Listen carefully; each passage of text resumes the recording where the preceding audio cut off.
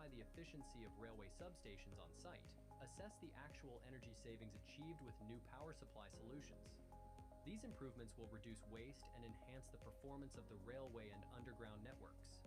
The project has 5 main objectives: to analyze different types of electrical substations, for example those capable of feeding energy back into the grid or incorporating storage systems, and explain their advantages and disadvantages, to create tools for accurately measuring high currents and voltages, even when they change rapidly, to develop and use practical methods to measure in the field how much energy is lost in innovative substations and how efficient the storage systems are, to combine real-world measurements and models to accurately assess the energy savings of the new power supply systems, to contribute to the updating of European and international technical standards, and to share the results with operators, manufacturers, and designers. The project has received funding from the European Metrology Partnership, co-funded by the European Union's Horizon Europe Research and Innovation Program and the participating states.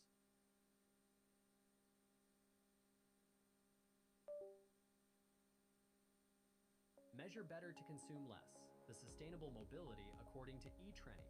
eTreni is a research project funded by the European Union that is developing reliable measures and tools to make electric rail transport more efficient and sustainable. The project is coordinated by Domenico Giordano of INRIM, the National Institute of Metrological Research. Perhaps not everyone is aware that when a train or underground train breaks, it generates electricity. If there are other trains nearby, this energy can be reused by them via power substations. But what happens if there are no trains nearby? To prevent power surges on the grid, energy is converted to heat and dissipated through devices called braking resistors. In practice, this energy is wasted. On a single 120-kilometer commuter line, 1 gigawatt-hour can be lost per year, equivalent to the consumption of around 365 households. How is this waste avoided today? In the most modern systems, the following are used: reversible substations, which convert direct current into alternating current and feed energy back into the public electricity grid; storage systems, batteries or supercapacitors installed along the line; automatic coordination between trains to synchronize braking and acceleration.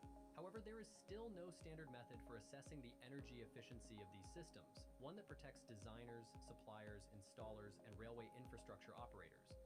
The eTreni project aims to improve the energy efficiency of electric railway systems by developing new, reliable measurement methods and tools to verify the efficiency of railway substations on site, assess the actual energy savings achieved with new power supply solutions.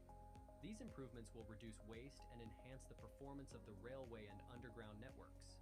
The project has 5 main objectives: to analyze different types of electrical substations, for example those capable of feeding energy back into the grid or incorporating storage systems, and explain their advantages and disadvantages, to create tools for accurately measuring high currents and voltages, even when they change rapidly, to develop and use practical methods to measure in the field how much energy is lost in innovative substations and how efficient the storage systems are, to combine real-world measurements and models to accurately assess the energy savings of the new power supply systems, to contribute to the updating of European and international technical standards, and to share the results with operators, manufacturers, and designers.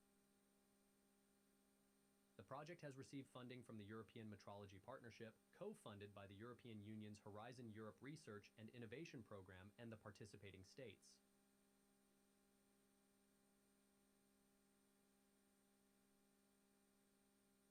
Measure better to consume less. The sustainable mobility according to eTreni.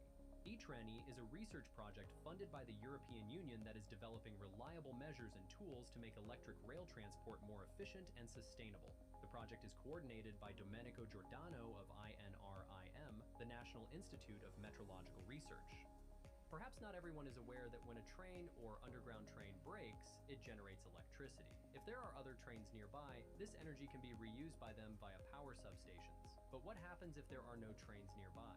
To prevent power surges on the grid, energy is converted to heat and dissipated through devices called braking resistors.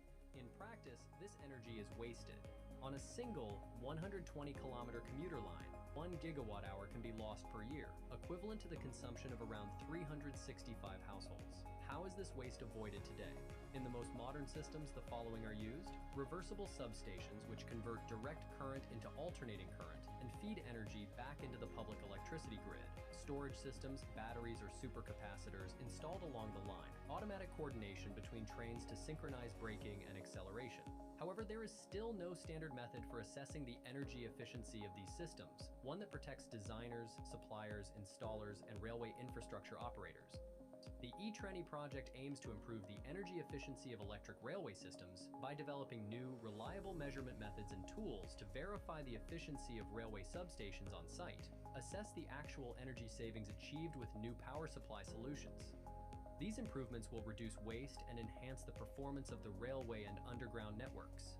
The project has 5 main objectives: to analyze different types of electrical substations, for example those capable of feeding energy back into the grid or incorporating storage systems, and explain their advantages and disadvantages, to create tools for accurately measuring high currents and voltages, even when they change rapidly, to develop and use practical methods to measure in the field how much energy is lost in innovative substations and how efficient the storage systems are, to combine real-world measurements and models to accurately assess the energy savings of the new power supply systems, to contribute to the updating of European and international technical standards, and to share the results with operators, manufacturers, and designers.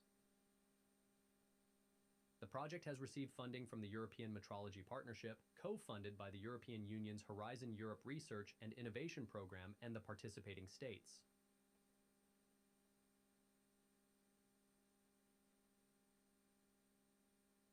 Measure better to consume less: the sustainable mobility according to e-Treni. e-Treni is a research project funded by the European Union that is developing reliable measures and tools to make electric rail transport more efficient and sustainable. The project is coordinated by Domenico Giordano of INRIM, the National Institute of Metrological Research. Perhaps not everyone is aware that when a train or underground train brakes, it generates electricity. If there are other trains nearby, this energy can be reused by them via power substations. But what happens if there are no trains nearby? To prevent power surges on the grid, energy is converted to heat and dissipated through devices called braking resistors. In practice, this energy is wasted. On a single 120-kilometer commuter line, 1 gigawatt-hour can be lost per year, equivalent to the consumption of around 365 households. How is this waste avoided today? In the most modern systems, the following are used: reversible substations, which convert direct current into alternating current and feed energy back into the public electricity grid; storage systems, batteries, or supercapacitors installed along the line; automatic coordination between trains to synchronize braking and acceleration. However, there is still no standard method for assessing the energy efficiency of these systems, one that protects designers, suppliers, installers, and railway infrastructure operators. The e-Treni project aims to improve the energy efficiency of electric railway systems by developing new, reliable measurement methods and tools to verify the efficiency of railway substations on site, assess the actual energy savings achieved with new power supply solutions. These improvements will reduce waste and enhance the performance of the railway and underground networks. The project has 5 main objectives: to analyze different types of electrical substations, for example those capable of feeding energy back into the grid or incorporating storage systems, and explain their advantages and disadvantages, to create tools for accurately measuring high currents and voltages, even when they change rapidly, to develop and use practical methods to measure in the field how much energy is lost in innovative substations and how efficient the storage systems are, to combine real-world measurements and models to accurately assess the energy savings of the new power supply systems, to contribute to the updating of European and international technical standards, and to share the results with operators, manufacturers, and designers. The project has received funding from the European Metrology Partnership, co-funded by the European Union's Horizon Europe Research and Innovation Program and the participating states.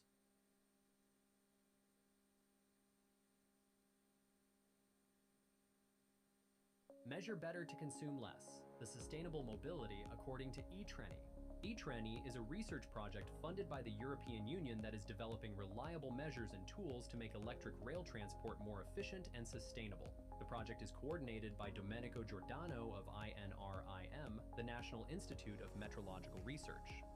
Perhaps not everyone is aware that when a train or underground train brakes, it generates electricity. If there are other trains nearby, this energy can be reused by them via power substations. But what happens if there are no trains nearby?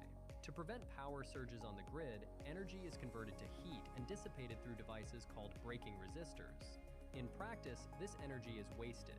On a single 120-kilometer commuter line, 1 gigawatt-hour can be lost per year, equivalent to the consumption of around 365 households. How is this waste avoided today? In the most modern systems, the following are used: reversible substations, which convert direct current into alternating current and feed energy back into the public electricity grid; storage systems, batteries or supercapacitors installed along the line; automatic coordination between trains to synchronize braking and acceleration. However, there is still no standard method for assessing the energy efficiency of these systems, one that protects designers, suppliers, installers, and railway infrastructure operators. The e-Treni project aims to improve the energy efficiency of electric railway systems by developing new, reliable measurement methods and tools to verify the efficiency of railway substations on site, assess the actual energy savings achieved with new power supply solutions. These improvements will reduce waste and enhance the performance of the railway and underground networks. The project has 5 main objectives: to analyze different types of electrical substations, for example those capable of feeding energy back into the grid or incorporating storage systems, and explain their advantages and disadvantages, to create tools for accurately measuring high currents and voltages, even when they change rapidly, to develop and use practical methods to measure in the field how much energy is lost in innovative substations and how efficient the storage systems are, to combine real-world measurements and models to accurately assess the energy savings of the new power supply systems, to contribute to the updating of European and international technical standards, and to share the results with operators, manufacturers, and designers. The project has received funding from the European Metrology Partnership, co-funded by the European Union's Horizon Europe Research and Innovation Program and the participating states.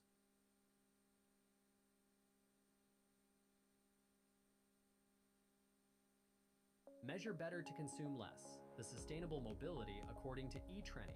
e-Treni is a research project funded by the European Union that is developing reliable measures and tools to make electric rail transport more efficient and sustainable. The project is coordinated by Domenico Giordano of INRIM, the National Institute of Metrological Research. Perhaps not everyone is aware that when a train or underground train breaks, it generates electricity. If there are other trains nearby, this energy can be reused by them via power substations. But what happens if there are no trains nearby? To prevent power surges on the grid, energy is converted to heat and dissipated through devices called braking resistors. In practice, this energy is wasted. On a single 120-kilometer commuter line, 1 gigawatt-hour can be lost per year, equivalent to the consumption of around 365 households. How is this waste avoided today? In the most modern systems, the following are used: reversible substations, which convert direct current into alternating current and feed energy back into the public electricity grid; storage systems, batteries or supercapacitors installed along the line; automatic coordination between trains to synchronize braking and acceleration. However, there is still no standard method for assessing the energy efficiency of these systems, one that protects designers, suppliers, installers, and railway infrastructure operators. The e-Treni project aims to improve the energy efficiency of electric railway systems by developing new, reliable measurement methods and tools to verify the efficiency of railway substations on site, assess the actual energy savings achieved with new power supply solutions. These improvements will reduce waste and enhance the performance of the railway and underground networks. The project has 5 main objectives: to analyze different types of electrical substations, for example those capable of feeding energy back into the grid or incorporating storage systems, and explain their advantages and disadvantages, to create tools for accurately measuring high currents and voltages, even when they change rapidly, to develop and use practical methods to measure in the field how much energy is lost in innovative substations and how efficient the storage systems are, to combine real-world measurements and models to accurately assess the energy savings of the new power supply systems, to contribute to the updating of European and international technical standards, and to share the results with operators, manufacturers, and designers. The project has received funding from the European Metrology Partnership, co-funded by the European Union's Horizon Europe Research and Innovation Program and the participating states.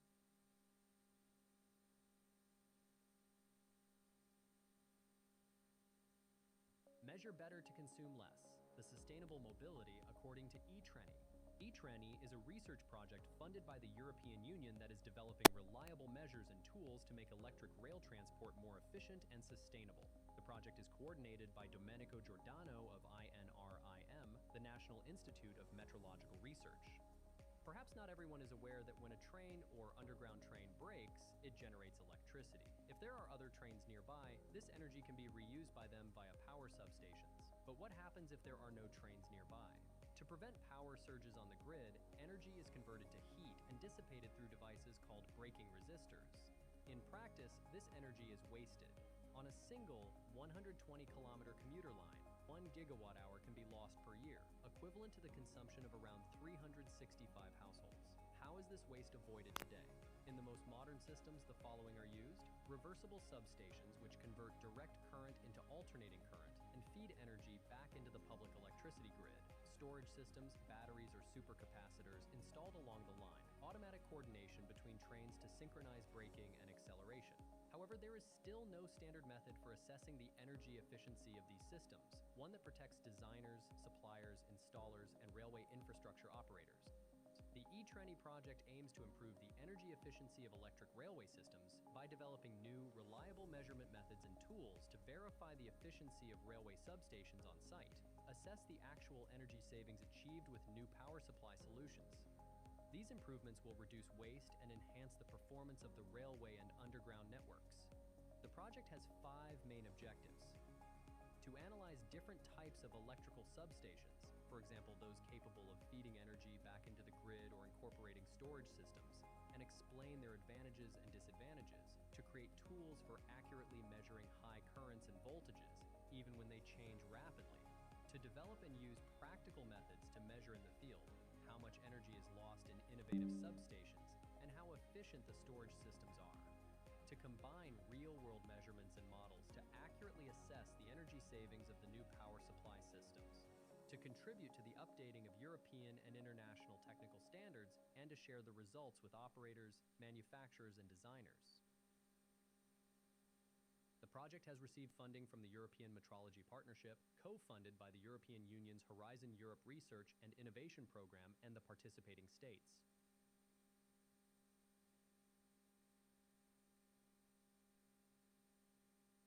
Measure better to consume less: the sustainable mobility according to E-TRENI.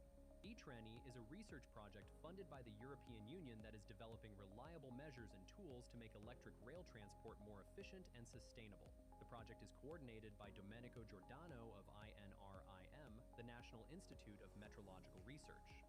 Perhaps not everyone is aware that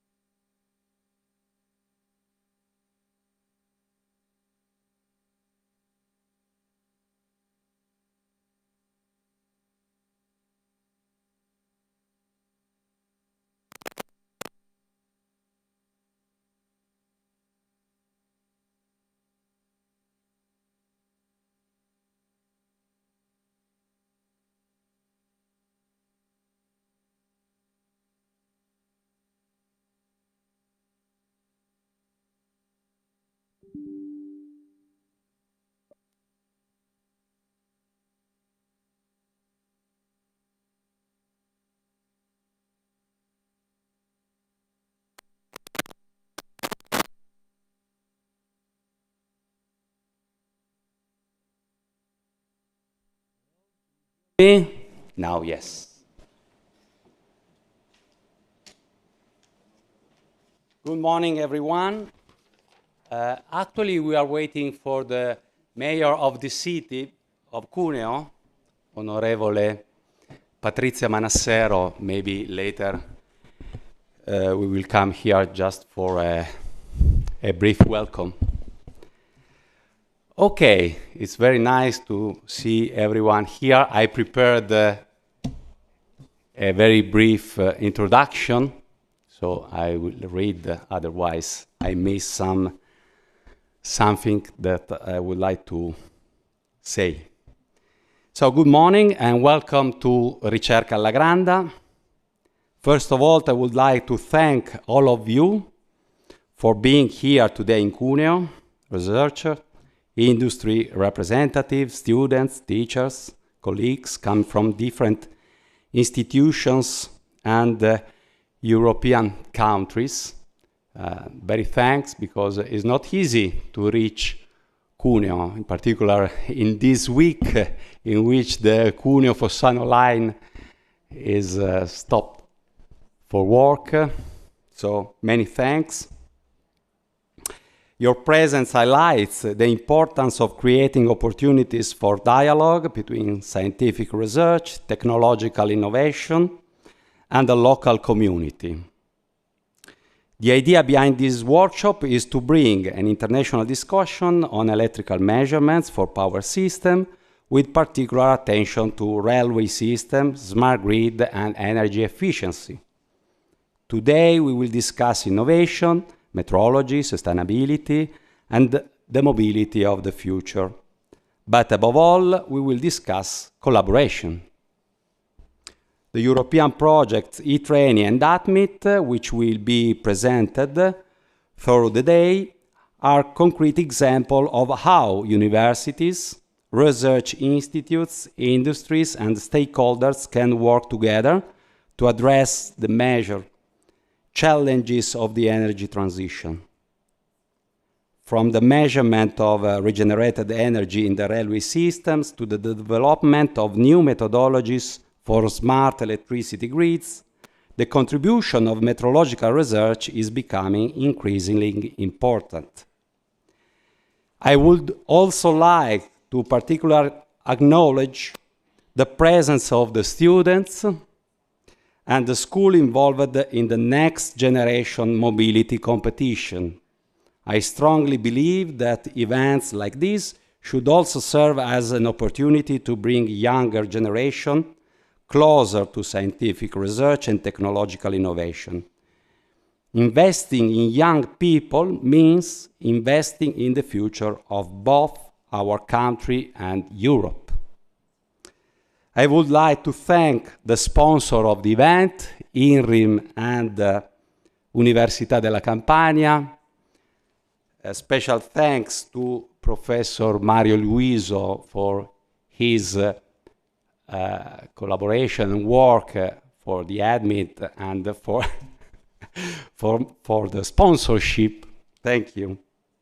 The event is also patrocinated by Arena Ways, Lab 341, Istituto Tecnico Industriale Statale Mario del Pozzo, Istituto di Istruzione Superiore Vallauri di Fossano, AICQ, Associazione Italiana Cultura della Qualità, e ANIE Assifer. Fondazione CRC for hosting this event, all the partners involved in the European projects, the speakers contributing to the technical session, and everyone who helped organize this workshop. I hope that today will not only provide an inspiring scientific discussion, but also foster new collaborations, new ideas, and new research perspective. I wish you all a fruitful and enjoyable workshop. Thank you very much and welcome to Ricerca alla Granda. Let's start. I ask Professor Luiso to come here. We will chair this and the next session. We have not. You have not the agenda of the day. You will find the agenda on the website. We save a paper, but remember the main two milestones you have to take in mind today. 10:45 the coffee break and 12:30 the lunch. Okay. Exactly. So now in this part I will give you a view of e-training project and then the ADMIT project, the two projects that finished this month, and then the technical presentation. I don't know, maybe let's try. Just a moment. Oh, maybe. Okay. No, maybe it's better to stay here.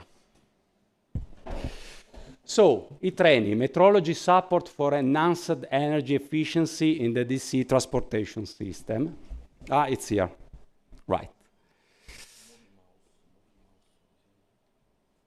Okay. Right. Thank you. This is a brief introduction regarding the energy that can be recovered, the breaking electrical energy that can be recovered and reused, and in presence of conventional supply systems, so AC/DC, conventional AC/DC converter that supply the DC railway, the DC metro system, cannot allow the extra energy generated during the breaking to go back to the AC grid and reused. So we lost a relevant, in some case, relevant quantity of energy that can be reused.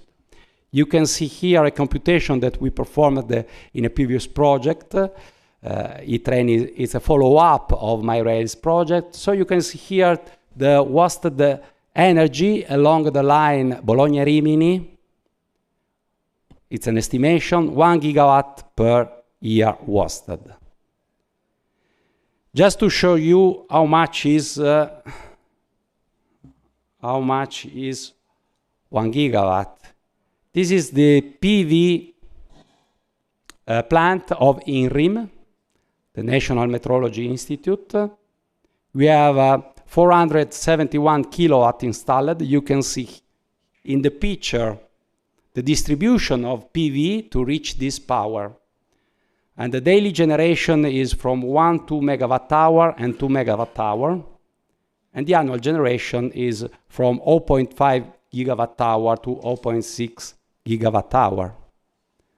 So compared with the 1 gigawatt hour just along the line Bologna-Rimini, you can appreciate the advantages in capturing and reusing this energy. Let's move on the structure of E-Train project. Here you can see the key research area, innovative DC. We dealt with innovative DC substation and on-site measurements. We developed metrology infrastructure for dynamic DC signal.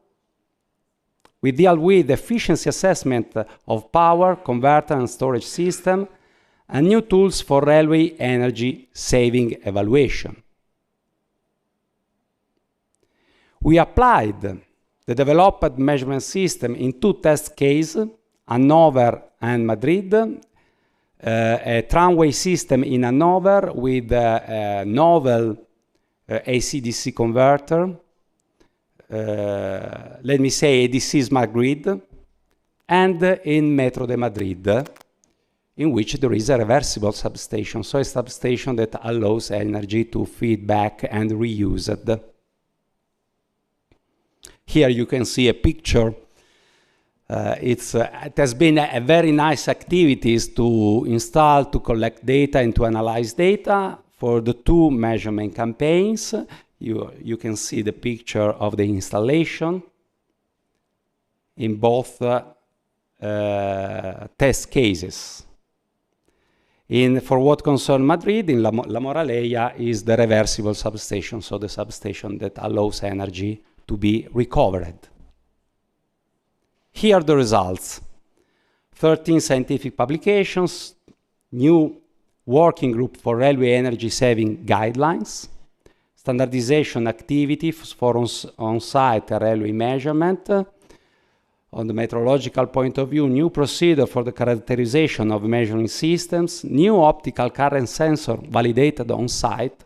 It's very interesting. Distributed, synchronized in-tunnel measurement architecture. We have a lot of data acquired at high frequency, so I suppose that it's very useful also for next activities, research activities. We developed the facilities for the management of these big data and advanced data interpretation tools. We have developed the modeling to better understand the energy flow, how the substations save energy, in which way. And that's all for e-trainee. And here you can see the partner of the project, the internal partner, so the European Metrology Institutes, and the external partner, universities and the research center, and for example, Metro de Madrid. Thank you for this. So I leave the floor to my colleague Mario for the presentation of the ADMIT project. Just a moment.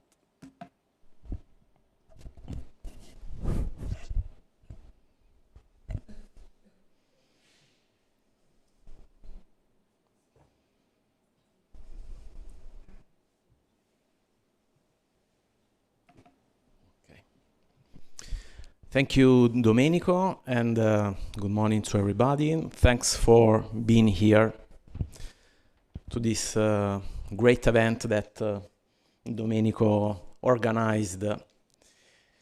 Okay, I will try to give in a few minutes mainly the idea behind this metrology project, and then more technical details will be given by two colleagues from Spain and from France that lead two technical work packages.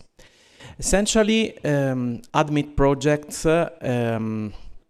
was born under the thrust of the ICTC 38, that is an international committee that works on the standards, on international standards about instrument transformers, that are the voltage and current sensors needed to measure the energy in the power grids.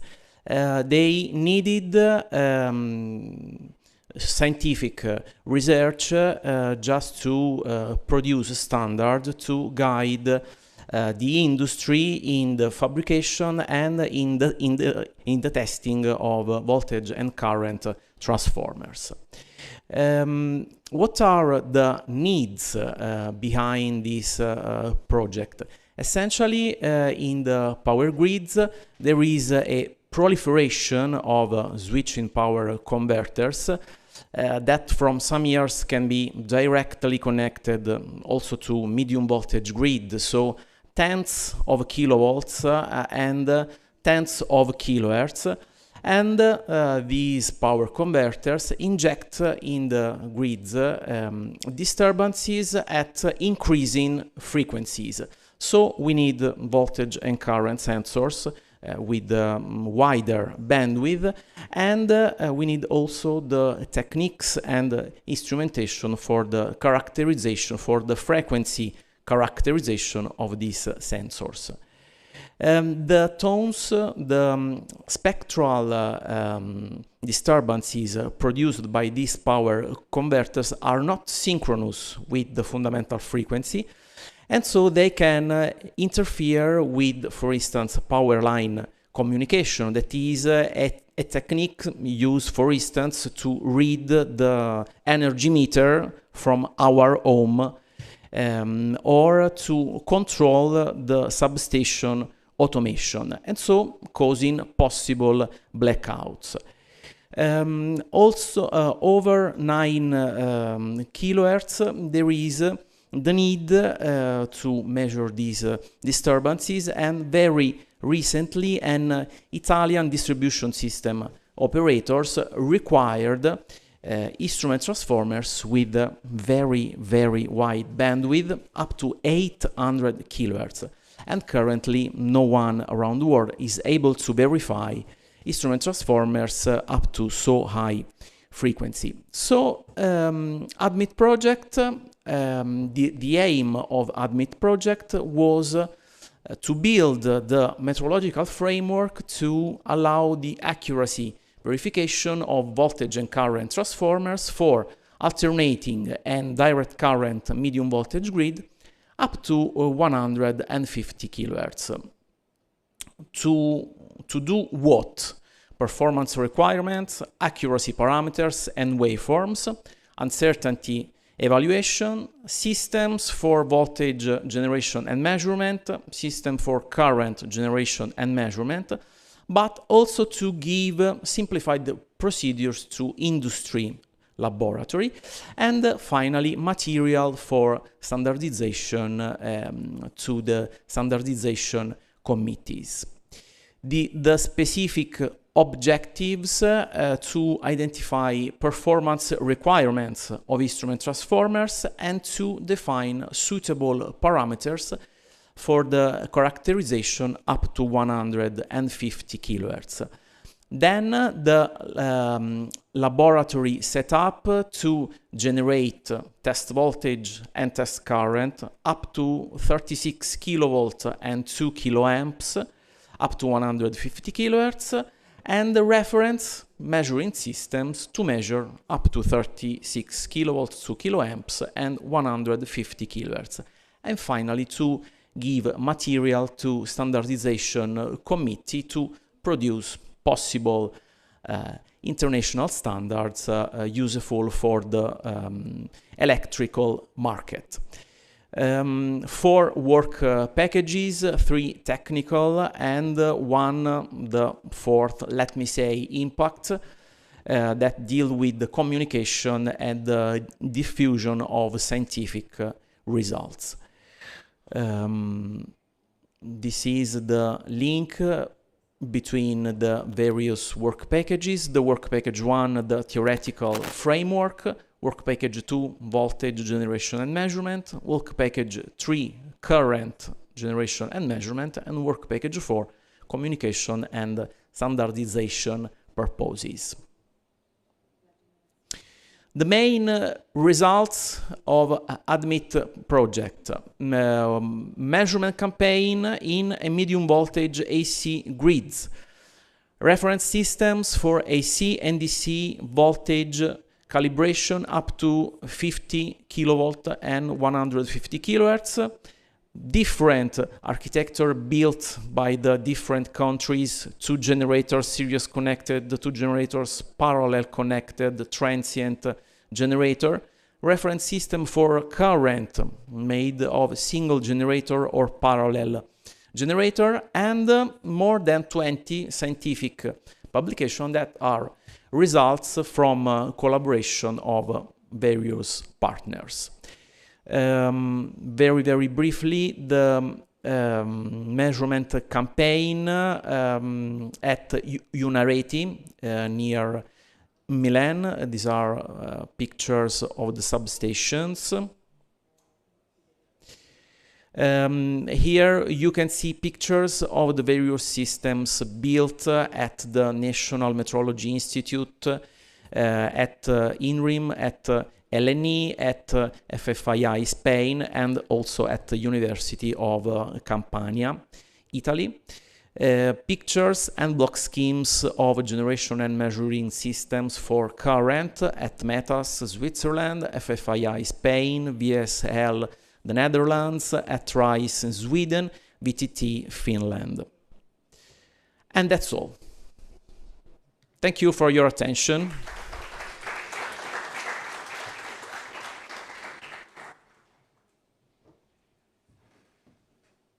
Thank you, Mario. Let's wait just a few minutes because we have the streaming live on YouTube and also Google Meet for colleagues that will connect to Google Meet, but we had a problem with Google Meet. So few minutes and then I asked to Daniela Istrate from LNE to come here. Next presentation.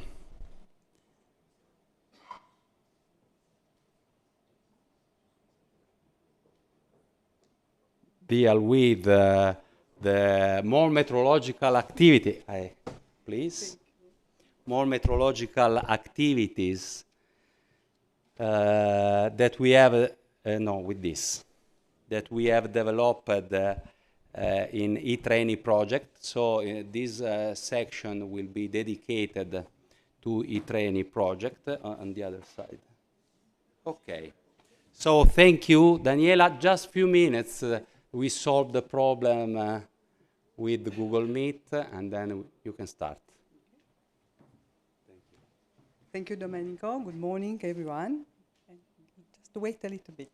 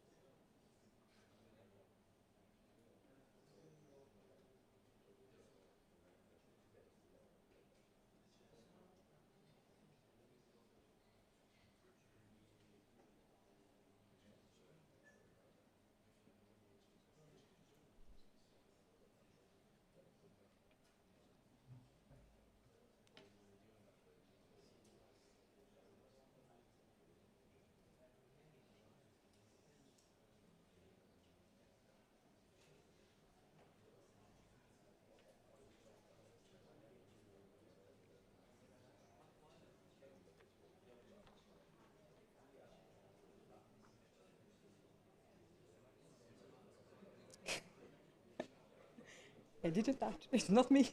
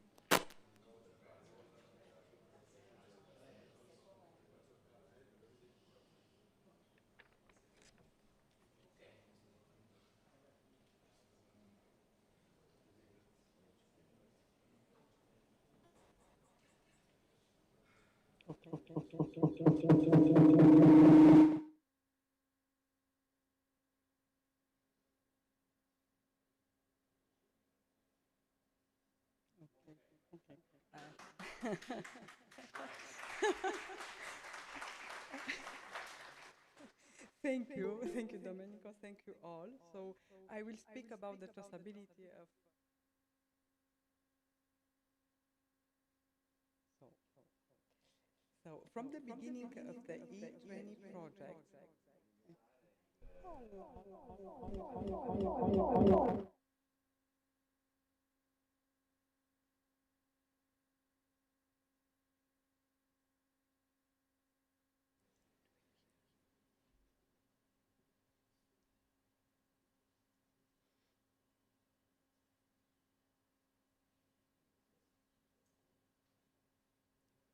Am I trying?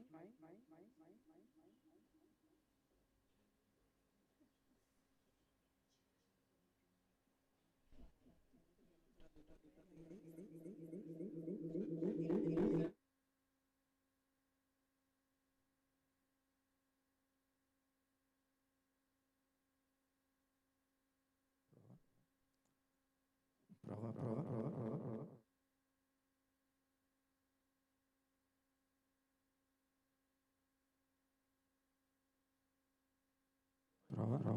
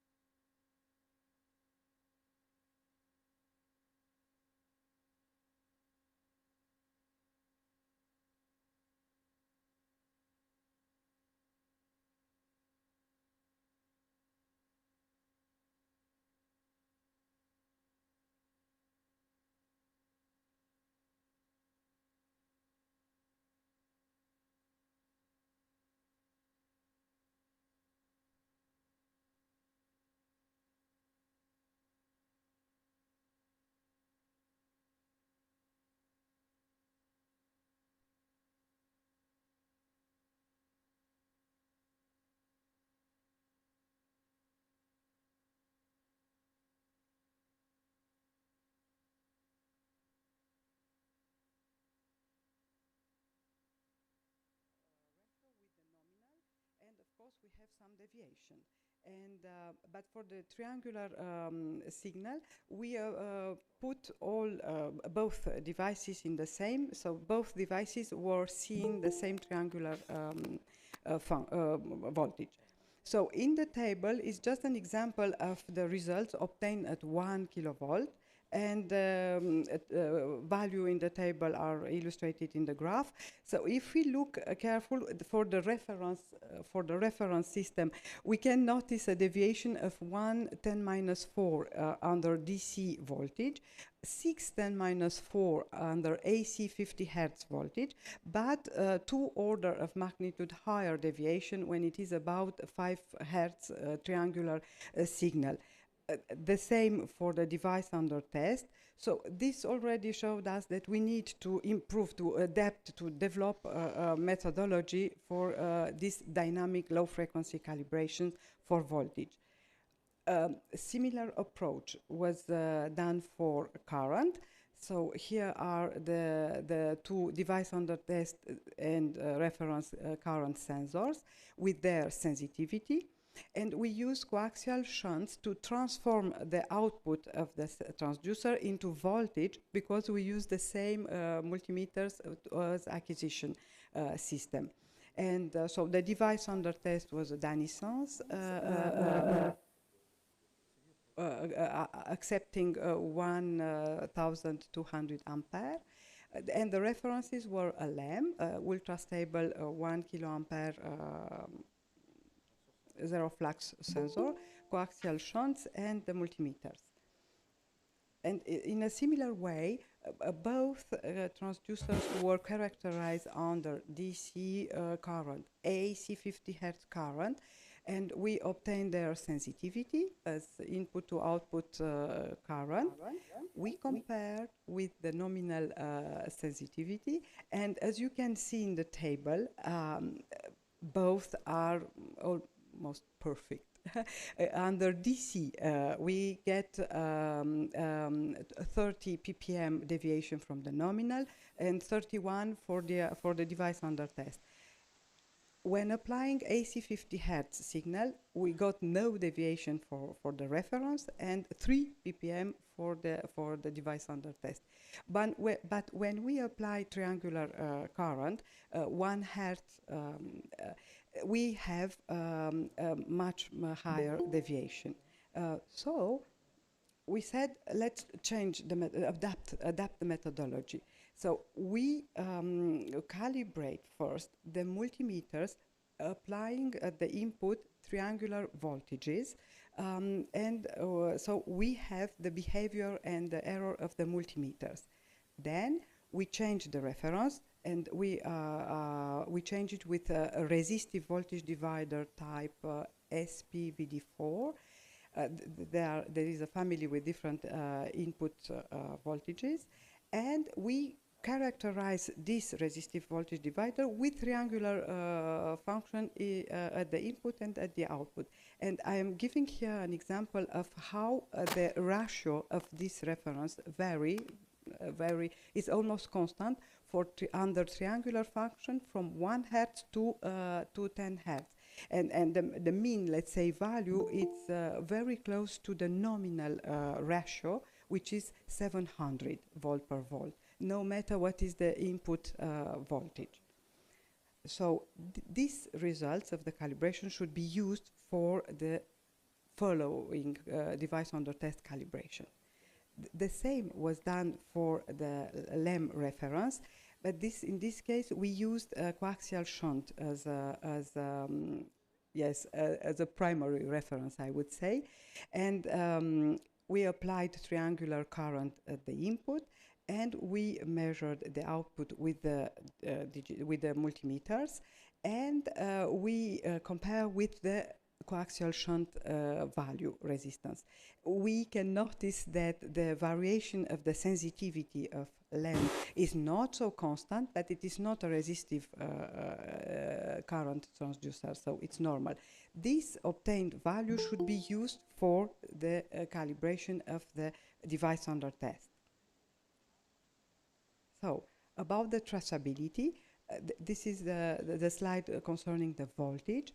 So, if we want to calibrate another device under test, we use the reference, which is a resistive voltage divider, previously characterized, and we get the ratio of the device under test as a function of the measured voltages and ratio of the reference. The uncertainty propagation law is applied. And for the traceability, we have to ensure the traceability of voltage measurement. So the digitizer are used the multimeters are used in digitized DC auto mode. And so the amplitude values, they are traceable to Josephson effect. For the time base, they are traceable to atomic clock. So the traceability is ensured if we look to the ratio of the device under test.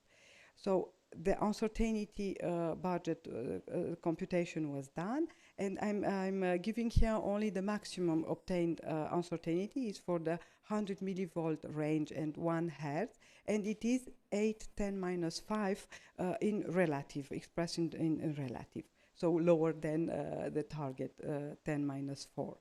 The same for current. So the sensitivity of a device under test is expressed as a function of the measured voltages and the coaxial shunt used. So we need to add the traceability of the shunts, and this is ensured for the DC resistance value through the Hall effect, and for the AC part through the AC-DC thermal transfer. And the maximum uncertainty obtained, it's the same for 100 millivolt range, which correspond to 100 ampere input current, and it is 9 10 minus 5 uncertainty corresponding to the laboratory calibrations. So to conclude, I would say it is necessary to calibrate the voltage and the current transducer when intended to be used for low frequency measurement signals. So this means lower than 10 hertz. Thank you for your attention.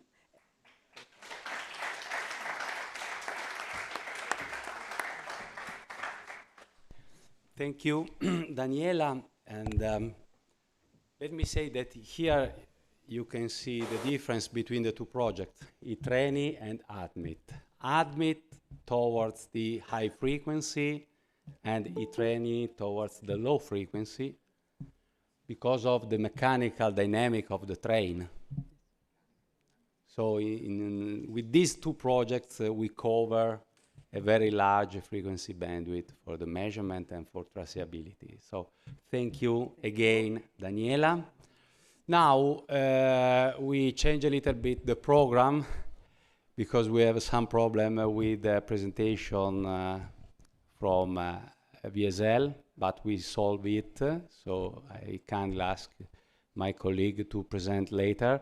So we anticipate the presentation of Professor Daniele Gallo from Università della Campania. So please, Daniele, the floor is yours.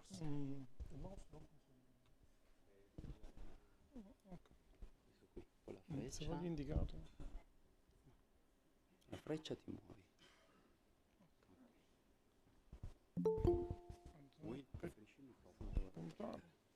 Per puntare? Oh, okay. Good morning. Good morning to everyone.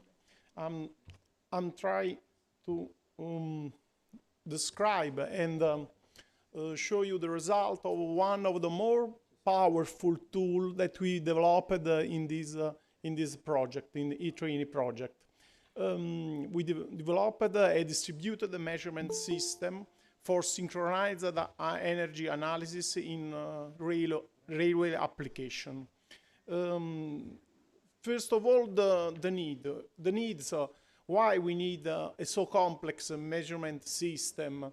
The reason is that the power flow dynamics are very complex in railway system. We have multiple source, multiple of load moving in time, and this makes a lot. All these things make a lot of difficult behaviors to catch properly. the energy recovery assessment in this complex situation is not a trivial task.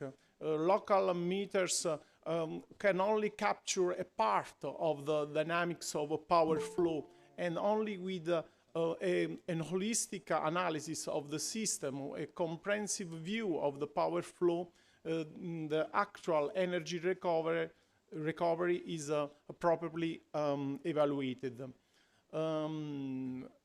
Only a system level assessment of energy and the system diagnostics can give you a proper view of the whole system. And finally, the interaction between train and grid rapidly changed, and you can capture these changes only with a distributed and synchronized measurement system. So what we have developed, we developed a distributed measurement system for line 10B of Metro Madrid. This is a 15 kilometers line that collects north to Tres Olivos with 5 supply substations, and one of the substations in La Moraleja can perform a bidirectional flow of power. So is able to inject in AC power and energy, so that recovery all the braking energy.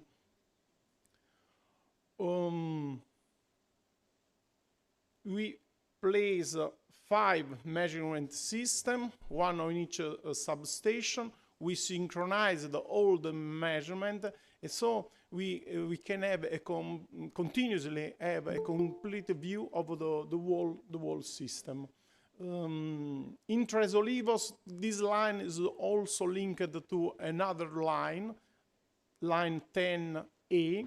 So there is a flow of energy also in this direction, a possible flow of energy also in this direction.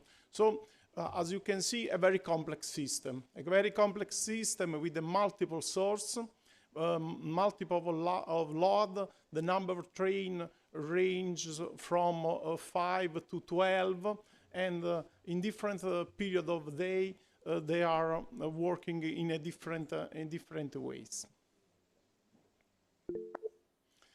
Some pictures from the installation. We performed the measurement campaign in 25 days, and we continuously acquire voltage and current in all substations, collecting something like 4 terabytes of data.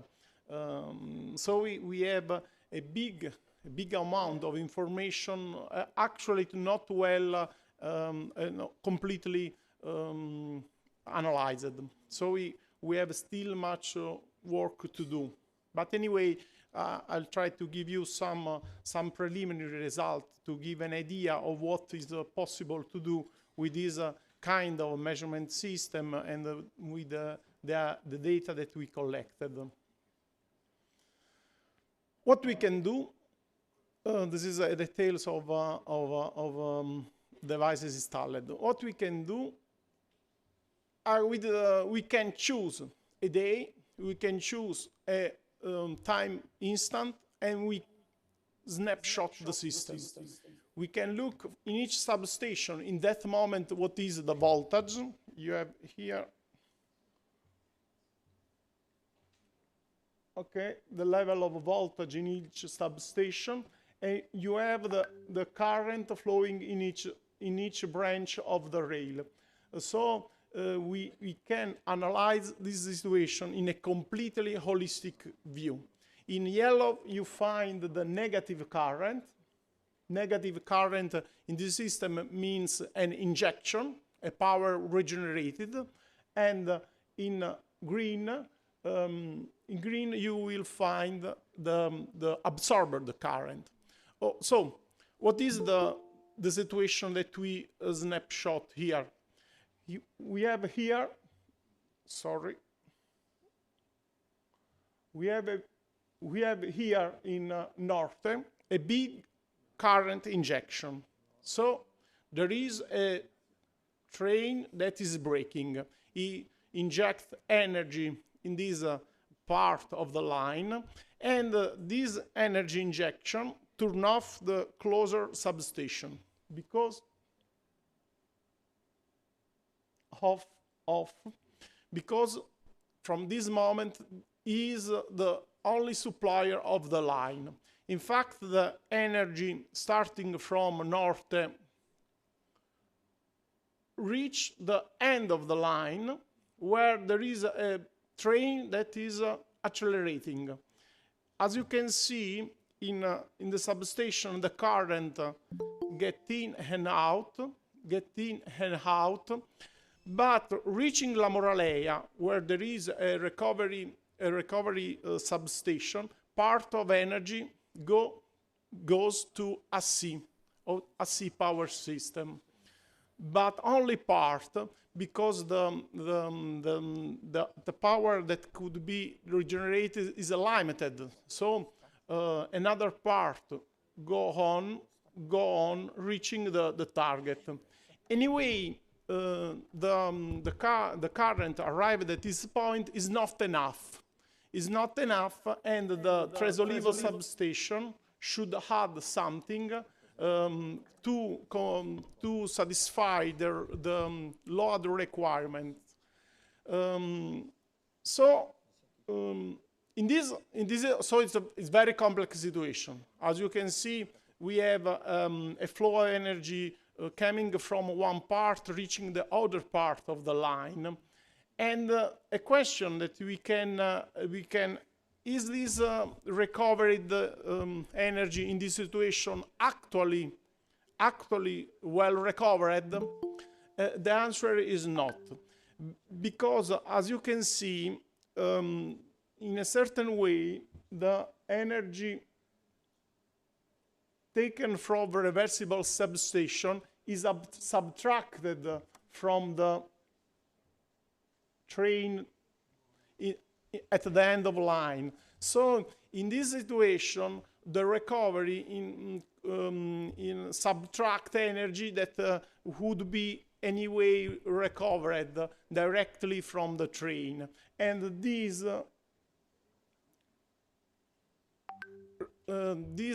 subtraction obliged Tres Olivos station to supply additional energy.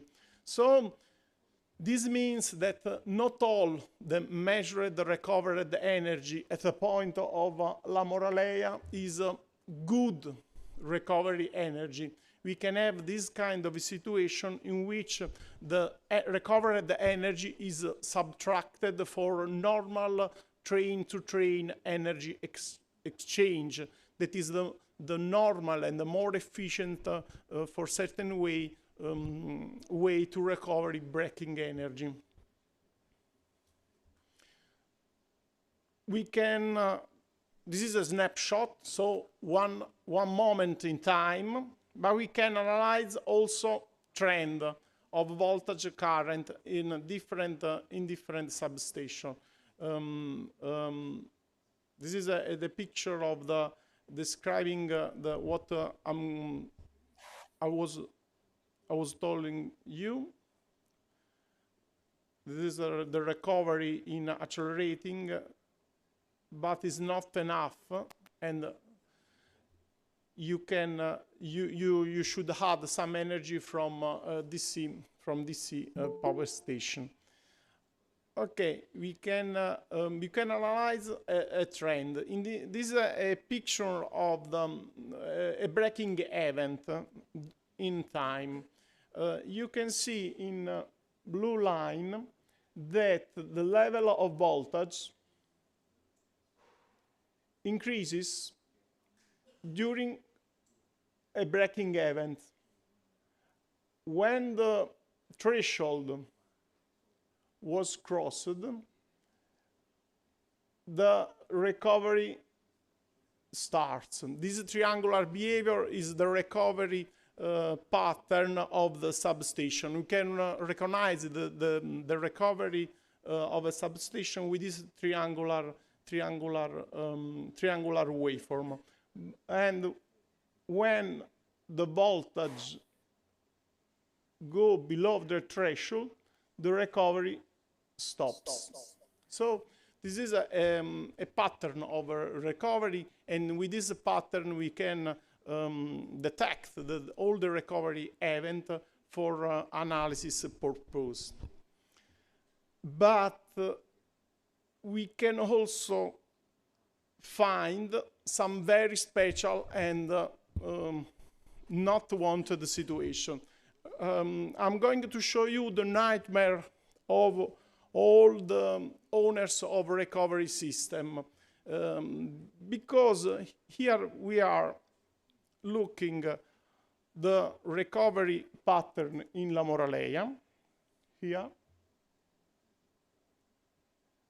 the pattern, recovery pattern is the black wine. This means that La Moraleia station is recovering energy. And if we look only this pattern, we can suppose that, this is a normal recovery situation. Anyway, looking at the same moment, another substation, Tres Olivos, a different substation, we found that the current has exactly the same shape and the same value. What's going on? This is a not frequent, is not wanted, but this is a recirculating current. One substation is supplying the recovery, so you have no breaking in this situation. This is a very rare situation. I'm showing you only a specific case, and actually we find this occurrence only few times.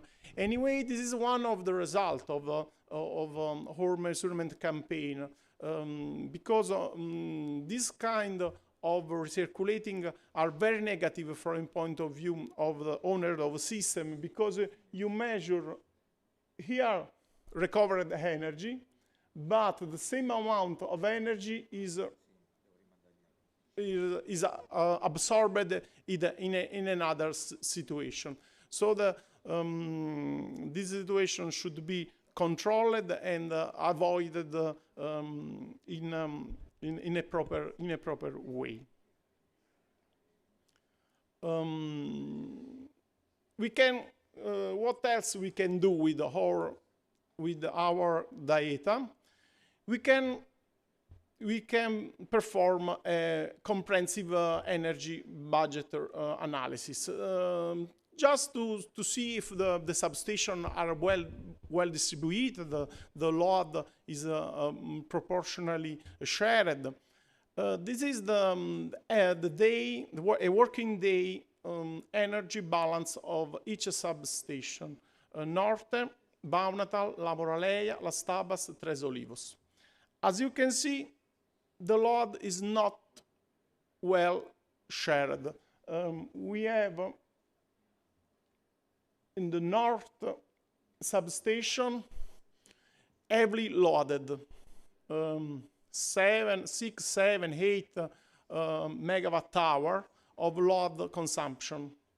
La Moraleia station is very low load, but actually this is the result of injection in a sea. So this substation has also negative flow of energy. Then the comprehensive day balance reduced the load of this substation.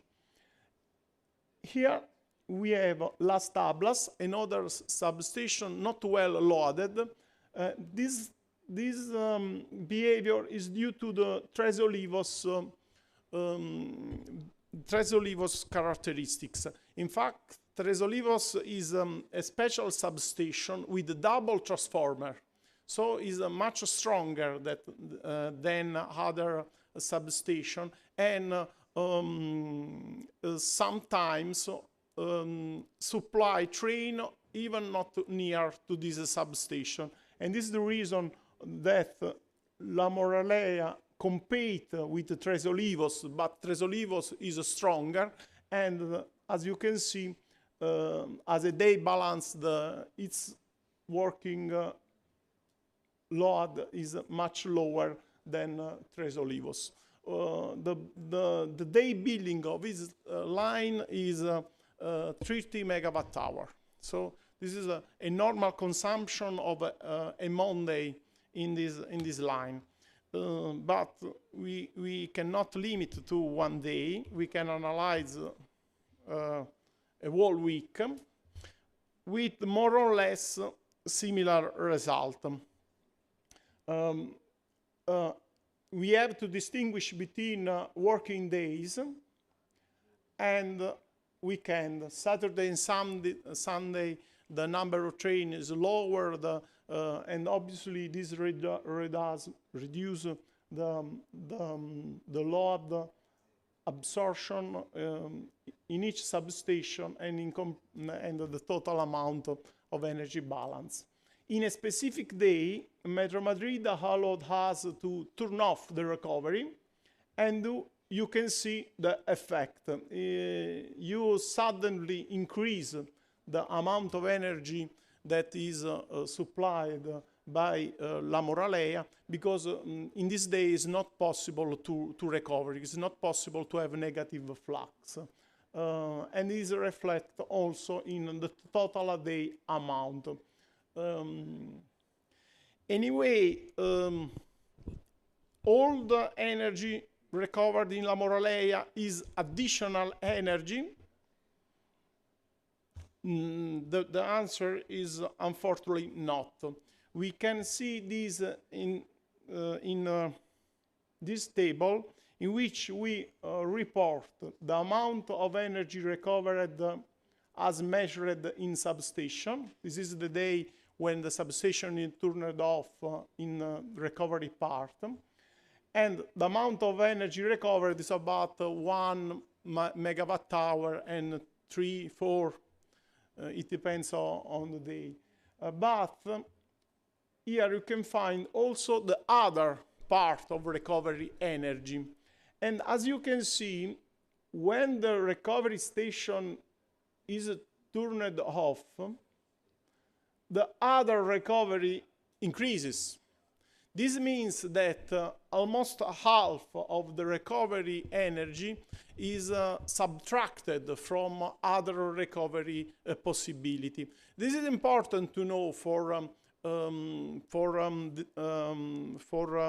economical and numerical analysis of this kind of investment, because if you only look the amount of energy that is recovered as measured at the recovery point, you can miss this aspect, and you can think that you have a better behavior of what a better behavior than the real one. We can perform statistical analysis. We have learned to distinguish breaking and regenerating events, so we can perform statistical analysis. In a day, there are about 4,000 of recovery action of a substation. This is the day when the substation is turned off, and you can recognize the weekend. In the weekend, when the number of trains is lower, the activity of recovery substation is higher, because the train, the reduced number of train give the more chance to recovery substation to work. We can analyze the average recovery duration.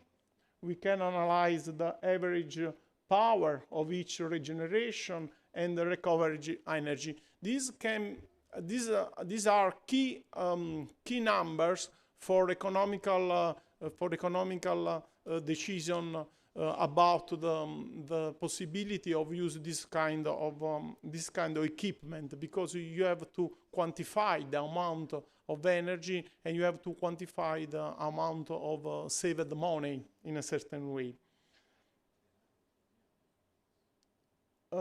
Finally, some detail about the voltage.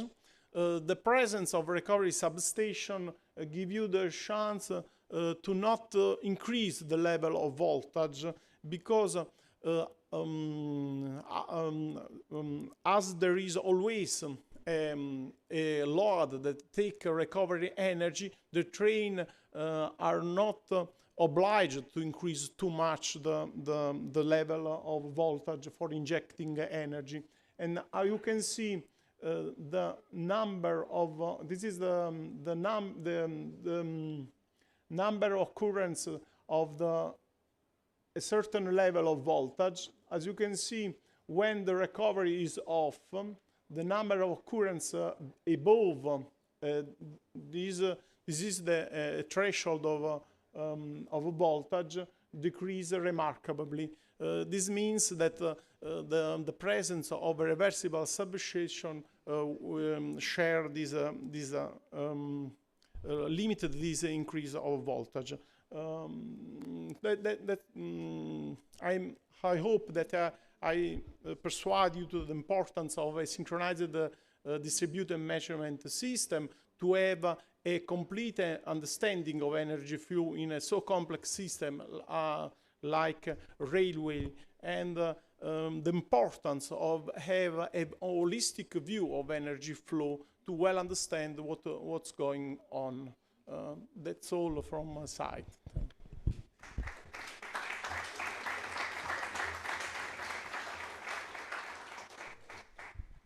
Thank you very much, Daniele. So have you seen just to, especially for the guys, you can compare the amount of energy that Daniele shows, how much is the amount of energy recovered, and the space that a PV plant requires to reach something similar. Okay. So now I call Giuseppe Sant'Angelo from Alstom. Thank you. Sorry. We had no time to upgrade the presentation, but sorry. okay. Thank you. Thank you for this speech in which you will present the requirements, meteorological requirements, or your needs, your possible needs of meteorologists. Please. Thank you, Domenico. So, good morning, everyone. I am Giuseppe Sant'Angelo, and I am in charge of the propulsion system in Alstom. Okay, so today we speak about one topic that is every day more relevant and important in railway sector, the energy consumption. So we are going to, just a moment, okay. So, okay, we are going to see why the energy consumption is important in railway sector, who need energy on the train, so the traction system, a quickly overview on traction system and the auxiliary system, how we calculate the energy consumption on the train, how we measure the energy consumption, and at the end we try also to, thank you, at the end also we try to understand, we see a gap between energy measurement, energy calculation, and try to understand also together why there is this gap. Okay, so before start, quickly introduction on Alstom. Alstom is present, it's a big player, worldwide player, and is present in Italy with more than 4,700 people. In Italy there are a lot of sites. One of the biggest is Savigliano site here in Cuneo province. In Savigliano we develop two family of product, high-speed train Avelia Stream in a Velia Stream train, maybe you see the train in the picture on the left, that is Pendolino train, is famous for tilting technology. And also in Savigliano we developed the Coradia Stream family, that is a regional train with a different commercial name for Italian market, Pop, Donizetti, but it's a train also for European market. Core business of Alstom is not only rolling stock, but also signaling system and infrastructure. But let's go to our topic.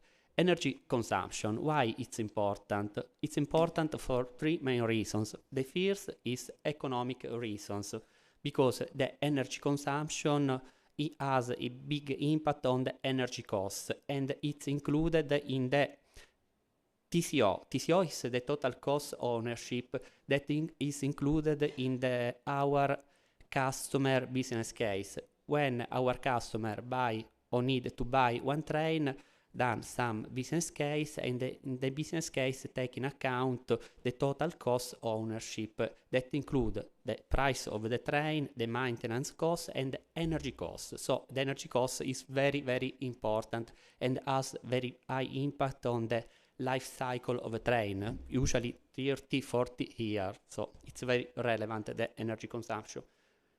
The second reason is the environment and sustainability. So our company, but also our customer, try to reduce the energy consumption with the benefit for CO2 emission. The last point for our engineering is the design. If we want to reduce the consumption, the energy consumption, we need also to change our technical solution and also to modify our design with new solution for the mass, for the weight, for the aerodynamic solution, and also for the traction auxiliary system.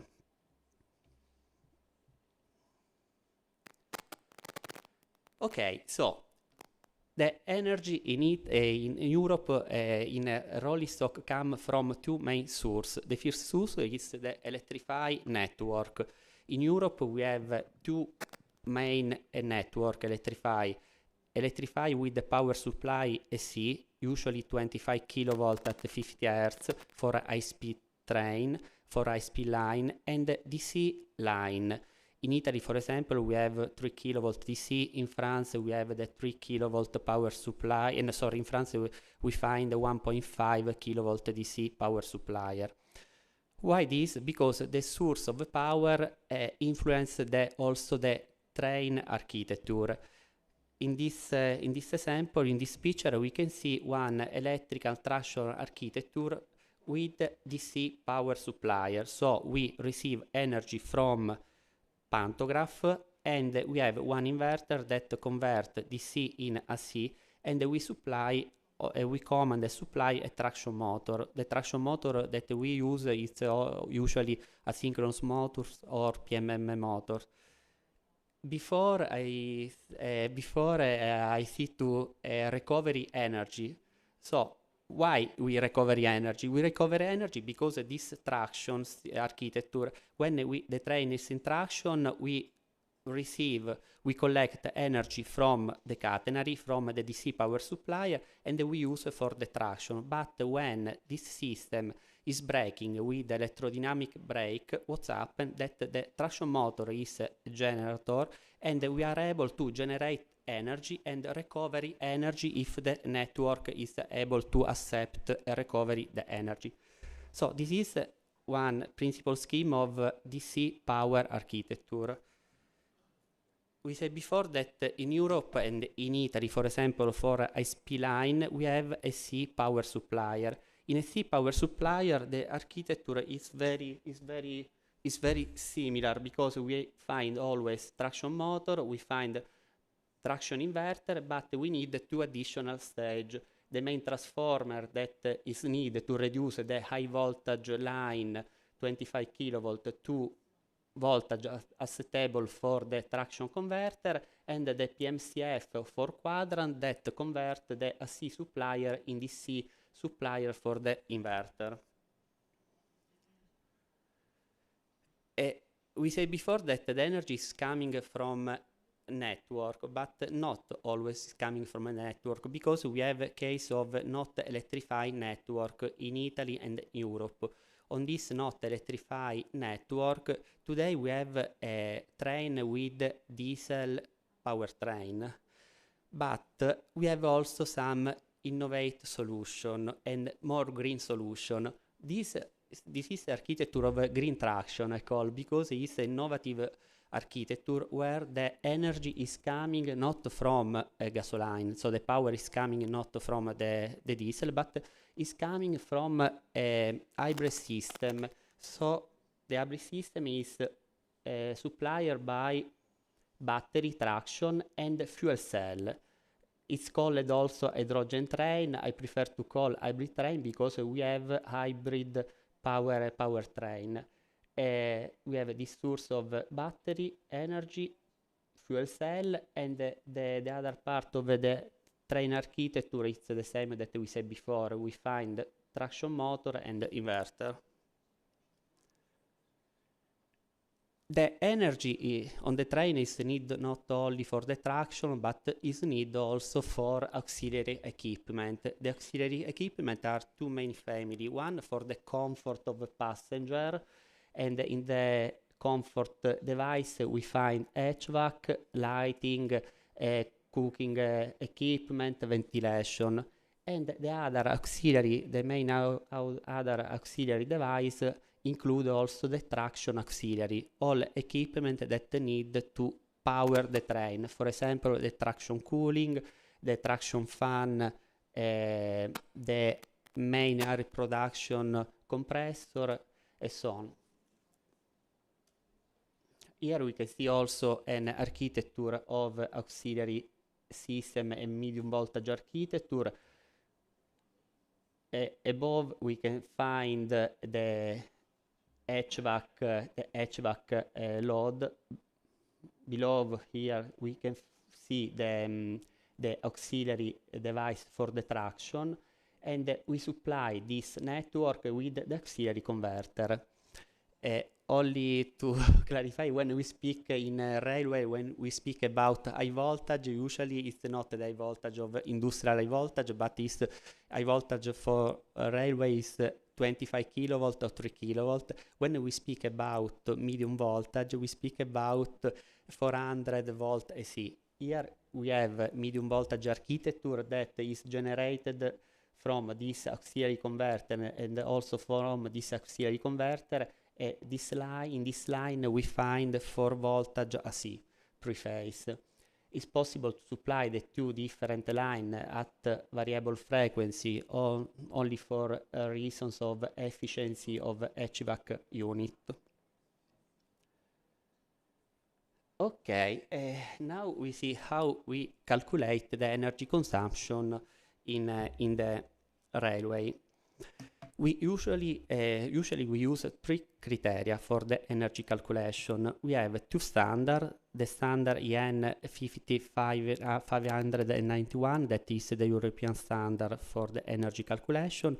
The second standard, TEC-REC, is Italian national standard, used asked a lot from, for example, from Trenitalia, and also we use the criteria of calculation according the customer requirement. In this table we can see the input of this standard requirement, but we can see also that we have the same input required but with a different assumption. For example, for the EN, for the 2 standard, the requirement for the track it's very simple. The standard asks to calculate the energy consumption on a track without curve, gradient, and tunnel, so it's a flat ideal track. But the customer usually asks us to calculate the energy consumption in real track, for example on Torino-Napoli or Milan-Berlin. Also the auxiliary behavior is different. The standard asks a minimal consumption for the auxiliary, for example only to include in the calculation only the traction auxiliary load and only the HVAC for the driver, for the cab driver. the customer usually asks to include the HVAC for all vehicle, for all passenger, and not only for the driver. What is the impact? The impact is very high in terms of energy consumption, because here we can see a calculation of auxiliary consumption in the assumption of standard with only HVAC for the driver on. In this case, we can see one value of total power of 140 kilowatt. The same train, but with a different assumption, so with the assumption of a customer requirement that asks us to calculate the energy consumption in the assumption of 25 degree of external temperature and in operative mode, so with all passenger on the train, so with all HVAC working on the train. In this scenario, we can see that the total power need is 3 times the previous one. So we need more than 300 kilowatt to supply the auxiliary. Okay, in Assolm we do all this calculation with this tool that is internal tool EnergyX. The EnergyX tool has as input all train model for the traction converter, auxiliary converter, also as input the data that we see before, the track, timetable, and the mass of the train, and all need that we need for the energy calculation. And the result is the energy calculation on specific track and also the cinematic behavior of a train. Okay, but before we see the auxiliary consumption, now we can see also the total energy calculation, the total energy calculation consumption. We are on the same train, but in 2 different assumptions. In this assumption of tech rack, we can see a total consumption at the train level of 400 kilowatt hour. If we do the same calculation but with a different assumption, for example, we use a speed profile and a real track calculation, the total consumption is different. Here we have a total consumption of 38 kilowatt hour. Why this difference? The difference is due to the length of the track, because here we have a track of 11 kilometers.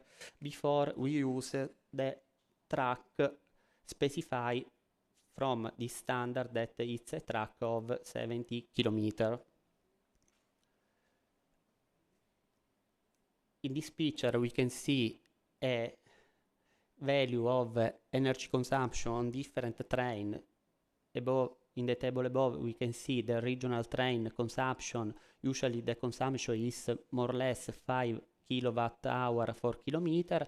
For a speed train, the consumption is more high, because we reach 18 or 20 kilowatt hour per kilometer, because the consumption increase with the quadratic of speed due to the resistance to motion. But it's important, the key point here is that different input due to different assumption or due to different standard generate different output in energy calculation. On the train, we are able also to measure the energy. How we measure the energy? With the energy meter. The energy meter system is based on 3 main functionality. The first functionality is the first one, energy measurement function. The second functionality is the data handling system, and the last is the data collection system. The energy meter system is specified in EN 463, and now from 2017 it's mandatory because it's included in TSI. TSI is the standard, the European standard for interoperability of a train, and if we want to sell or we want to certificate a train in European community according to the TSI, we need to include the energy meter. So the energy meter system now it's mandatory on train.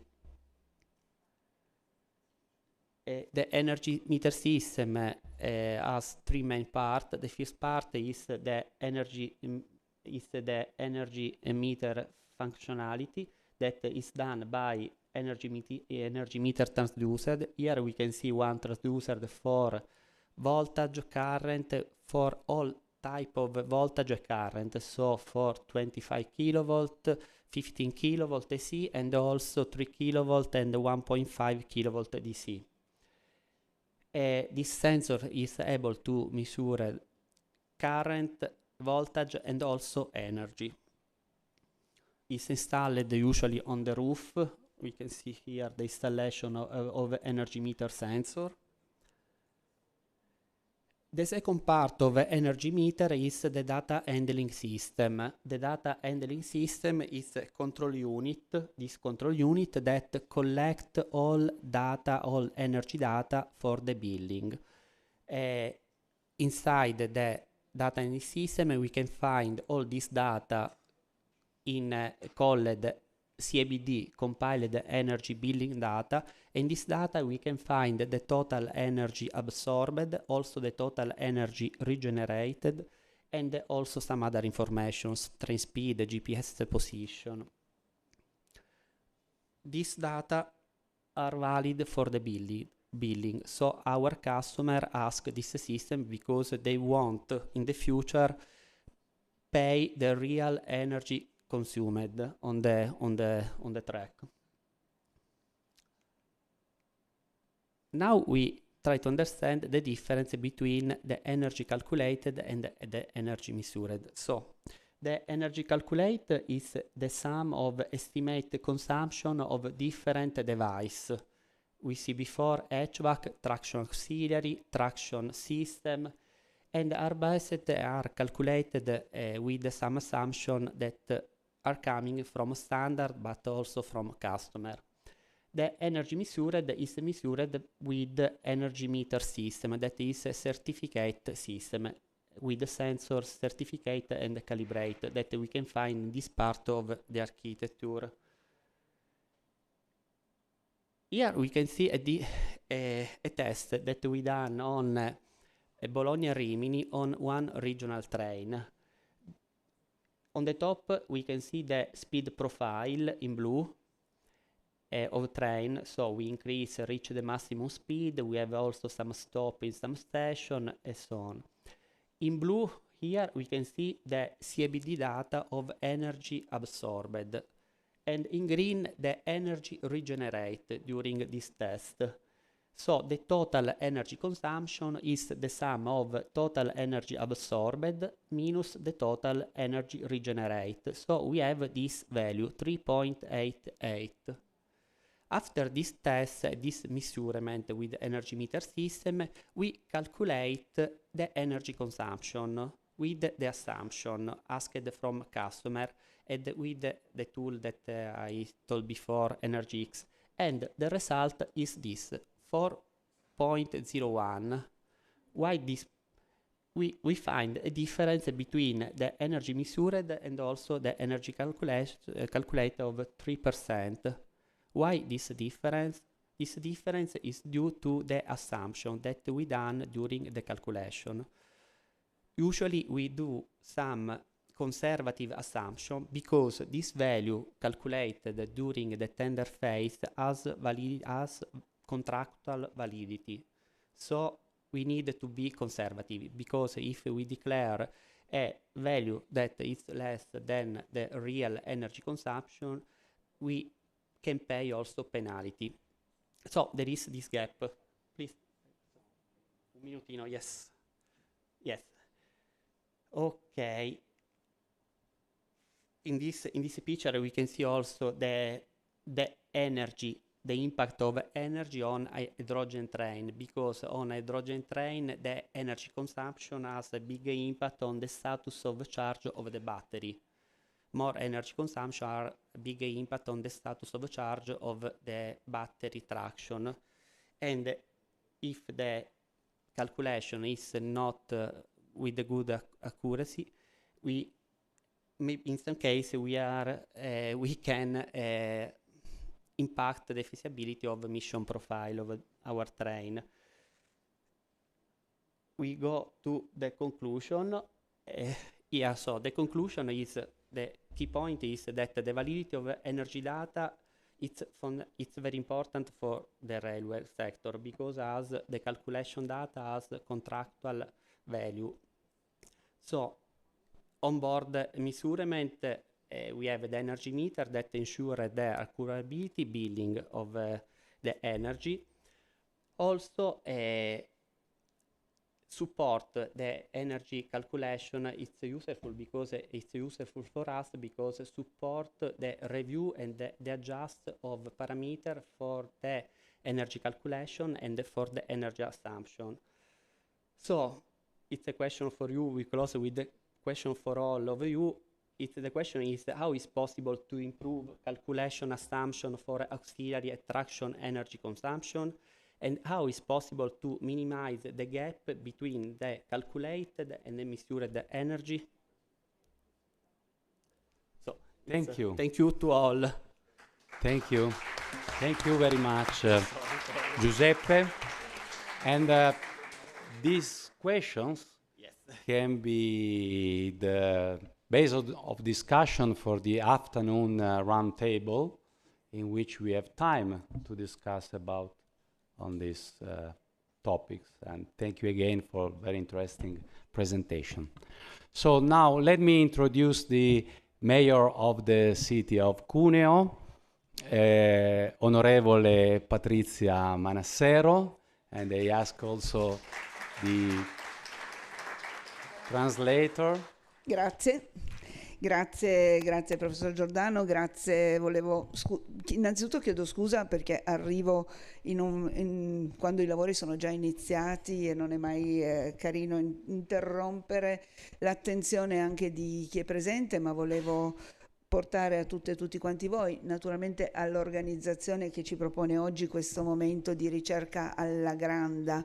Il titolo bellissimo. Un benvenuto però nella nostra città a chi partecipa a questa giornata di lavoro e naturalmente a voi. Mi fa particolarmente piacere perché è un momento importante di transizione, di trasformazione, no, delle nostre comunità tutte, avere l'opportunità di mettere insieme la ricerca che viene fatta attraverso gli istituti dedicati, il nostro sistema universitario e quant'altro, e il mondo delle imprese, già solo in questo piccolo spazio. A me che non sono specialista del settore, però fa comprendere come ragionare su metodi e sistemi e poi applicarli. Perché chiedo scusa, io sono sempre, penso che i traduttori mi odino perché non riesco mai a ricordarmi dei loro tempi. Well, first of all, I would like to thank you all, and I would like to thank Professor Giordano for inviting me here. Well, I'm sorry I'm coming just in the middle of what is going on, but it's never nice to interrupt. But I would really like to welcome you to our city. I would like to welcome you on behalf of the organization, and I would like to congratulate with you also for the title you've been choosing, so Alla Grande Ricerca. Congratulations. This is a moment of transformation. This is a moment of transition for all of us, and these give us the opportunity to join together what is research that is carried out by institutes of research and universities, and the entrepreneurial world, the corporate world. And I'm not a specialist, but I do understand the importance of these kind of investments. Grazie. Se non ho inteso male, il contenuto della giornata è molto legato alla ricerca ma anche ai trasporti, giusto? E indubbiamente cade nella granda, spero non a caso, perché abbiamo bisogno di ancor più collegamenti di un territorio molto ampio, ma abbiamo anche bisogno di contrastare l'inquinamento, la produzione di CO2 e avere quindi un sistema che regga economicamente utile ai cittadini e non inquinante, quindi tante cose che possono passare solo attraverso la buona volontà anche del sistema di produzione, ma anche della ricerca che mette a disposizione di tutti i dati su cui ragionare e su cui poi i decisori possono assumere le conseguenze più utili. Quindi chiudo ringraziando, augurando buon lavoro e scusandomi con i traduttori. Grazie, grazie. Translation. As far as I've understood, the content of today is all about research, but not only, but it's about transportation as well. And it's not by chance that this is happening in here, because in this very area we do need a lot more connection, because we are operating on a huge territory, and we need also to go against what is pollution and to contrast the high use of CO2. So it is useful to bring people around and to bring them around not in a polluting way. So these can be done thanks to the contribution done by the industry and done by research that is providing data that are going to be very useful for the decision-making process. So thanks to all of you, and sorry to the translator because I've been speaking too long. Thank you again. Grazie, grazie onorevole. Grazie. And now, coffee break.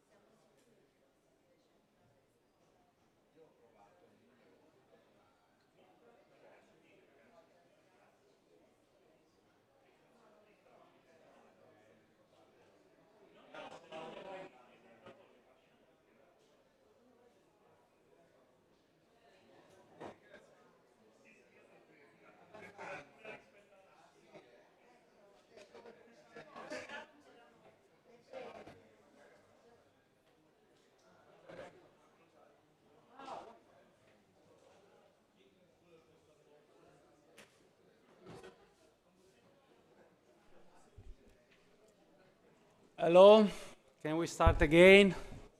As usual, we are on late. It's normal. So I ask the speakers, Mohammad, Agazar, later, if you can cut and go on for the next presentation. Now we have the presentation from Wei Zhao from VSL, the Dutch Metrology Institute. The presentation deal with, now it will start, just a moment. Yeah. You can use this to move. Nice. On this way. Yeah. And you have also the Laser point. laser pointer. Yes. Okay. So next presentation deal with the activity, measurement activity performed in the Hanover substation, yes, in this interesting DC grid supply and tramway system. Yeah. So when the presentation is ready, we can start. Okay. It's here. Okay, and I kindly ask you to stay in 15 minutes. Yeah, I will do my Thank best. you. Yeah. Thank you. Please. Thank you, everyone. And I will talk about the conversion efficiency in Hanover and the Madrid test site. So, I will give more detailed introductions about the one in Hanover, and because there are some common part in Madrid, then I will make that one a bit more brief. And the background of this work is one thing for each training project. We would like to realize an traceable on-site measurement to know how is the efficiency of the power and the energy. And also we have a battery, so we want to know the charge and the discharge performance. And we also have the requirement from the manufacturers. They would like to know the performance of the whole systems to have, as we have just seen, to have a better measurement accuracy and to improve their design. This is the one we used for Hanover measurement. For the AC side, it's a 11 kilovolt mid-voltage grid. And the challenge here is for this high voltage measurement and also with a wideband frequency. So the one we finally chosen and tested has a bandwidth of, the error is less than 2% up to 9 kilohertz. And then for the secondary side, it's a 400 volt AC, and also a tertiary side is we have a filter with a group of capacitors. Then the challenge on the secondary side is the current was highly distorted. I will show you the curve a bit late, and that is a challenge in this measurement.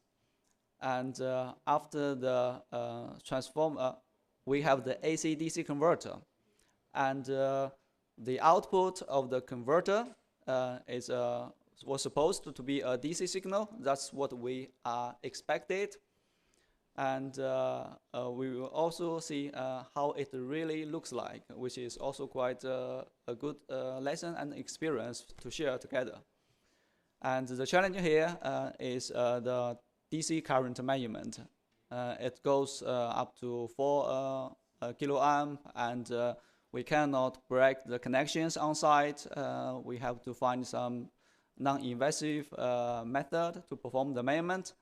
The bandwidth need to start from DC, and it's also a challenge of the technology.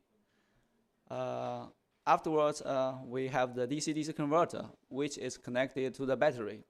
So this is what looks like of the whole system. As just mentioned, when we perform the measurement, we need to use standard, the transformers, which has been calibrated. This is one of the is a 24 kilovolt transformer, and we have the ratio and the phase errors. We also calibrated our Rogowski coils, which is for the AC current measurement, including the ratio and the phase.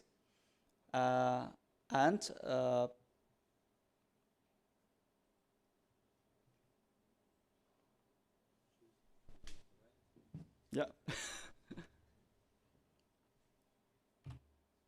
Oh. Can you move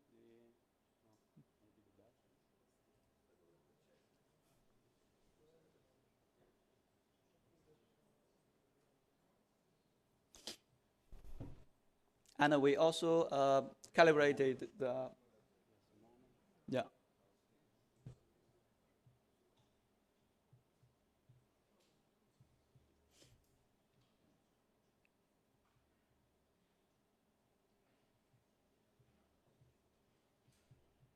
Okay. Thank you. Yeah. And also the fiber optical sensor, which is especially provides the advantages for the high DC current measurement. And to respond to the questions, for the previously as a MI, we would like to realize super high accuracies in the lab, ppm levels of the voltage and current transformers. But in this project, it's an on-site oriented, so we would like to calibrate the device which can reflect the on-site situations as much as possible. So it including the temperature influence, the bandwidth influence, the amplitude, and all of these informations. We would like to realize it during the calibration in the lab. And here I give you an example of what has been recorded of the voltage and current. And for this voltage, it is measured between phase to phase, and then we calculate the phase to ground voltages. And in the middle part is the current. So what would it looks like when we zoom in? This is a transient waveforms with 1.2 megasamples per sampling rate. And we can see the voltage was switched on or off, depends on the different time sequence. And on the right is a bit longer period. It is about 30 milliseconds. And the current is, it's almost like a triangle current signals. So this is what we actually need to measure on site. It is not a pure sinusoidal waveforms to do the calibrations. So this is the actual requirement on site. And this can introduce the measurement challenges to have accurate efficiency and also the harmonic power quality measurement. As we can see for this one, we performed the measurement up to 50 harmonic analysis on the voltage and current. And this is analysis of the efficiency, what we have performed. On the right is efficiency of the measurement we performed over 6 weeks. And we can see the efficiency of the transformer is roughly 98%. One, it was have the both directions. I mean, from the grid to the metros, and also the other way. And we can also see the rectifier efficiency. For the rectifier efficiency, which is about, in total, the efficiency is about 97%. It agrees with the design, and it also shows a bit more efficiency higher than 100% at low powers. It can be related to the offset of the transducers and also the synchronize of the measurement device, which deserves was more analysis to study. But in general, what we see the efficiency of 97% agrees what has been designed in the system. We can also see a bit more is when the power was higher than 2.1 kilowatt, it starts to drop. It is because one of the sensor was reached the limit. That's why we have the benefit of using another transducer. And we have also performed the statistic analysis.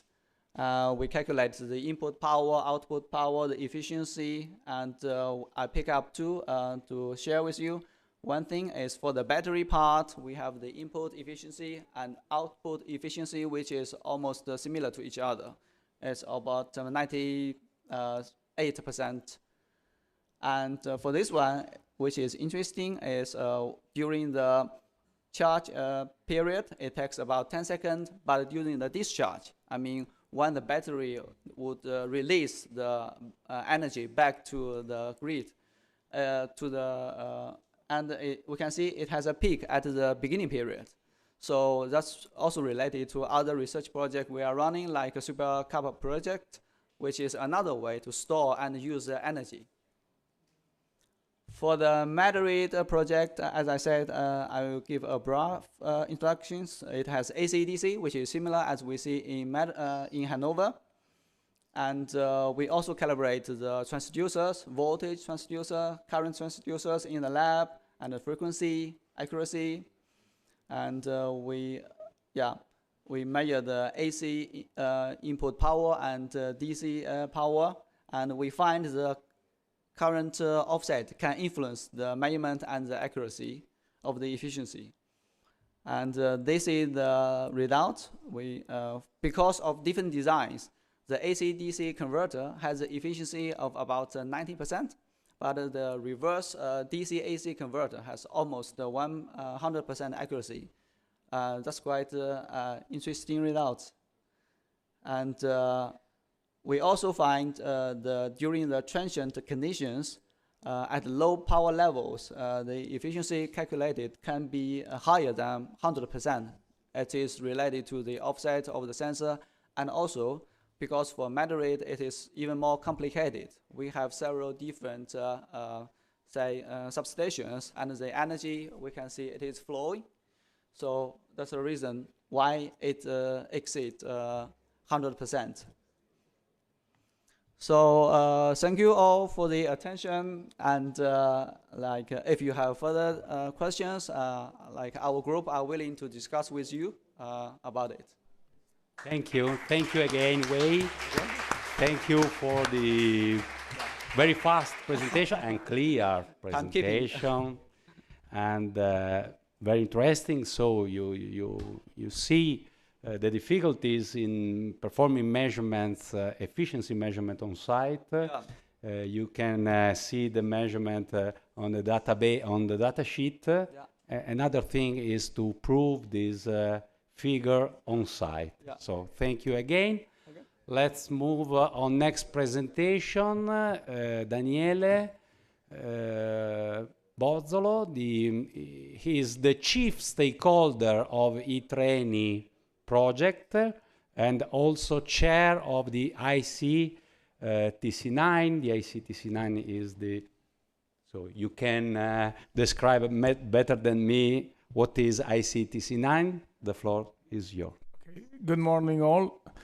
It's a pleasure for being here. It's a pleasure for also seeing so many young people in this room, because we need you for the future. We need you for establishing and working and preparing new standards, because the actual main topic of my presentation this morning is that standardization is not against innovation, but they walk together hand in hand, and they need each other to move forward.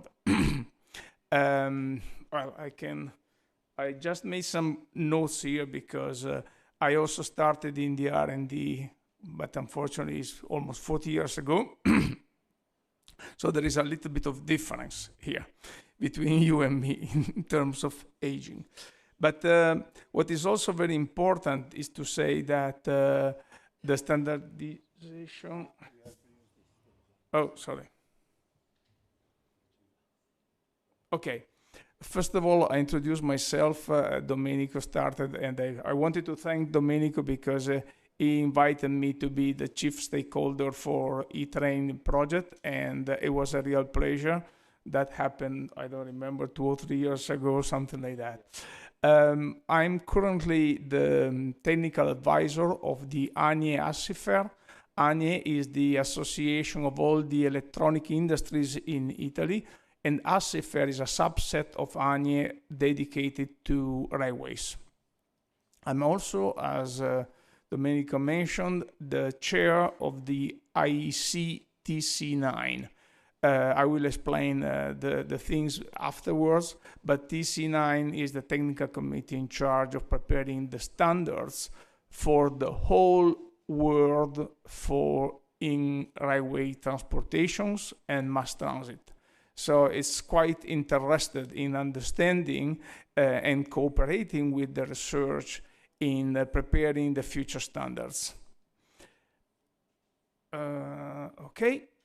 So what are standards for? Well, standards are for really allowing us to be consistent and making sure that any product can be used properly, can be defined properly, can be tested properly, and can be authorized properly. I mean, it can be really something that guarantees you that what you have, what you buy, what you will use is really consistent with all the European or worldwide norms that we prepare on a daily basis almost. It is also a reference for the customers, because when customers call for a tender and they issue the call for tender, they always refer to standards. This is really for guaranteeing that what they get is what they want. And they also have, through the standards, the process and the means to test that what is being supplied to them is really what they have asked, and therefore allows them to compare apple with apple, and not having someone that goes there and sells junky train, let me put the thing in this way, and the other one that gives a first-class train, because then comparing the prices of in the different proposals will not be fair. So fair means fair competition among the suppliers as well, because we play on the same ground all together.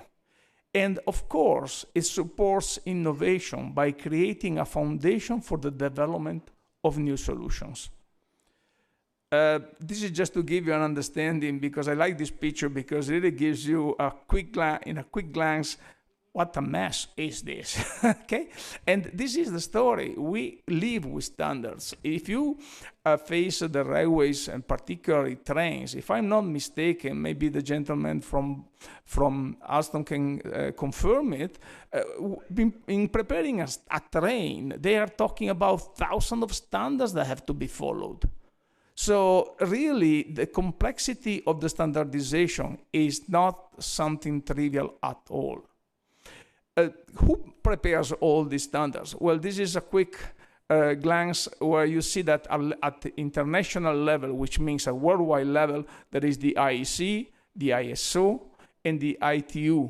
One is for electric things, the other is for mechanical or procedurals, and the third one is for telecoms. European level, we have a CENELEC for electrical, we have CEN for mechanical, and ETSI for telecoms. And then we have the different national committees like the Italian CEI and all the other NCs that may be part of your nation. Now, if we look instead, who are the technical committees for the railways themselves, then we have the IEC TC9 for railways at worldwide level. This is the one that I mentioned that I am the chair of.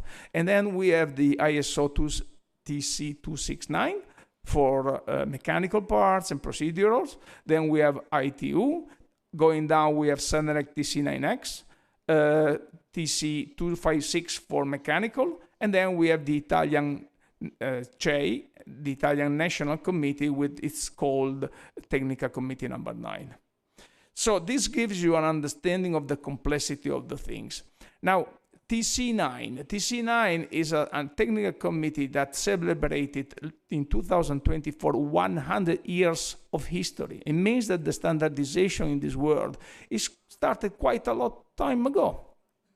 And the scope of this technical committee is to prepare international standards for the railway field, including everything: rolling stocks, power supply, fixed installation, management, telecommunications, signaling, railway operations, and all the necessary interfaces. So those standards really cover all the railway world, as long as with the mass transit and tramway world. So this is very important because a lot of our standards are mentioned in the technical specification for interoperability that have been issued by the European Railway Agency. European Union Agency for Railways, actually. Now that's their current and latest name. Innovation and standards can work together. Sometimes it's said, no, they cannot work because standardization is, how could I say, a weight at your foot when you start running, and you can't get rid of it because it's always there attached to your leg. But this is really not correct, according to our mind, because yes, it requires a long time to develop and approve a standard. Generally, a standard, the preparation of a standard may be taking 4 or 5 years. And it is long, but simply because you need to reach a consensus among all the participants. It's not really that it's led by one country and that's it. No, all the national committees are involved in preparing and accepting the standard.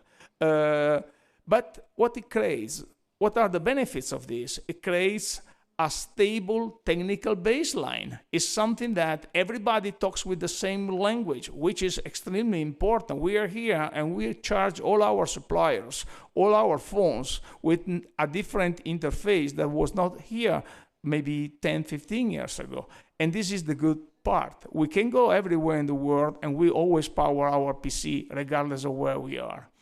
It facilitates the market introduction of innovation. It reduces the fragmentation and the risk of adopting the new technologies, because you know that when you have it in your hands and you buy it, it's not something that is coming only from one supplier, but it can be coming from a lot of suppliers.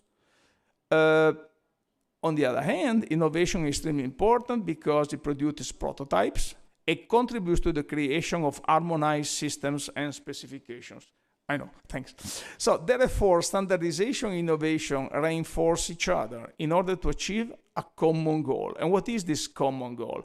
It's to create products and as well services that are not only increasingly, I would say, advanced and exercising the new technologies, but is also reliable. And in railways, most important is safety. The safety of a railway system is the key thing that is not, we don't go for compromises when it's safety about, okay? And this, of course, is compliant to the applicable laws. One important thing that I want to finish with this, is that in Europe, the European Union, the rail, has prepared what is called a STEEP plan, in which all the works that are done by the different efforts in the different finance EU projects are sent to the industry, are sent to the standardization organizations to prepare for generating new standards. So at the end, what you have is that you have a founder of a forge of ideas and technologies, and those can be turned into standards in this way. And again, this is the only way to put in force and really make useful your effort in the research. I thank you. Sorry if I went a little bit over the timing. Perfect. Thank you. Thank you.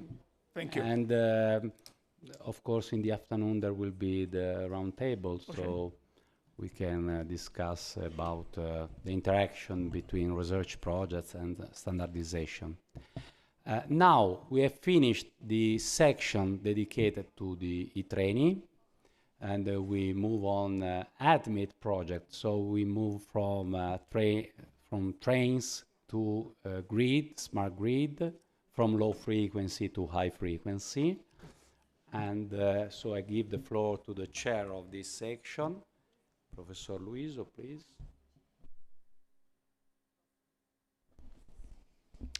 Thank you, Domenico. And now we will talk about ADMIT project. And I invite here Mohamed Agazar from the National Meteorology Institute of France. Mohamed led the work package 2 of ADMIT project, focused on voltage measurement. Thank you, Mario. So please, Mohamed. Thank you, Mario. I'm Mohamed Agazar from ELINI, the National Meteorology Institute in France. I'm leading work package 2 of ADMIT project, and I will give you an overview of this work, of the result that we have had in this work package. It is not technical presentation, it is semi-technical presentation, so don't worry for the students. This one?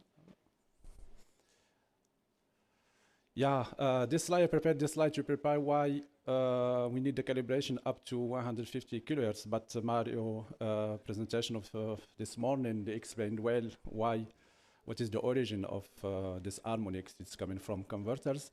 What I would like to add here is just how weak harmonics we need to measure superimposed to the fundamental. So we did some research, and we found that the harmonics voltage is from 1 volt to about 500 volt. 1 volt superposed to 63 kilovolts means that we need a measurement system with dynamic range of 80 dB. And if we want to measure it with 1% of uncertainty, so we need the measurement system with the dynamic range of 120 dB. So it is challenging. So the objective of this work package 2 is to develop the generators, because in the market we cannot find the generators. High voltage amplifiers are limited in frequency and also in voltage. The second objective is to develop calibration facilities for voltage transformers, and we have some targets and uncertainty of the fundamental. We are at 100 ppm and 0.01 centiradian from the fundamental, and for harmonics we have a target uncertainties up to 1% and up to 150 kilohertz. This is the calibration, principle of calibration. I will skip it. So we have 2 measurement methods. We have simplified one. Simplified one, we can do it on 2 steps. The first step is to measure the fundamental only, and the second step to measure frequency span at low voltage. So we can use function generator amplifiers, but here we need the reference divider. The reference one is to do the measurement simultaneously, the fundamental plus the harmonics together. So we need the generator, and we need to build standard divider, because commercial or what we have at NMIs that not cover this frequency range up to 150 kilohertz. So we have developed 4 generators. The first one is at ELINI. It is a parallel connected of 2 sources, a 50 hertz generator, which is a low frequency amplifier, plus transformers. On the other side, we have a high frequency generator, and we have some blocking elements to protect each generators. So it's working well. So we can generate this one with this one singletons or multitones as we want. So we have we achieve our target to generate from 1 volt to 500 volts. This generator, it is from FFII, and it is for DC up to 50 kilovolts. And this is a serial connection of high frequency transformers powered by power amplifier in series with HVDC sources. It's working very well, so we can generate harmonics up to 500 volts, and the DC voltage is 50 kilovolts, so it's working very good. This one is from University of Campania. This is for AC voltage. This is for serial connect. It is a serial connection of two sources, high frequency amplifier and the step-up transformers, where we have put here some protection to protect the transformers from the current that flow into the winding. It's winding.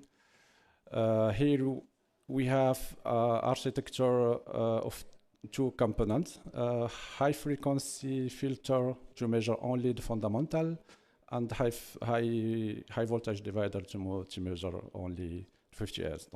This one also works very well. The last one is from INRIM. This is the use of a step-up, only one step-up transformers. We have a function generator who power the power amplifier, and then they feed the energy to the step-up transformer, and then we can generate this 50 Hz superposed with harmonics. The only issue here is that the step-up transformers is very sensitive to the burden, so we need to calibrate. If we do the calibration, we need to do it in two steps. The first step is to determine the frequency response of the transformer under the real condition, and then the second step we can generate what we want to generate. This one, the voltage rise up to several kilovolts because it depends on the step-up transformer, the power rating, and also the frequency response. Yeah, we have developed some measurement system, 4 or 5. The first one is from Eleni. This is dual architecture. We have developed a reference divider, RC divider, and we have two pads. One pad we can add attenuator. This is for large harmonics opposed with the fundamental, and otherwise we can use the second pad. It is high pass filter, so we can suppress the fundamental and keep only the harmonics to be measured. Okay.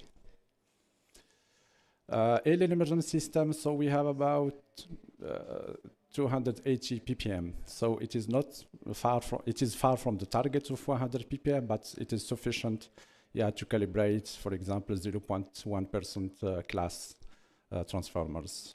For harmonics, we have uncertainty of 0.3% for large harmonics, and for weak harmonics, we are about at 2%. We use for validation of our system. So you make some measurement with divider alone, with divider plus attenuator, and divider plus filter, and here we can see the result, and they are consistent together. So the system has been validated. Other measurement system, we have one from RISE in Sweden. It is like the LNA systems, RCR divider plus one output for the fundamental and another output for harmonics. So they use also filters and amplifier, to reach the target uncertainty. Another one from Italy, but I spoke about that, and another from FFI. It is also RC divider plus picoscope digitizers. Donc they have a sensitivity of 0.1% from 9 kHz up to 0.5% up to 150 kHz. And I think also our colleagues from VTT have the same setup. And we have the setup from NRIM, which is composed of two dividers, one divider for up to 3 kilovolts, another one up to 45 kilovolts. So the sensitivity is quite good, 1.5%. If time permits, I have some 1 minute, okay. So we did some comparison between simplified method and reference method. So simplified method, it is frequency span. Reference method, it is high voltage plus harmonics. And we did that for two dividers, Ross divider and the Zelisko divider. As we can see here for the Zelisko divider, when we characterize the frequency response at low voltage with the simplified method, we can see that we have deviation of about 20% if you use a reference method. For Ross divider, we have about 3%. It's quite large for both. And thus it is coming from the electrical field distribution around the divider, which modify the stray capacitances of this divider. So this is good to know that the simplified method is easy to do, but depending on the geometry of the divider, the mechanical design, it is essential to at least one time to do a comparison with the reference system. So the conclusion we have now, NMIs have now generators, measurement systems. We have some, so now we spent a lot of money there. So now let's propose some calibration services to our industries, make some money. Yeah, that's all. Okay, thanks a lot, Mohamed. You summarized in a few minutes all the work about voltage. Thanks a lot. Now I invite here Angel Ramirez from FFII, Spain, who will summarize in 10 minutes. Sorry, but 11. Okay. 10 and a half. No, it would be. I will try to be brief. Okay. So. Please, Angel. Yeah, this one, right? Okay. Thank you. Okay. So work package 3 of ADMIT, as Mario and Mohamed have already introduced. The object of the project is to develop systems and generators to characterize AC and DC medium voltage instrument transformers in an extended frequency range up to 150 kilohertz. Let me say that I will not be presenting here my own work, but also from other colleagues from LNE, from France, RISE from Sweden, VSL from the Netherlands, VTT, and a lot of universities, yeah.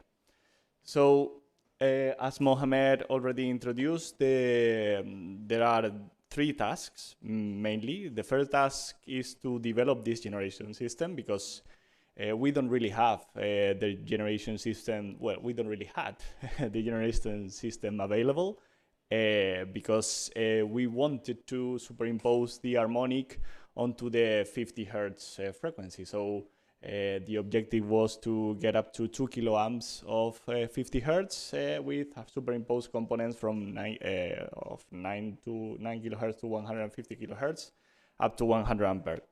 Once we had the generators, what we need to do is measure what we generate. So we needed to develop these reference measuring systems that are capable of calibrating the current sensors.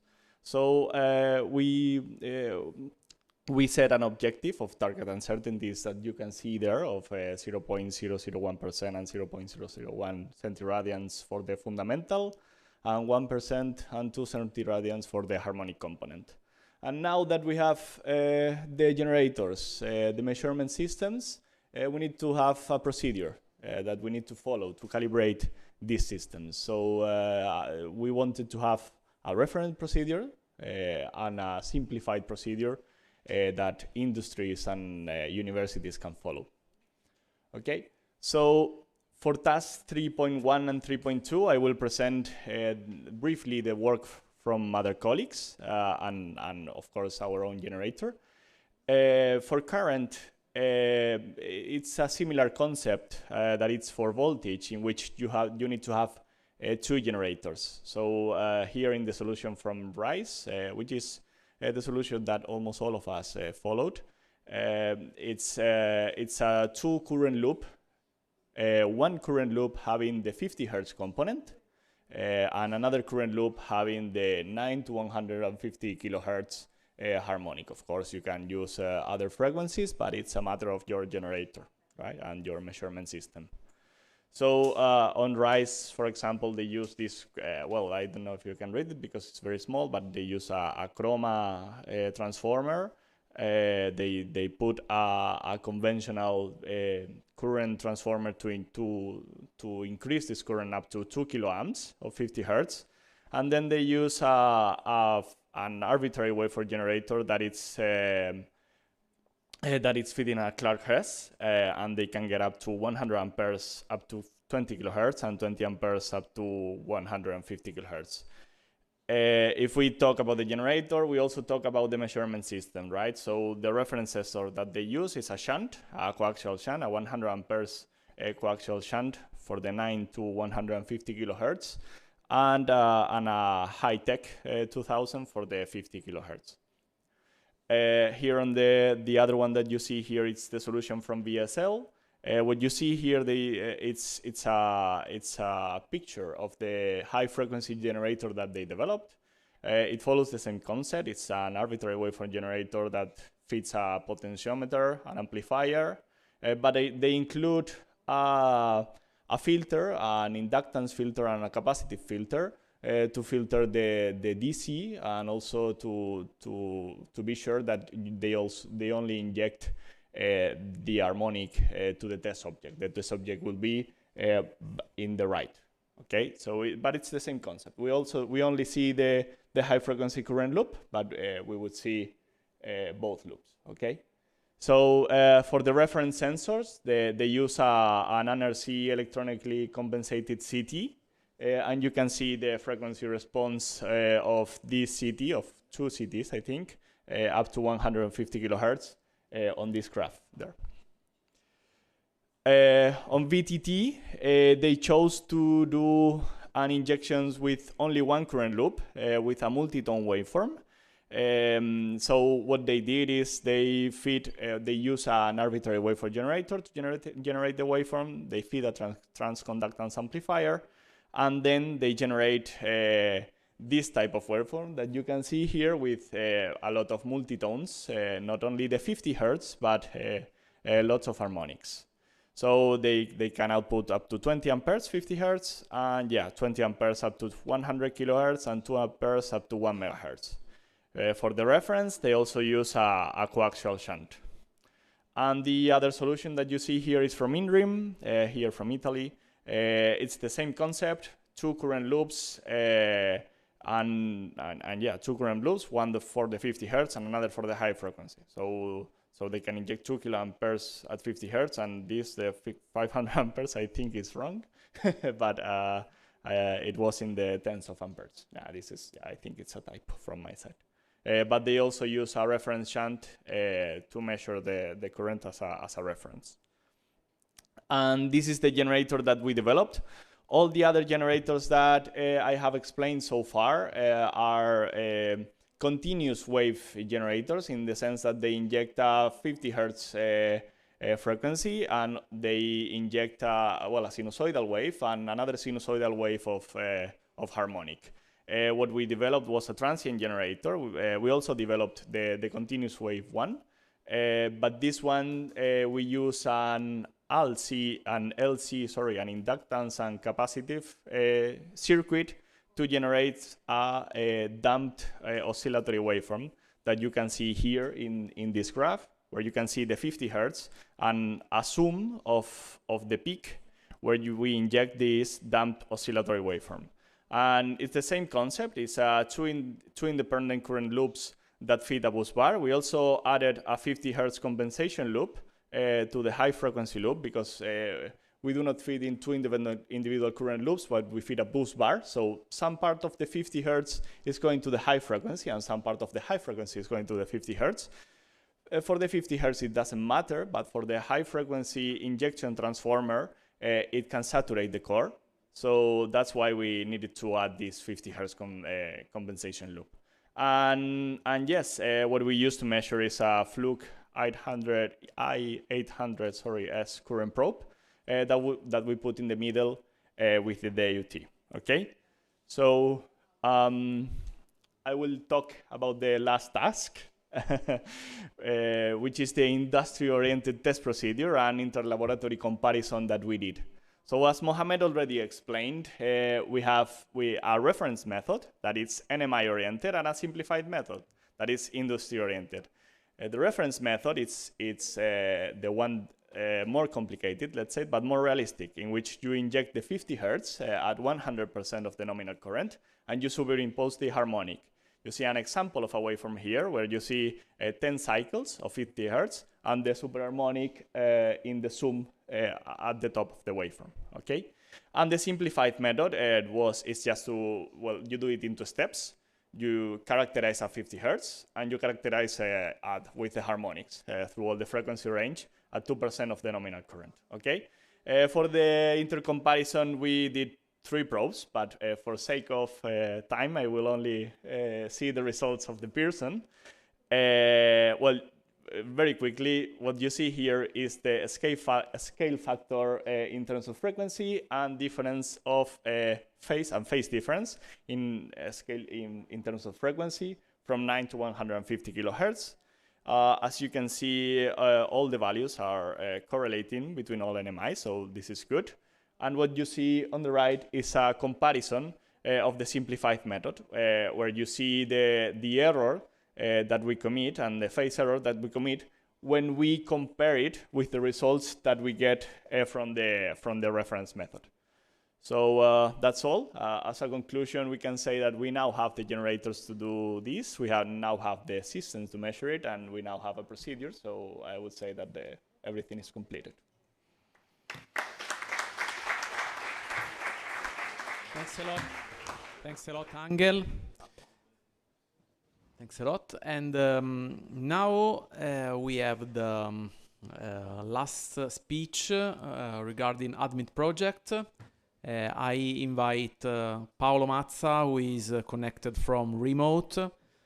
Paolo is the convener of the working group 47 of the ICTC 38, dealing with future use of instrument transformers. And please, Paolo. Thank you, Mario. Can you hear me? And can you see my screen? Try to speak. Mario, can you hear me? Can you see my screen? Yes, everything works. Okay, perfect. So I launch the presentation. Don't worry about the number of the slides, because we will not stop on every of them. I think they will be provided you at the end of the meeting, so you will be able to read them after.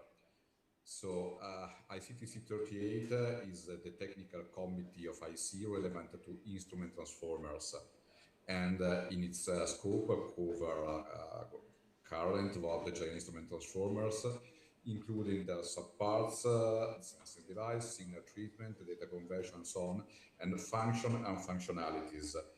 This part of the scope has been added very recently, at the end of 2025, and could be also important for our future activities together. I don't stop on the organization of TC38. The chair is Volker Leisloff, secretary is Filippo Frugoni. Many plenary meetings. During the plenary meetings, we usually discuss the results of the Euromed projects relevant to IC38.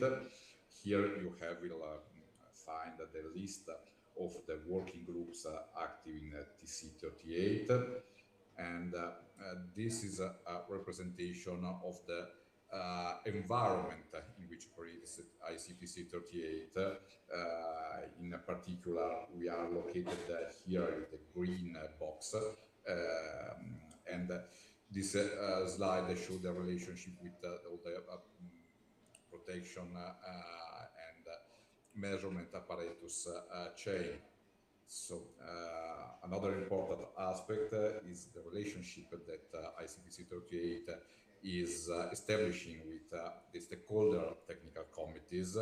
Very recently, we established a joint advisory group with ICTC 57 that is in charge of 61 H50 protocols and ICTC 95 that is in charge of protection. And we are expanding this relationship aimed at a better coordination among all the technical committees involved in the protection and measurement chains in power systems. So another very important working group for the activity we are presenting today is Working Group 47 that Mario mentioned, and it is led by me, the Secretary is Giovanni D'Avanzo. You know him very well. He worked in a very project, and our scope is exactly to drive the evolution of ICTC38 standards, keeping into account all the needs of our stakeholder committees. So it is 95, 13, 85, 77A, for example. We have in this working group 14 task forces, and some of them, as we will see soon, are very important for the relationship with the European project. I want to stop on them and to show the relationship we had with recent Euromed projects and the single task forces. So we have accuracy versus influencing quantities and the use of instrument transformers for power quality measurement that are, and meteorological stability that are strongly affected by IT for PQ project. ADMIT is very focused on the task force relevant to power quality measurement. We have also SURE that is relevant to meteorological stability, and we have another proposal that has been selected for possible future projects that is still relevant to the task force in charge of transients, but also for the task forces in charge of traveling waves and of transit requirements. So task forces 2, 10, and 14. And I prefer to talk also about the future.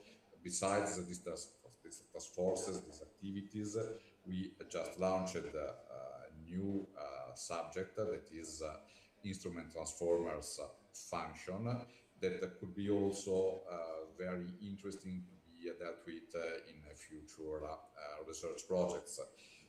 What is the meaning? With the digitalization, we now have to refer not only to the instrument transformers as a standalone equipment, but we have to refer to them also as a sum of different devices, different IDs, and equipment, and digital transformation aspects that can be located in different parts of the measurement and protection chain. And so that this way we have to identify the essential aspect of instrument transformers as a function, identify a function, and to be able, we have to be able to characterize it also in terms of measurement accuracy and in terms of, for example, for ability to measure harmonics, if we have to stay at the subject of ADMIT project. So this is very challenging because we don't have defined interfaces. We have to literally to discover how to do that, and this could be a very interesting subject to be dealt with in the future Euromed projects. An example of the strong relationship we developed with Euromed projects is this deliverable from IT4PQ projects that now is used as a contribution by Working Group 47. We also are expecting a similar contribution from the ADMIT project to be able to publish a complete report that will integrate the 103 technical report we issued, I think, 13 years ago, so a long time ago. And last but not least, Daniele Bozzolo already presented you the relationship among research and standardization. Just to inform you that we also have a process in Senelec level where technical bodies can detail their needs in terms of research activities, of metrological research activities, and to present them to Euromed for the development of future proposals. This document is circulated in autumn every year, and we have to fill it in usually the middle of December, or the end of November, and this document is then used, is made available by Euromed to prepare the proposals for research, for possible research, Euromed research projects. So you will find also a detailed overview of the state of standardization in ICTC 38, but we are late and I don't want to focus on that. We will find these aspects in the presentation that will be circulated by Mario and Domenico at the end of the meeting. So many thanks for inviting me to this very, very interesting event, and thank you. Best wishes for the conclusion of the activities, and I'm looking forward to receiving with the Working Group 47 your contribution. Thank you. Thank you very much. Thank you. Thank you, Paolo. Thanks a lot, Paolo. Thanks a lot, Paolo. And I would like to thank all the speakers regarding ADMIT project, all the speakers of today, all the partners that worked hard within ADMIT project. Thanks again.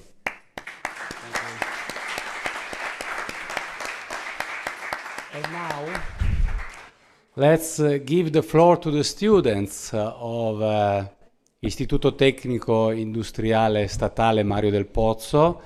We worked this year with the measurement data collected in Metro de Madrid. And thank you, Metro de Madrid, for all the activities that we have performed along the line 10B. So I kindly ask the guys from Istituto Tecnico. So they worked on this data. They tried to analyze this data. They have the opportunity to present these activities. Or, okay, let's move from all these guys. They are all these guys because they are at the end of the ok, sì, mettetevi pure lì. Ok, your name, I don't remember, Re, please. Ok, so, e la B, 11B.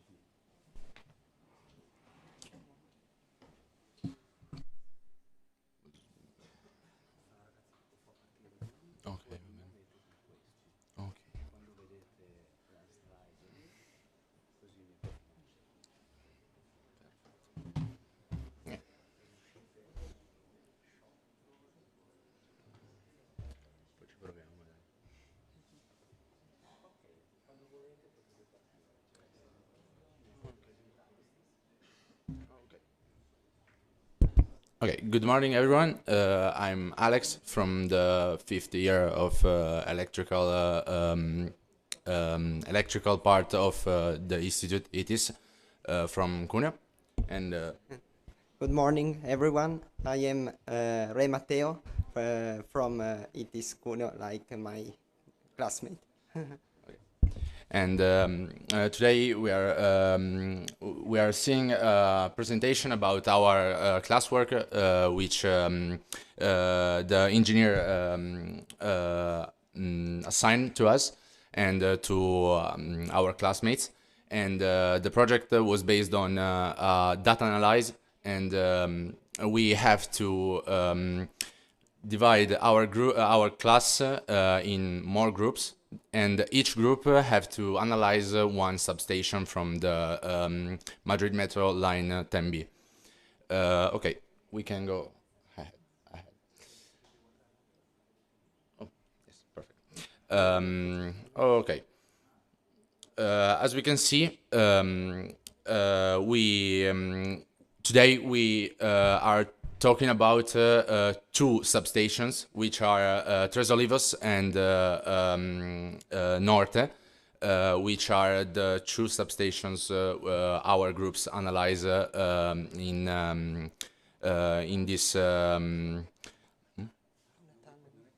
non è quello. Infatti. Okay. It's not this one. Exactly. Congratulations. Okay. Infatti mi sembrava. Okay, sorry for the problem. This is not my problem.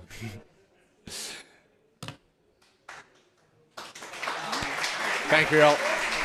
Thank you very much. I appreciate it. Tres Olivos e Balatale. Sì, ho detto no, ma lo so perché mi è venuta, ma perché avevamo la stessa cosa. Perché avevamo la stessa cosa, allora mi veniva, ok. That's right. Okay. Okay. Okay. Oh, okay. That's not. It's not this one. That's not this one. Hmm?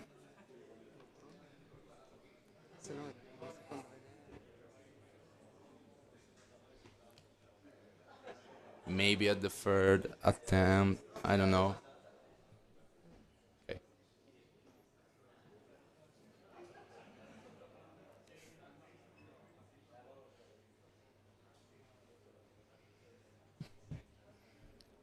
Okay, that's the one. That's the correct one. Perfect. Okay.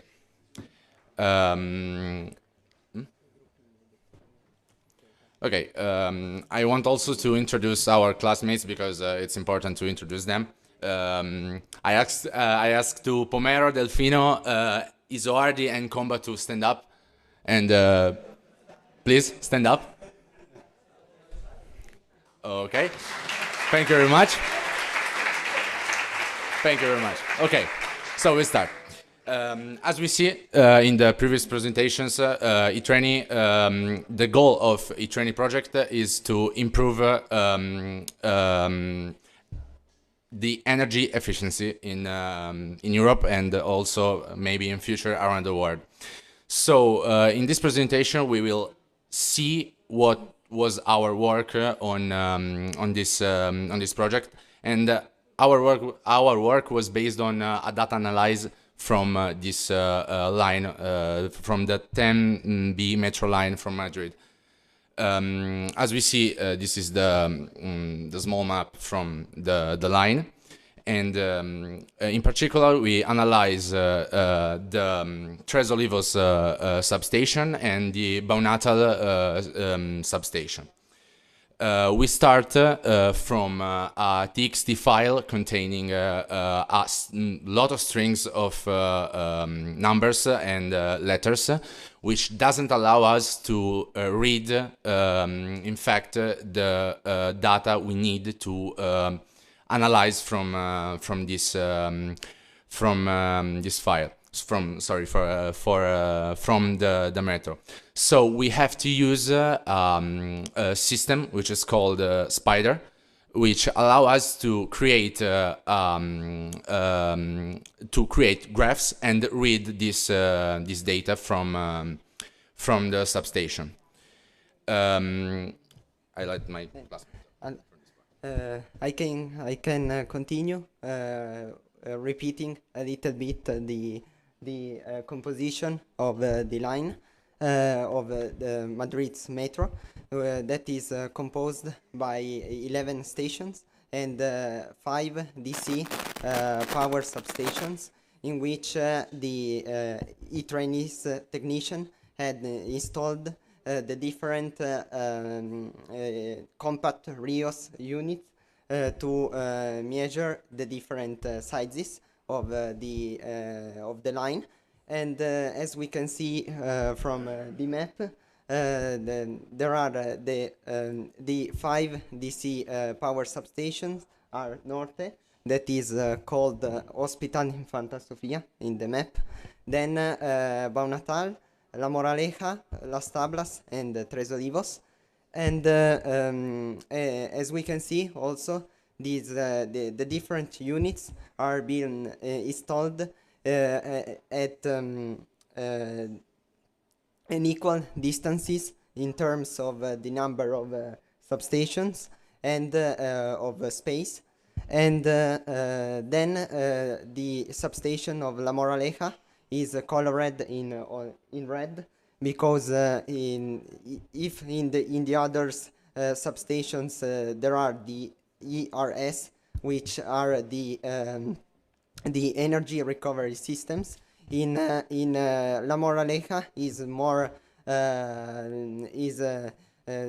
different from the other stations, because as said also by some expert before, as a reversible system that allows the electric energy exchange from train to train and from train to the grid system, if there isn't a train that can use the braking energy at the moment. And I can we, as said by my classmate, we analyzed in particularly 2 substations. I can start talking about Tres Olivos, that is located at the south of the line 10B of Madrid's Metropolitan. And this station is particular because it's connected to another line, the 10A, and so our values could be affected by this fact that is connected to the station. And our work was to create for this substation a lot of graphs, but showing the trends of the voltage, the current IA, IB, and I thought, and these 4 sizes are the results of measurements, and the energies EIA and EIB and EI thought are the result of a math operation, and over the time. Analyzing the data, we discover and a lot of features of this substation, and then we also learned to use this new software called Spider, that allows us to program into a Python code. And also we have done a relation in which we put in which we explain better our point of view, our reasons about our opinion of these data, and but of course is too long, and so so in the presentation we put only the graphs that are representing the average value of each sizes. On the left, we can see the current and which the average of each current is represent the normal daily routine of the station, of the substation. And because, for example, if we look, we have some peaks of current, maybe from 5 to 7 a.m. and from 5 to 9 p.m. Because of course the current can be higher, because in the station there are more there are these hours are the peak hours, so we have more trains and more passengers into the metro. And then we have the graphs in the center, the free graphs of the energy that comes from each current. And this energy, we represented it like an energy storage, because even if the energy is exchanged from train to train, we have a sort of accumulation. We represented it like an accumulation to see the trend all the day. And for the voltage, we can only say that is relatively constant over the time. Then.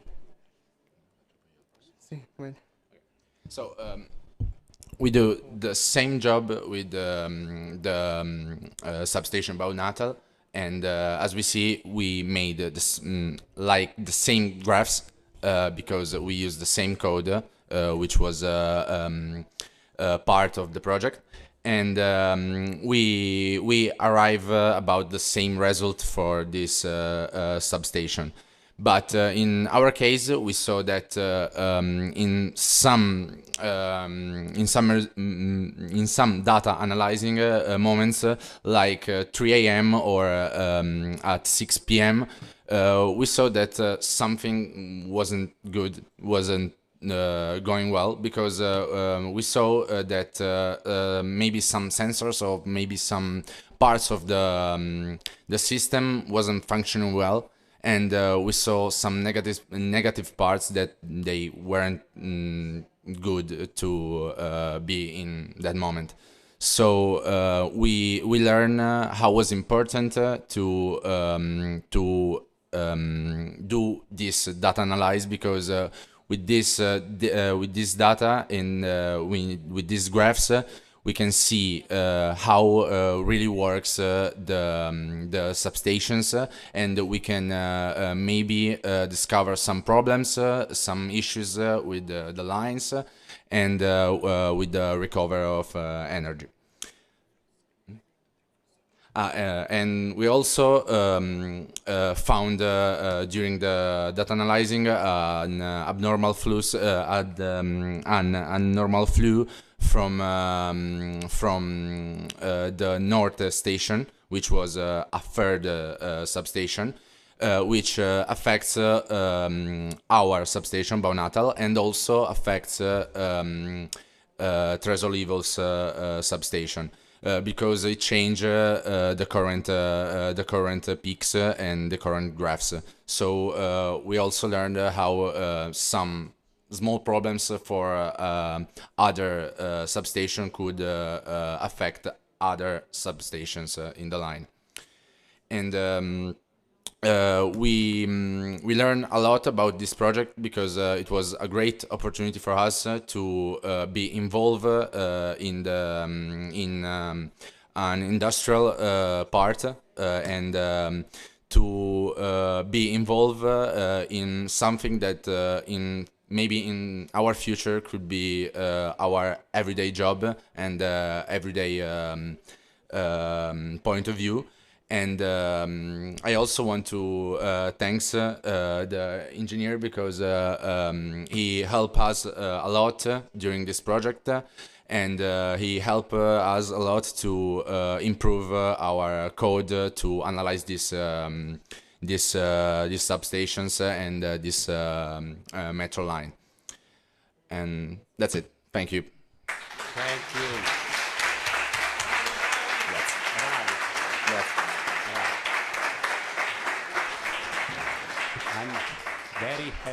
I'm very happy. Thank you. So now I do not understand because there should be another presentation from youngest guys. Maybe we have not so many time. What time is it? Okay. So I asked the other guys for the activities and for your effort in preparing the presentations. Thank you again. So now let's move on the award ceremony for the Next Generation Mobility Award. So I call my colleague Giovanni Durando, who will be the technology transfer responsible, can I say? Officer, sorry, officer. So thank you again. And presentation number C, 11C, this is the correct one. Before open this, the envelope, I would like to just show the 5 projects that participated at this award, Next Generation Mobility.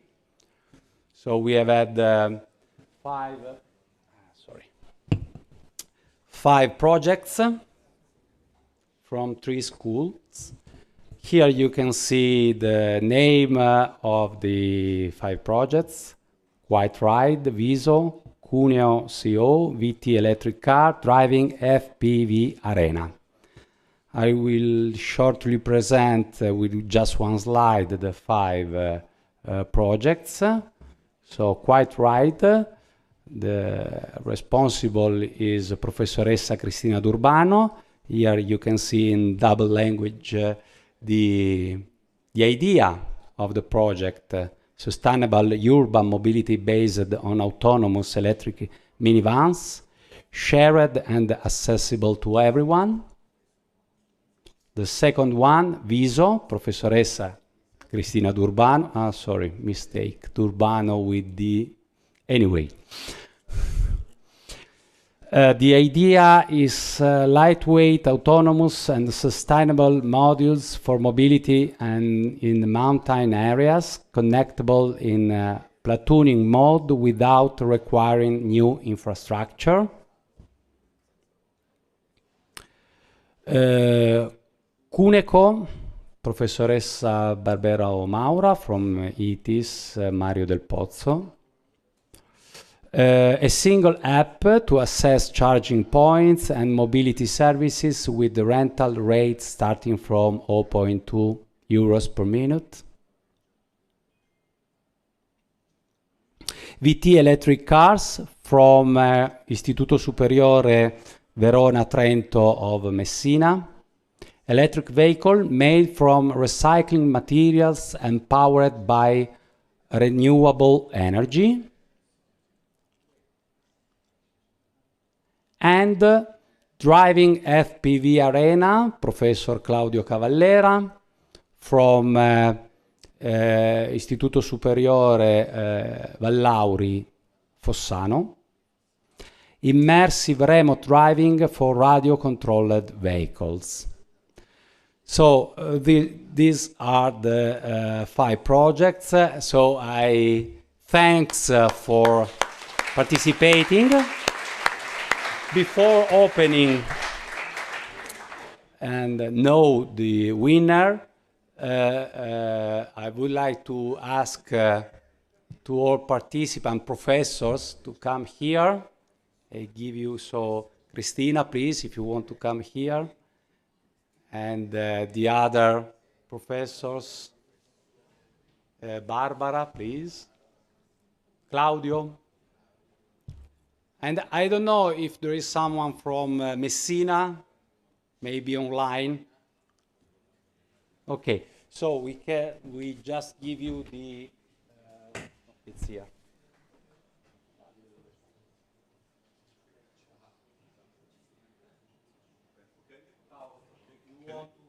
Can I open the envelope? No.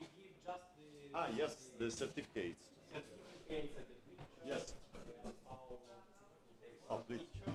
Oh, okay. So, the Institute Pallauri. Yes. Congratulations.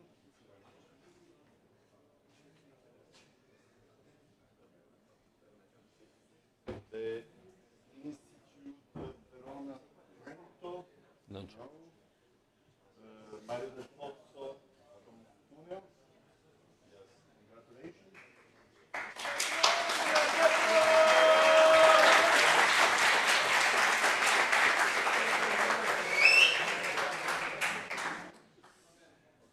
Okay. Are you Cristina Turbano? Yes, so the same institute, Mario del Pozzo Cuneo, but the professor Cristina Turbano, please.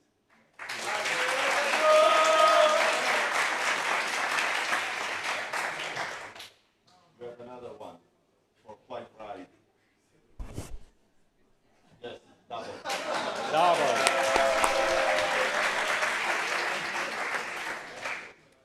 And so, okay. Now, the most important thing, I open, yeah. Okay, I open the envelope, and I don't want to lose time before lunch. So, the project winner is Project Viso from Mario del Pozzo, Cuneo.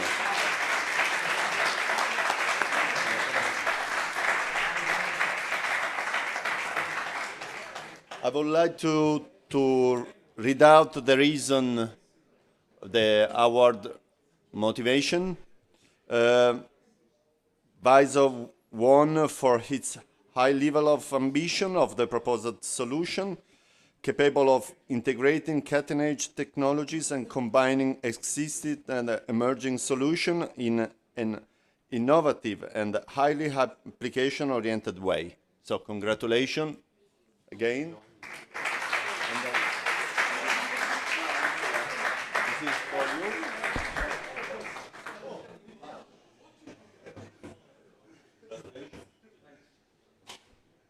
For you. Not for you. For the school.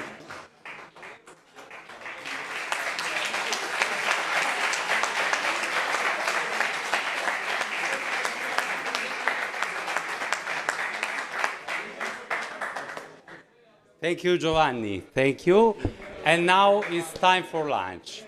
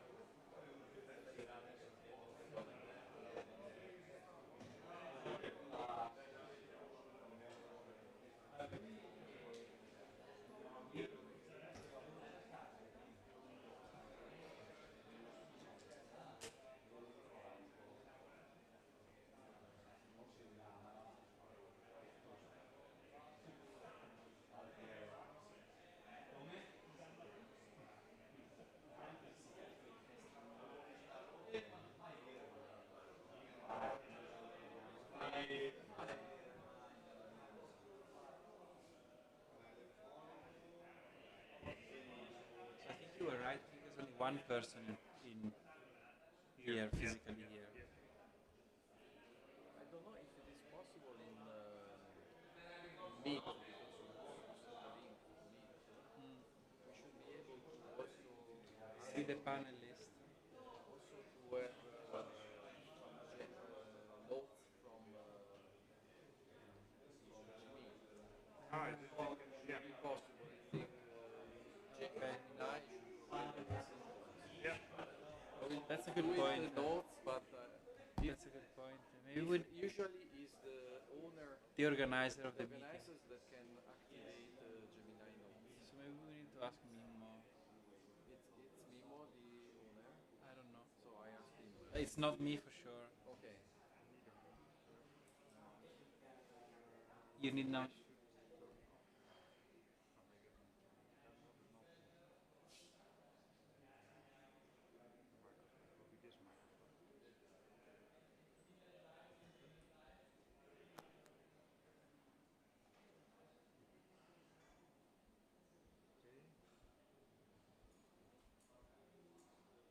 Do you want me to liaise with the technician and see if we can test the presentation? Yes, that would be good. Yes.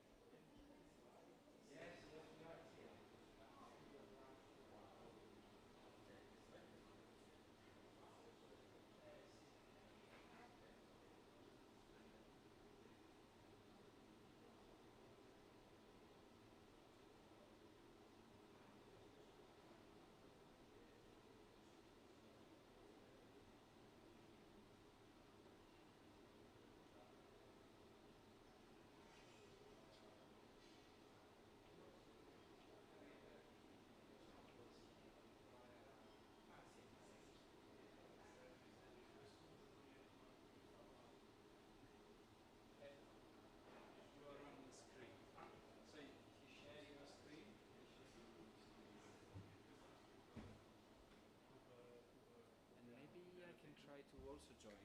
Yeah, yeah.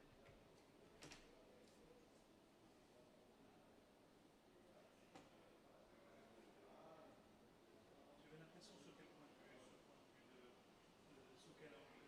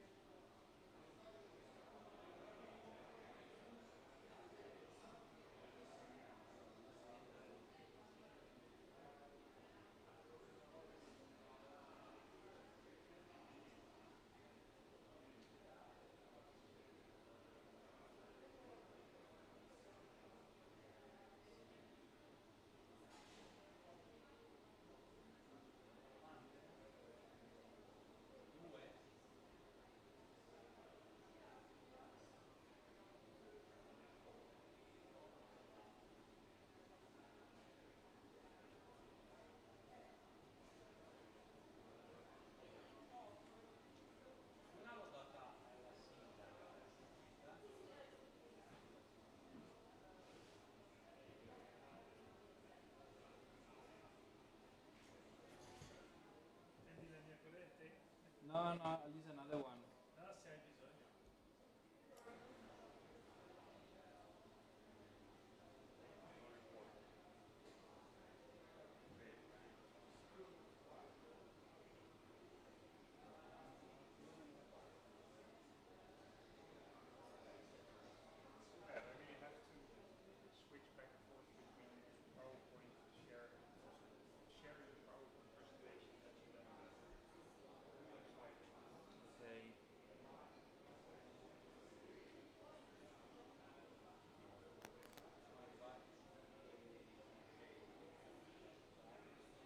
Okay. I guess the other option is that those questions that we've made with the AI grouping for topics, instead of doing ideas, we do the standard list of answers. Actually, I'm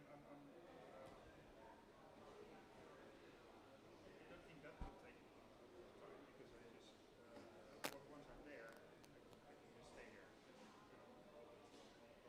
Switching between Slido and But I think if you use the standard one, then you can use the Slido plugin in PowerPoint. oh, okay, But it might take a... You can try that. okay, let's try that. Would you prefer to stay in the...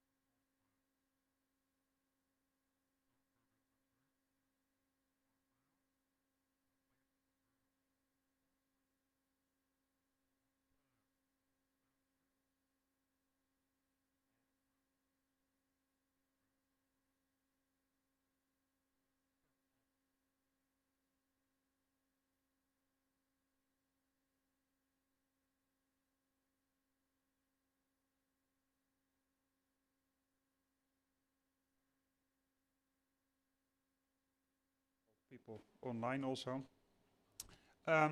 So this this session is dedicated, the whole afternoon is dedicated to a panel discussion in the end. A panel discussion on future developments. This morning we have heard the recent status of 2 research projects, but now what we want to do is also to think ahead, what do we want to do in the future. So, so this discussion, the actual discussion is here in the program at the end, the last hour, and before that there are several speakers that also have the opportunity to introduce themselves and their background and to give a short presentation. I will, in a minute, I will also introduce the EMN itself, and the strategic research agenda, which is the onset of this panel discussion. Okay, and in between there's also a presentation of David Signorino, who wants to show a spin-off of metrology research. I will give him the floor after my presentation on the EMN. So I would like to spend 5 minutes then on the strategic research agenda. Okay, is better? Thank you. So I want to spend 5 minutes now on the strategic research agenda of the European Metrology Network on smart electricity grids. And I'm giving the presentation, but next to me is Stefano Lodetti, who is actually the chair of this metrology network.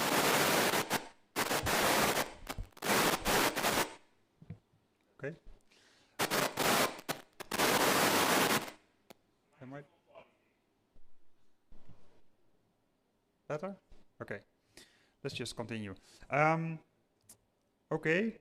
So just let me shortly introduce the European Metrology Network on Smart Electricity Grids. First of all, it's a part of Euromet, which is the European Association of Metrology Institutes. And a few years ago, they started European Metrology Networks, and this is a next step in cooperation between partners and also involving industry and stakeholders. So the scope is of this particular EMN is all electricity grid related measurement challenges to support the energy transition. So not only smart grids, but any electricity grids actually. And the aim is, well, to have further interactions with stakeholders, to identify additional funding, R&D funding or support, and also to have some more structure, coherence in joint R&D efforts in the smart grid area, and also to coordinate national projects and national activities, and in general sense to maximize the impact of R&D that we are all doing.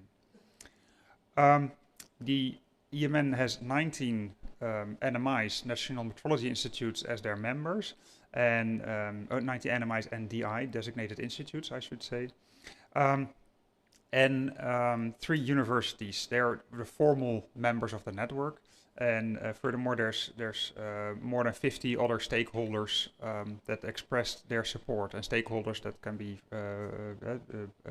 from utilities or industry, standardization bodies, research institutes or universities also. And as you can see here, it's spread over the large part of Europe. Okay. Then about the strategic research agenda. First of all, it's actually a brochure which can be downloaded from the internet using this QR code. What is in it, I will just very shortly show. It represents needs of European stakeholders that we have tried to investigate before. It describes the major measurement challenges that are faced with future electricity grids, and the idea is to steer future research and development. So I will show in a minute how we try to do that. And in general sense, it underpins the European competitiveness, which is typically important in the geopolitical situation right now. But to become more independent and competitive with the rest of the world as well. Okay, so the SRA has 9 strategic themes which they treat. They go from grid monitoring and data analytics and grid integration. Digital substations is one of them, high voltage testing, and DC grids and applications, revenue metering and power quality, instrument transformers, which we had the ADMIT project this morning, and efficiency, more the e-training project. I will come back to that. So for each of these themes, we have a page like this, or 2 pages actually in the SRA.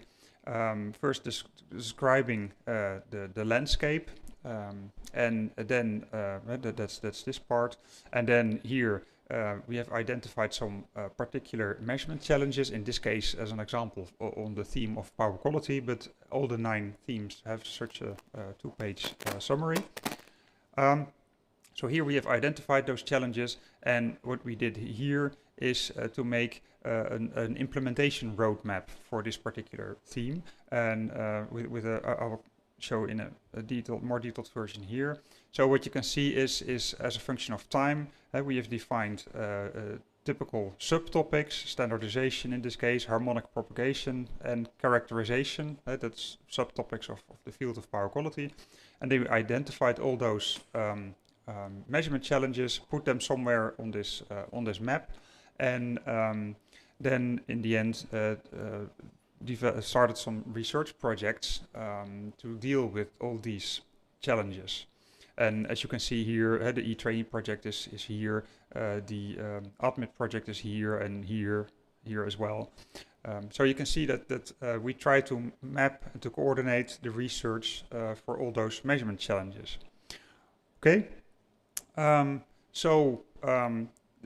summary, this SRA, which you can, by the way, still download using this QR code, it has defined those measurement challenges in smart electricity grids, and we have developed roadmaps that are just indicated for all the 9 themes. And as a next step, we want to update those roadmaps to go further to the future. As you have seen, we have covered several of the challenges already, so we're searching for new challenges. But for that we need input from stakeholders, and therefore we have today's panel discussion, which is in this case dedicated to electrified transportation and future new needs of instrumentation. Okay, so that was in a nutshell what I wanted to show on the EMN. As I mentioned, David Signorino from INRIM wants to present a spin-off of the metrology R&D that has been done recently. So please, David. You can take over the presentation. Okay, it's here. Where is the remote? Okay, thank you. So good morning, everyone. My name is Davide Signorino. I'm a researcher at INRIM, and today I'm very proud to share with you this presentation of INTEM, the first INRIM spin-off. Let's say that this idea came into our minds, mine and Domenico Giordano's, when we saw the opportunity to create a bridge between what we were doing in labs and what can be done in the industries. Let's say that, as you can see today with this presentation, the effort spent in this European project is so high, as this impact that is so important, that can be so important for the metrological community, not only, but also for the industrial community, that we decide to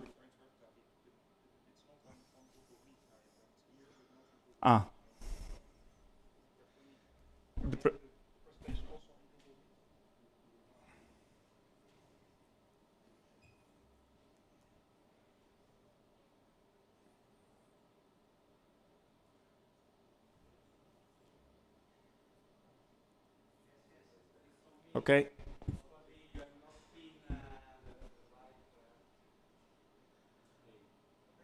Okay, sorry.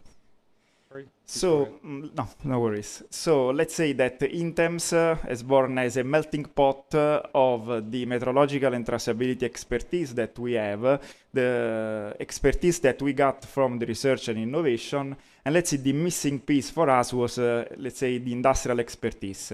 To, let's say, cover this gap, we joined our forces, we teamed up with STE, that is an Italian company who design, produce, and install onboard trains, voltage and current transformers for many years now. So let's present now what we do, what we want to do with this company.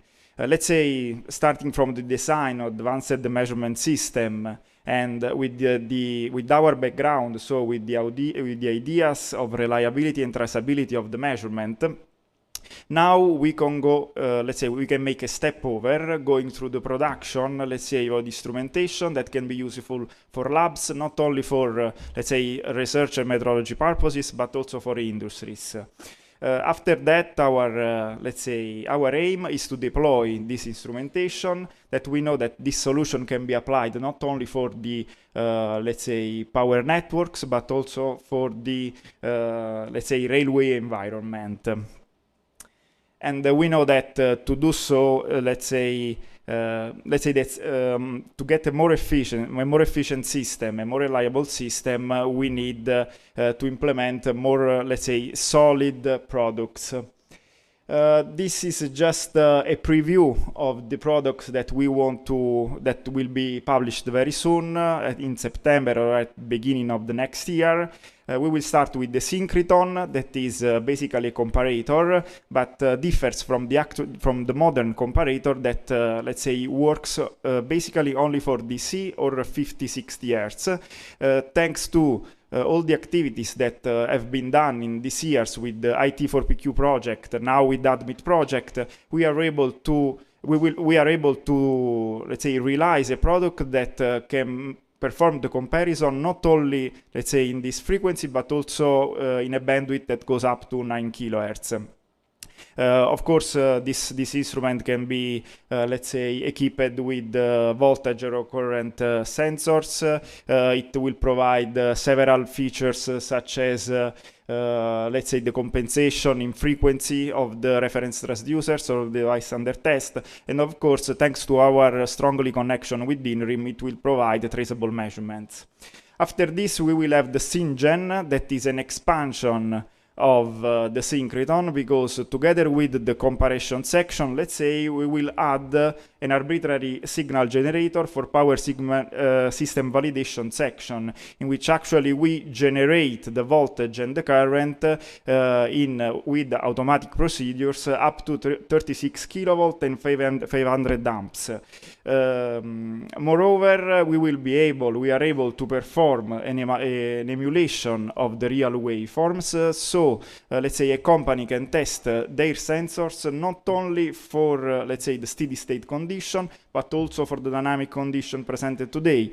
But of course, the main aim is to have an instrument that is able to, let's say, implement automatic procedures in order to improve the efficiency, let's say, of the test, but in order also to reduce let's say, the non-systematic errors induced by the human component, and of course to have a more safer procedure, of course.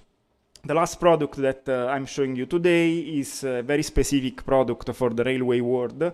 Is an EMF calibrator. The EMF, it's let's say the energy measurement system that is installed on board train. One of the main problems with the calibration of this instrument is that and the periodically re-verification of the system is that the train must be stopped probably for many days in order just to verify the performance of the EMF.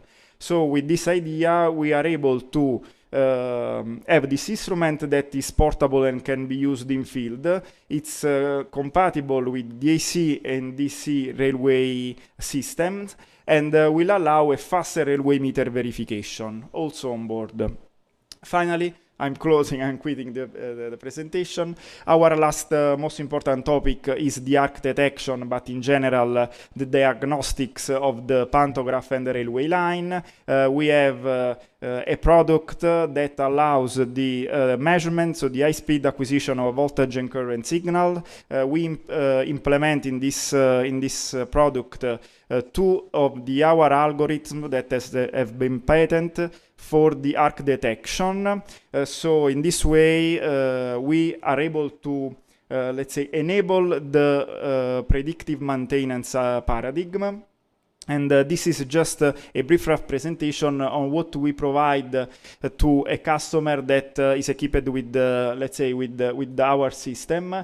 We have got all the position of all what we call the hotspot that are a specific geographic point on the grid where the arc detection has been identified, where the odds of having an arc detection is very high.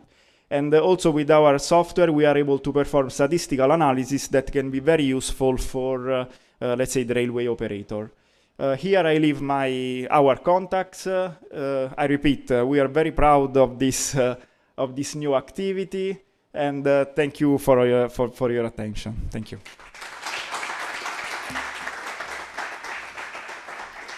Thank you very much, David. You have all reasons to be proud indeed, so thank you.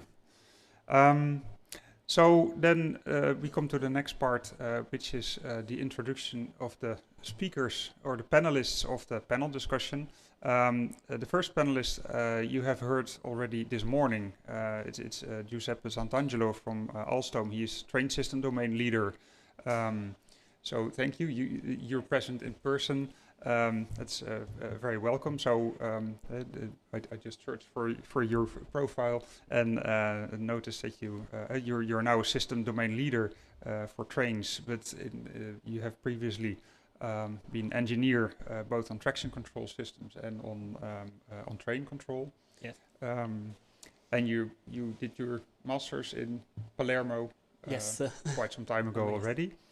But you have introduced yourself already this morning, actually. So. Yes, this morning, yes. Okay, thank you. Then the other speakers are the other panelists are online and do now have the chance to present themselves. The first of them is Andrea Mazza. He is from the Politecnico di Torino. Andrea, welcome. Thank you for joining this panel. I'd also like to introduce you first. You're now an associate professor of the energy department of the University of Torino. And you're now director of the Center of the Internationalization of Research and Education, if I'm not mistaken. And also a member of the Interdepartmental Energy Center Laboratory. And you will now give a presentation on electrical energy metering, some hints about time granularity and potential market impact. Please, Andrea. Thank you very much. I'm trying to, let's say, share the screen. That is basically here, I guess. Yes. Can you see my screen, right? Yes. Okay, thank you very much. So, thank you for the invitation. Well, very quick, let's say, some hints regarding the electrical energy metering. Why this? Well, because one of Sorry, Andrea, just to interrupt, we see your screen, but not your presentation. Let's see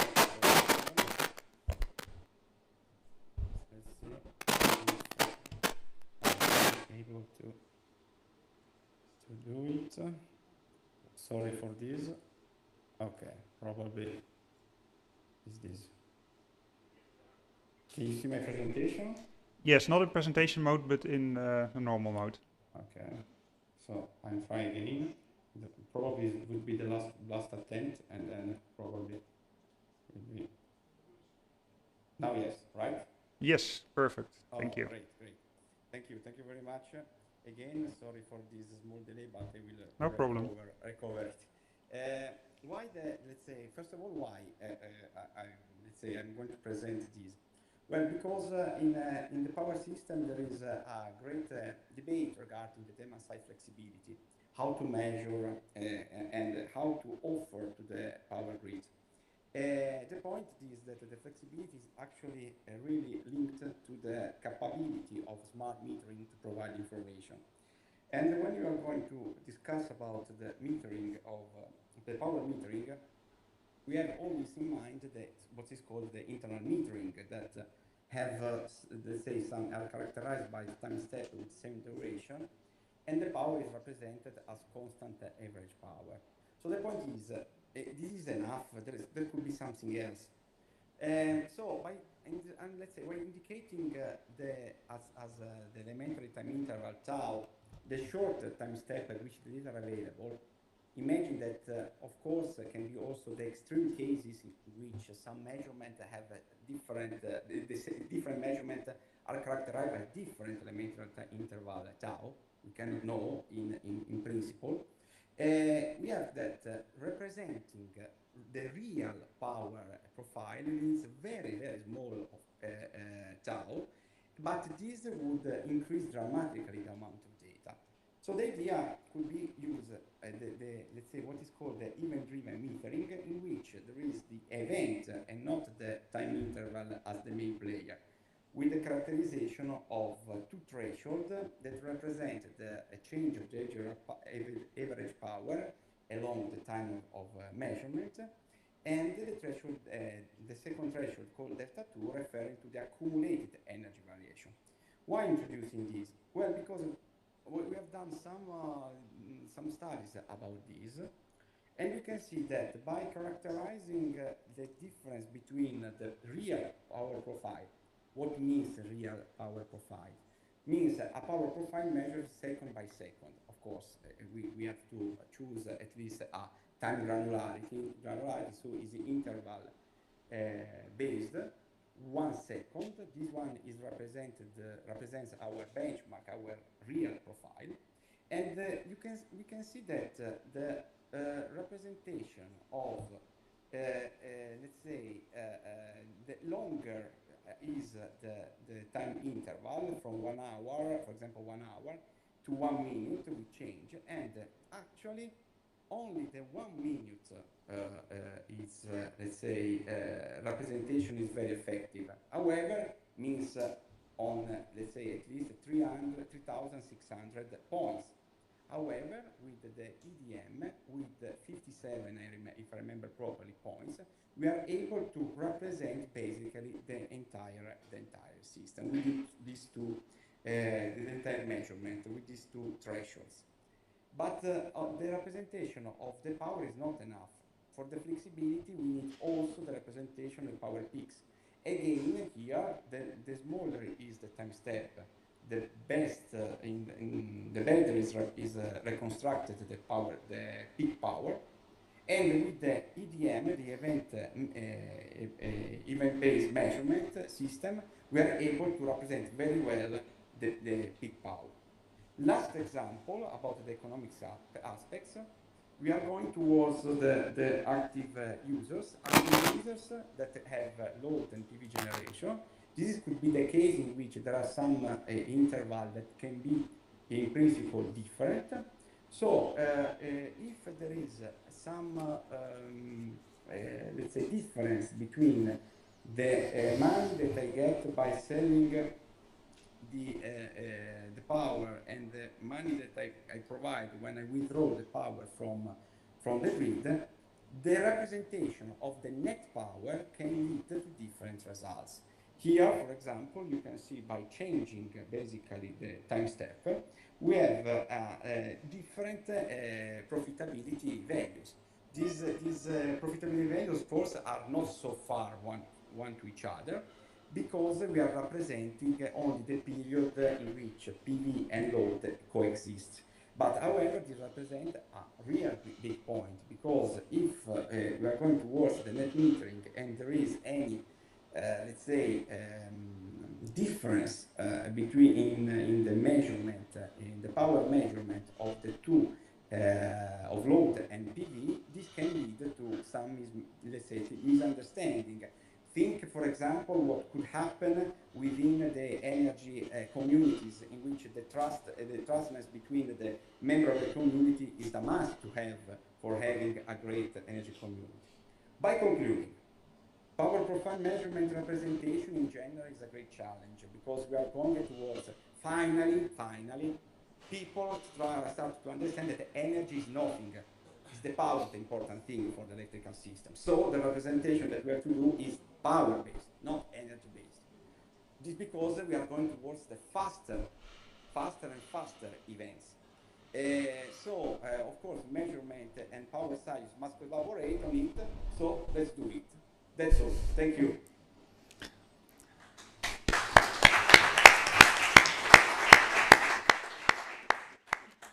Thank you very much, Andrea. That's a very nice presentation and something that you do not really think about just as a user of electricity, but it can become quite important, not only for metering, but also for other applications, I would say.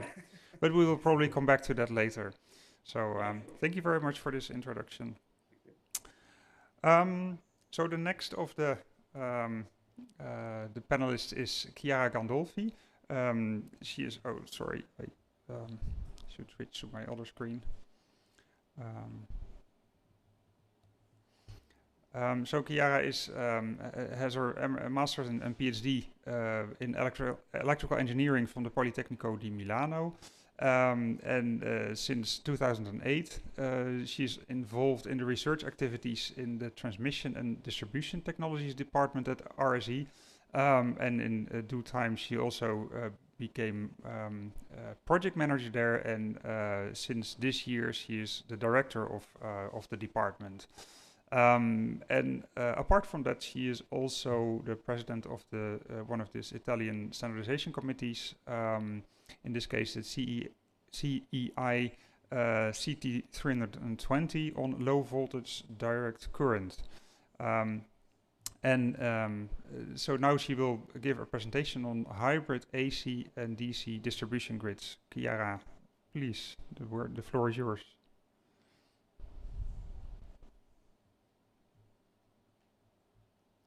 We cannot hear you, Chiara.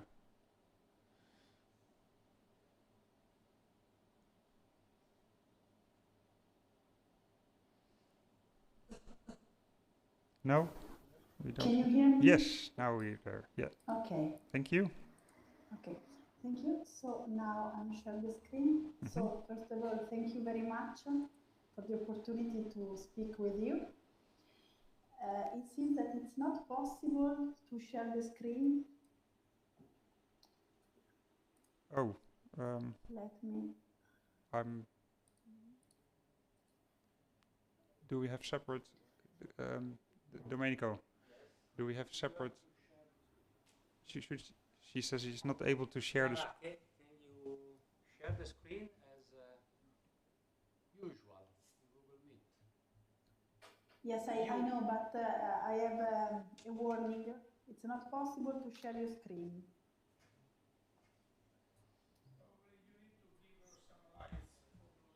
Yeah, should she be presenter? Maybe it's a limitation of your, because Okay, I try to change the browser, maybe. Yeah, you could also send us the presentation, then we can share it from here. Sure.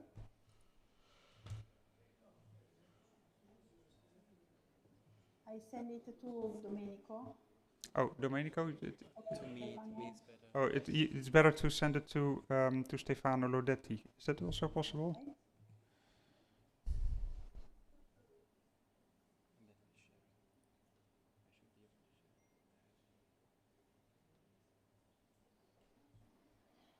If you want, you can move on with the next speaker, and in this way we can reduce our delay. Yes, okay. I will do that then. Thank you. Then we will see you in a minute. Thank you, Chiara. Then, the next speaker is Antonio De Paolo from the JRC. I have seen you also connected. You're visible now. Welcome, Antonio. Antonio has a PhD in electrical engineering from Imperial College of London more than 10 years ago. So he has, in the meantime, more than 10 years experience in the electricity sector, and he's now the scientific project officer at the European Commission Joint Research Center in Ispra here in Italy, in the north of Italy. And as such, he's participating in the research activities of the Horizon 2020 projects. He has been involved in development of new experiments and collaborations with the JRC laboratory, and provides technical support to policy activities of the Commission in the area of smart grids and renewable technologies. And now he will present something on electrification and digitalization of the energy system, the JRC activities and perspective. Please, Antonio. Thank you, Halcom, for the kind introduction. Good afternoon, everybody. I will try to share my screen, hoping that it's smooth, the whole procedure. Just give me 1 sec. Yeah. Yeah, it's there. We do not see it in presentation mode, but in the... Yeah, now it is. Yeah, perfect. Yeah. Great.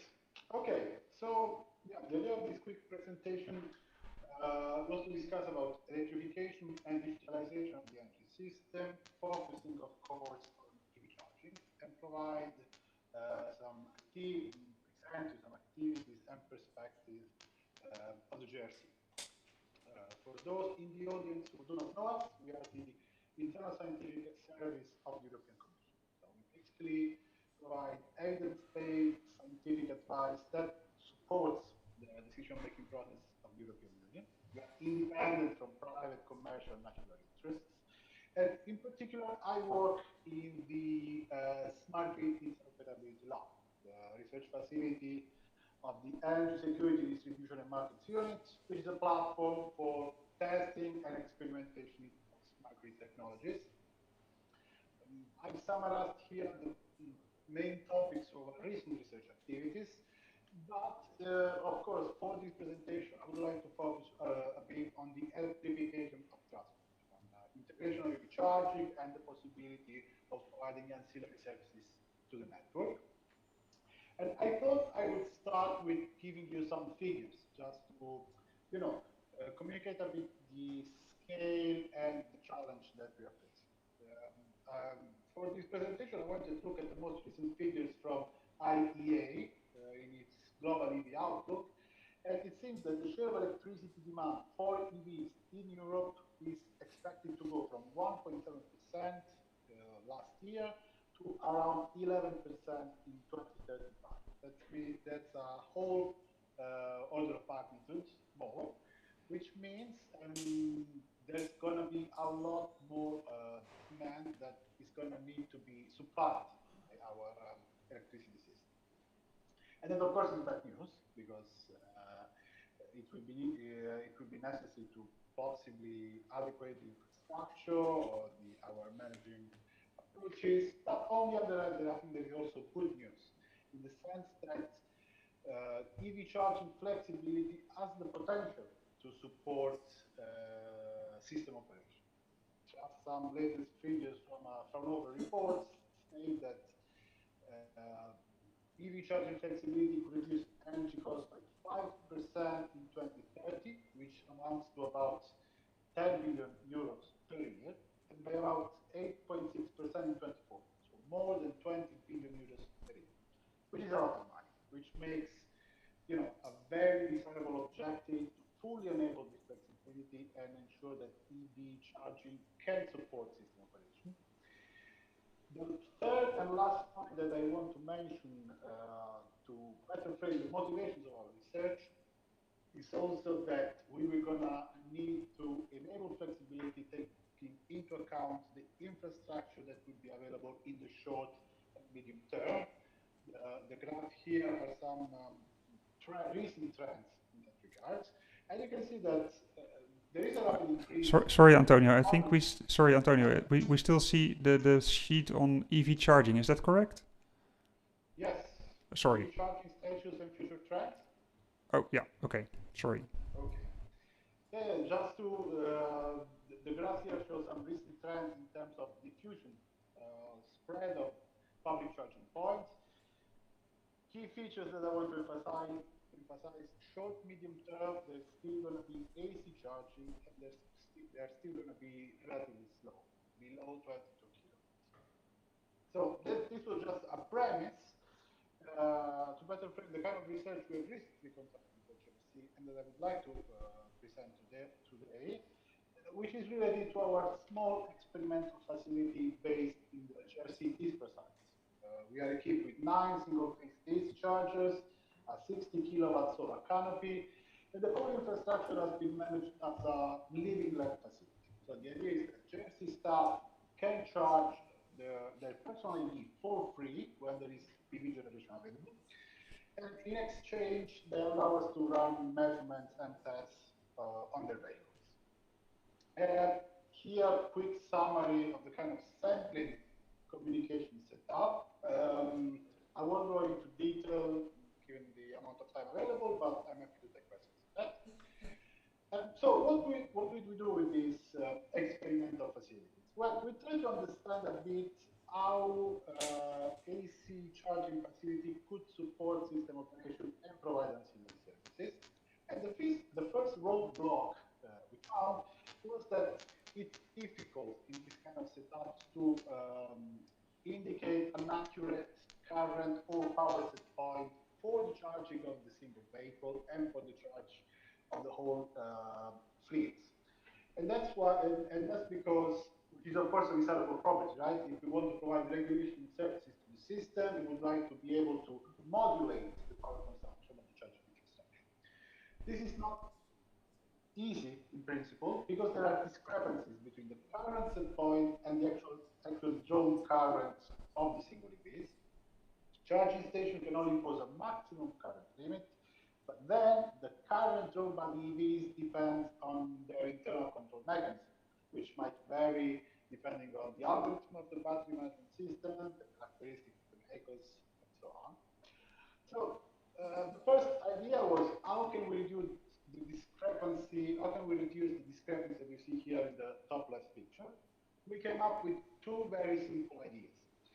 One was a feed-forward controller. So let's just estimate the initial tracking error when we connect manually. Let's use a linear estimator for that, as simple as possible. And then let's just adjust the current set point that we prescribed during the charging process to take into account and remove this error. And then the second simple approach was a feedback controller. So let's just introduce some feedback in our setup and let's adjust our current set point according on the tracking error that we are measuring. Of course, this is easier said than done because it's not able to close the feedback loop. There are delays. The hardware of the charging points does not broadcast updated value regularly, but in the end, we made it work. Just quickly showing the results here. Top left figure shows our current design preference, which is green dotted, and this basically gray dotted line, which is basically overlapped with our new results in blue and green. And as you can see, we are able to achieve a significant higher tracking accuracy with respect to business as usual that is in red, and that for the reasons I mentioned earlier is generally going to be below our tracking signal. I've included here the title of the paper, a QR code if you're interested in checking the details. The only element that I wanted to mention here is that we were able to achieve these results with minimum software modification and no additional hardware components, which makes the solution particularly desirable if we want to scale it up and apply it in a more widespread manner. Quickly, the second example I wanted to mention is related to identification of charging devices. So most of the existing AC charging infrastructure has limited communication capabilities with EVs.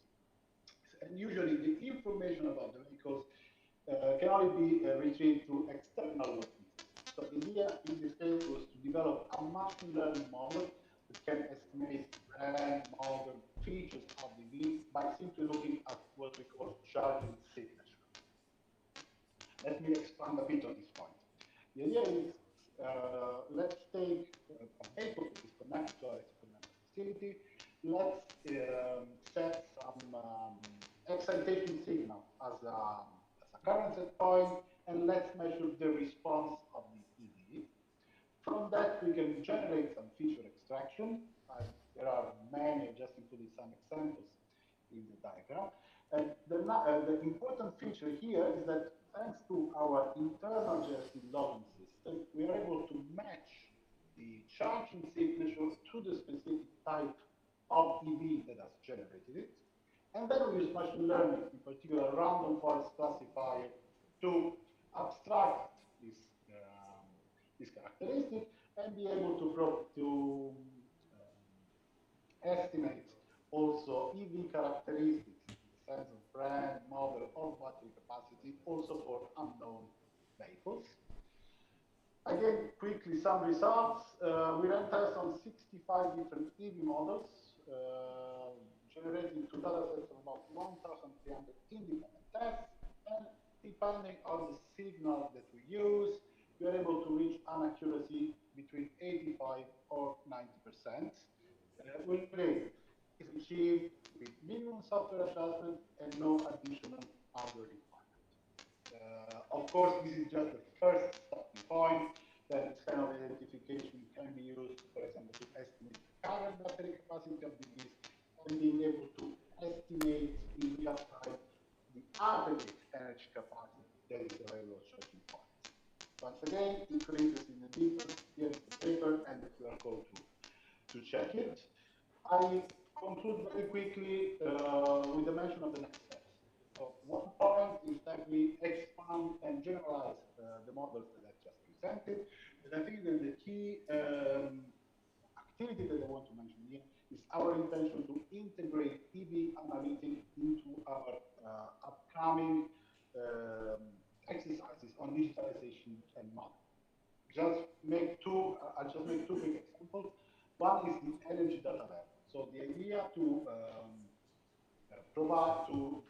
create a unique European framework that provides access to secondary use data sets of the whole European electricity grid with the involvement of TSOs, DSOs, utility, and where the Commission acts as supervisors and ensures interoperability and standard of the data. And I think that it's very important that EV charging data are here. And for the same reason, we will also include the topic of EV charging in our effort on AI foundation models. We try to take a holistic approach to power system modeling, and we basically develop these AI foundation models, intermediate layers that can then be further developed and tuned for more specific applications. Once again, we believe that the role of EV charging in here is crucial. And with this, I conclude. Many thanks for your attention. Okay. Thank you very much. Thank you for these nice examples of research that you're doing in ISPRA. This definitely strongly relates to what we're discussing today. So we're particularly interested in the measurement challenges in these examples, and how does the reliability of the measurements, or maybe the reliability of the data of the software, influences your measurement results, or the reliability of the measurement results. Okay, so we'll come back to that. So do you have to? I would like to try again. Okay, so then I just heard, Chiara, that you would try I try. again? If I'm not able, Then we will do it from here. no, it doesn't work. Okay. So please share my presentation. So good afternoon to everyone. Thank you again for the opportunity to be here, to talk with you about hybrid AC/DC distribution grids. So next slide, please. At the beginning, I would like only to tell you something about RSC, that is a research center in Italy. We work in a project founded by System Research, Ricerca di Sistema, and we carry out research activity with the studying, model, experimental activity to evaluate the different solution from a system point of view. About energy sector, but also considering cybersecurity, digitalization, measurement, and multi-energy research. Please, next slide. In particular, the activity that I'm present to you today are mainly focused on the transmission and distribution technology department, in which I am the director, and this morning you heard also Paolo Mazza, that is from TTD. In particular, in this department, we are able to study, model, and evaluate the protection and coordination and the control for AC/DC grids. But also we have the possibility to develop advanced sensor, for example, for resilience and monitoring the system. And we have also, as I said, the opportunity to have a laboratory for cybersecurity, to evaluate cyber attack and also their mitigation. And at the end, as the topic of today, also the evaluation of how to integrate the electric mobility into the grid. Please, next slide. So, why today I'm talking with you about these grids? Because, as you know, the energy system is evolved into more electrification, and also we need to integrate a lot of renewable and also storage system, and all those loads that have a DC stage to be supplied. So we have a lot of power electronic based system, and we need to guarantee efficiency, controllability, and also increase the resilience of the grid. As you know, we already have this grid in our power system. For example, in transmission, we have HVDC line used for long distance connection, offshore wind, and also they give the opportunity to interconnect a different grid, for example, with different frequency or with a different range of stability, with a big decoupling, and so we can reduce all the negative impact of the interconnection. About medium voltage direct current, in these last years, we have more situation in which we use it, for example, industrial loads or pilot and resource center. We also can use MVDC to supply data center, because we need a lot of power.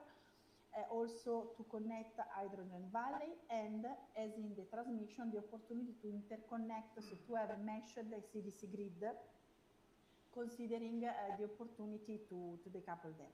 About low voltage direct current, we can use DC in building, in a microgrid, and also, as we said in the first slide of the other panelist, EV charging. So the idea is not to have only DC and not to have only AC, but to try to make them work together. So please, next slide. The state of the art says that we have more than 40 HVDC links in operation in Europe, and we have a lot of European funded projects about the interoperability, multi-vendor actor, and so on. But also for MVDC, we are moving from pilot to deployment. For example, RSC is involved in TEUS project, and one of the pilots will be in Italy, in ASM Terni distributor operator, and the idea is to connect together different secondary substations with DC link, and to use it also to supply office and real loads. About LVDC, we have an emerging in industry, buildings, and so on. But the idea is to have a 2030 a standardization framework that really includes the DC. Since right now we have a lot of standards that are talking about DC, but not in the right way that we need. And at the end, in 2030, all the standards, we hope, will be ready, but also a large-scale deployment. So we need to have a supply chain defined to allow also the distribution system operator and transmission distribution operator to be ready to have more integration between AC and DC system. Next slide, please. But even if the technology is ready, there are a lot of challenges. For example, we need to remember that it's not easy to interrupt the DC grid, the DC current. So in case of fault, we need to have the right device. We have already developed a new kind of circuit breaker for DC, but as you know, the coordination of the protection is a challenge. Another important thing is to considering a planning operation tools that work together from AC to DC to include all the needs about this kind of solution. And also, we need to reduce the skills gap with training scheme and also standardization gap. About regulatory, we have to remember the important to be technologically neutral. So we have to detect the DC benefits, and we need to evaluate in quantity this kind of benefit, so loss reduction, flexibility, and congestion mitigation. And obviously, in this framework, measurement is one of the key, not only for the tariff and for the evaluation of the power, but especially for the performance evaluation. So we need to be able to measure voltage, current, and power in the right way in DC grid. Next slide, please. And here we have the main challenge. So the DC grid and the renewable connection and storage system and so on means to have a lot of converter into the system. So we have high frequency, we have more dynamic behavior, and also we have faster transition. So the usually scheme that we use in AC are not, they don't fit well what we need. So in the research and in a lot of the project that we see also this morning, the idea is to identify which are the measures that we need to measure and how to allow the better integration of the DC into AC. Next slide, please. Here we have one example of the activity that that has been done in RC in collaboration also with Politecnico di Milano e Università di Cagliari. Because the key point is that the DC quantities can't be treated as static value. But as I said, due to the presence of converter, we have ripple and other disturbances. So we try to have an extension of the rate of change of frequency considering the DC component and so a rate of change of voltage. In this way, the idea is to evaluate the dynamic evolution of the voltage and to have so a dynamic indicator about the performance of the grid, also in terms of power quality. Also here we can underline that the standard needs to be more integrated with this kind of evaluation, because for example right now in the EN 50, 160, the idea to measure power quality phenomena is to have a 50 Hz system with a window of 200 milliseconds, but in this way we are not able to evaluate the real ripple and the frequency variation and switching frequency that we have in this case. Next slide, please. But the activity on one side is about algorithm, so how to measure, but on the other side, we need an instrument able to measure. So for example, one of the activity that we have in RC is to develop a prototype of optical voltage sensor for medium voltage, but also suitable for DC grid. So in the future, when the prototype will be ready, we will try to characterize it also with the DC power supplies. because as I said, the idea is to have a system approach. So we have the grid, we have the renewable, we have storage, we have the need of flexibility, but we need also the instrument that are not only instrument in terms of mechanical hardware, but also software and algorithm. Please, next slide. So at the end, as a conclusion, the key point are the DC grid is a key enabler for energy transition. So the hybrid AC/DC system will dominate the future network, but we need to work to solve technological and standard challenge. In particular, a key point is the cross-sector collaboration, for example, as the webinar of today, in which different experts from different fields and different stakeholders work together, because the idea is to have an integrated system with the new paradigm. So, thank you for your attention.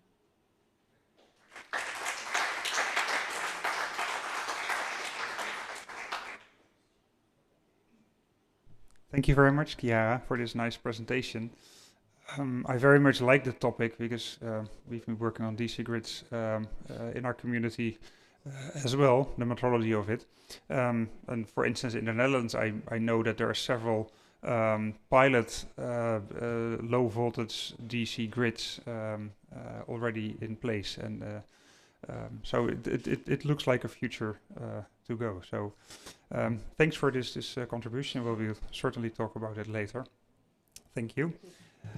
Then the next speaker or the next panelist is Ona Kostinaita Grinkevičiene. I hope I pronounced it correctly.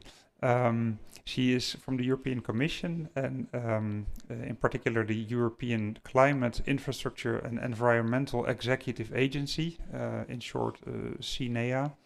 And she is head of the sector unit CEF, Energy and Renewable Energy Financing Mechanisms.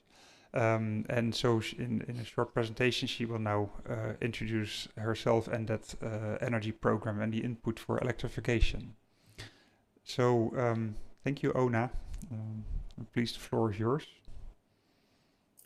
Thank you very much, Helco, and I understand that in front of you have an audience, so my warm greetings from a very warm Brussels, unusually warm. I'm really regretting that I'm not with you, because already from the speakers that I heard, there are many things and many food for thought for my program. So let me shortly introduce CENEA and CEF Energy. So now is the time of truth, if I am able to share the presentation. Let's see.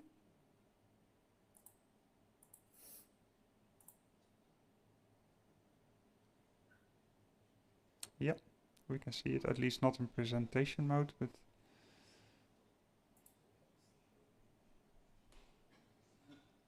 yeah, perfect. Thank you.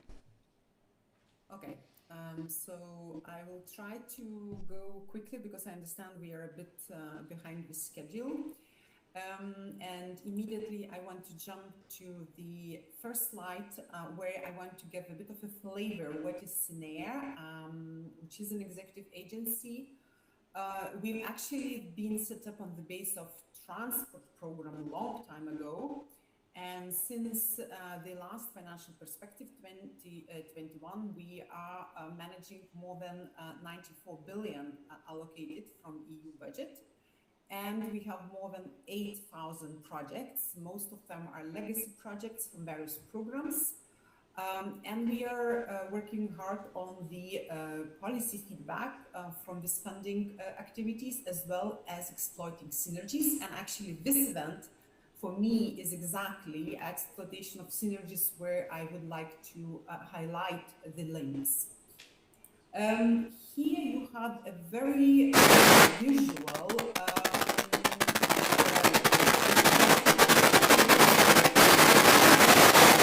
so information which I concentrate today would be on Connecting Europe facility. I would cover transport and energy. However, as Helco presented me, I am here from energy part.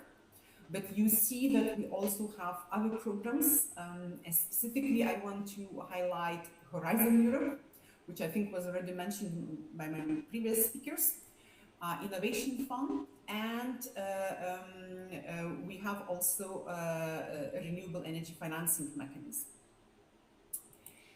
Now, let's go a bit deep. So, all my previous speakers mostly were talking about research parts and input from that side.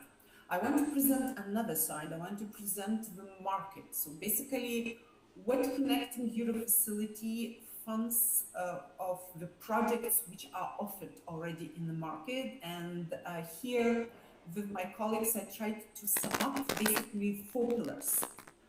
Where things are connected to electrification of transport. So I don't go into details, but I think you can get the flavor that this is connected.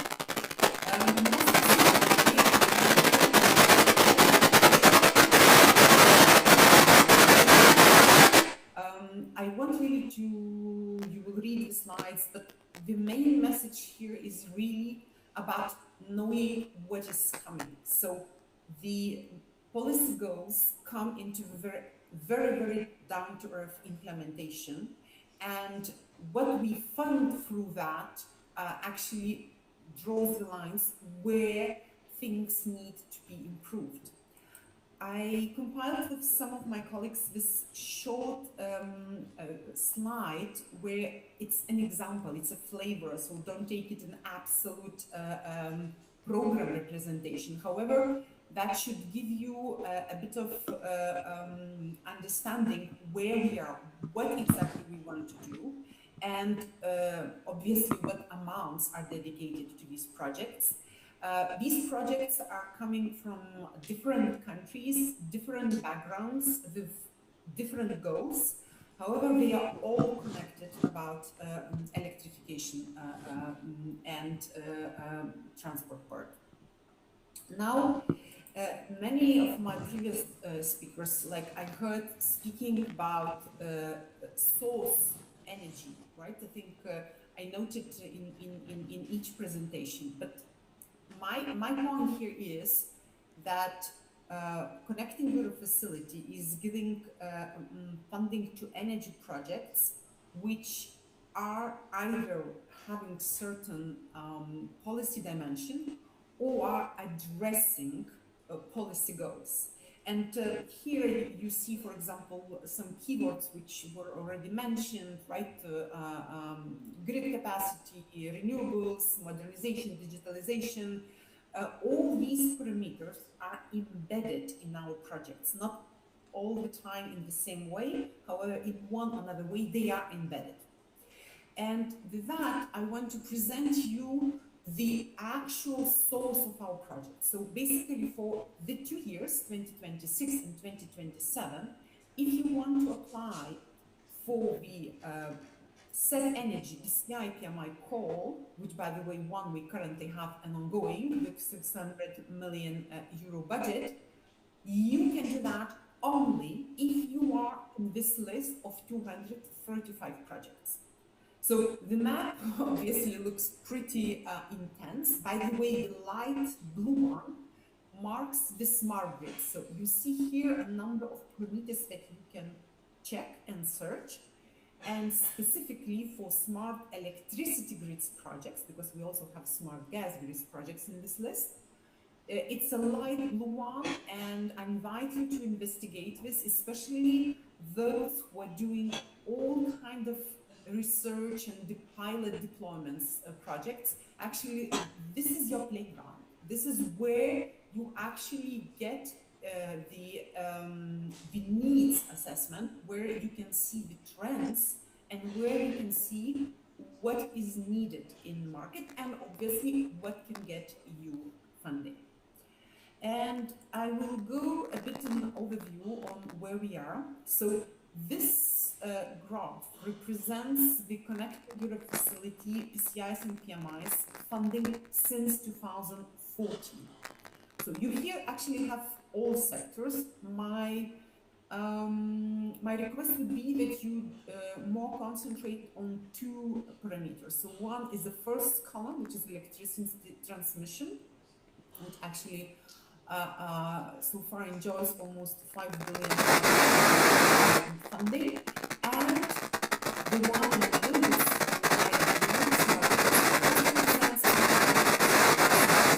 we have quite a lot of already projects here. By the way, in the last PCI-PMI list, which I already showed to you, we have only 6 smart electricity grids projects. And you see that from previous ones, we already have quite a number of cases. By the way, 2 of them are already fully implemented. And I want to do some advertisement because I hear you and especially my previous speakers, which I heard many things. Okay, this is coming. This is what we can offer. This is what we do. So very soon we are going to have Smart Grids PCI Summit on 18th of June. And you see here the main topics. And by listening to the panelists, I understand that it's very relevant that actually those interested will be present in this meeting and actually get a flavor what exactly is coming, and at the same time offer what is available. So I would really invite you to take note of this event and register, and if possible attend.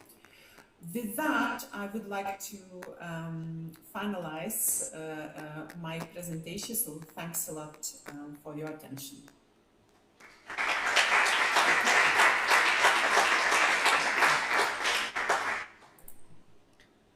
So thank you very much, Ona, for this nice overview.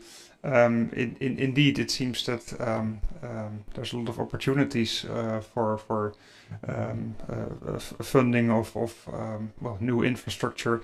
It would be nice to know the way to go, or for us as researchers. And also how to provide you with input of what are the relevant topics. So in this sense, this panel discussion might be of mutual benefit, hopefully. Okay, so that brings us to the end of the introduction of the speakers. So now we come to the actual panel discussion, and I have prepared some questions that you have seen already, and I will now share a presentation to guide the discussion. Okay, yeah, I just got a message that we are already 20 minutes late, which is a pity. So we have to speed up a little bit. We have some reserve time, but not that much. I'll go here now. And then need to present like this.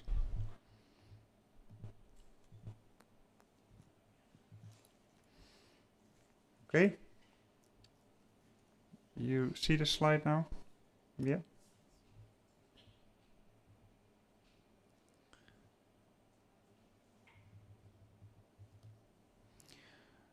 Okay, so we're here in the program, and yeah, we are 20 minutes behind schedule, but let's nevertheless try to have a lively discussion. I will also try to speed up a little bit myself. So first of all, we have a panel discussion, which means a discussion with and between panelists, but we also have the audience. I will come back to that. Well, I don't need to introduce you again because you already introduced yourself. Thanks a lot for that. Yeah, I asked Copilot to make a sketch of how this discussion would look like in practice. So let's see how it happens. Obviously, there's people online. Sorry. Oh. So for this 1 hour discussion, which will be a little bit shorter, I will start with a short introduction. Then we will have 5 blocks with 5 different topics that we will discuss. The first is grid impact of electrified transport. The second block is measurement and metering for transportation. The third block is observability and operation of distribution grids. The fourth block is hybrid AC-DC grids and converters. And the fifth block is policy funding and deployment. And we will end with a wrap-up. These blocks are set up with having in mind the panelists, of course, such that the panelists can find where they think they can respond. So let me then go to the next slide. So the aim of this discussion is to obtain input and to exchange information with the panelists to provide, to get their perspective on future measurement needs, measurement challenges. So it will be questions to the panelists in principle, and of course discussion would be warmly welcomed. And also the audience can ask questions. So just to set the rules, raise your hand, keep it short, and yeah, I might decide not to do it because the time is running short. Domenico is having a microphone in case it's necessary. At 2 stages, I will ask questions to you as an audience. In the very beginning already, on your opinion, what are the measurement challenges now? And then we will have this discussion, and then we will ask a similar question again and see how it evolves. And we will use the input for the update of the SRA. Okay. So as an introduction to set the scene, I would like to ask to all the panelists individually, because they have different backgrounds, so different perspectives. So from your perspective, what is the most critical measurement or instrumentation gap that could limit large-scale integration of electrified transportation in the next 5 or 10 years?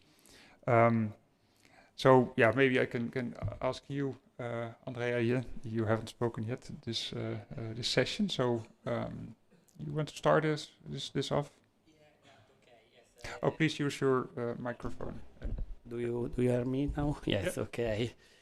So so in railway transportation, for the measurement from my point of view, we have today some limit, because this morning we saw that on train on board that are certified for European interoperability, it's mandatory one energy meter system. With the energy meter system, we are able to have certified measurement of energy on board and also for the billing for our customer. But on the train today, we have no way to have the measurement of energy distributed on traction auxiliary equipment. So from our point of view, this is a big limitation, and I think that will be also the challenge for the future, to have distributed equipment on the train that allow to have a quality and accuracy measurement on board. This for the railway transportation, I think. Okay. Thank you very much for your answer. Can I ask Andrea, what would be your perspective? I think from my presentation it was clear that my understanding is the power with very fast transients. So this is for me is the real challenge. Power with fast transients. Okay, thank you. And Chiara, did you have a... Yes, from a grid point of view, the transport electrification introduces a lot of converter. And as I said, the problem is not just to measure where we have the converter, but we need to measure all the converters together, because we have to consider the stability of the grid. And to do this, we need an architecture for measure at system level. We have synchronized measure and wideband observability. And right now, we are not ready about that. Okay, thank you very much. That's also clear. Then Antonio. Yeah, thanks.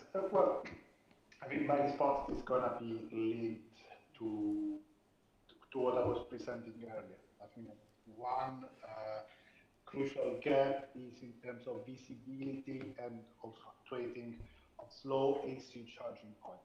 If we want EV charging to be effectively integrated in the electricity system, that's something that needs to improve.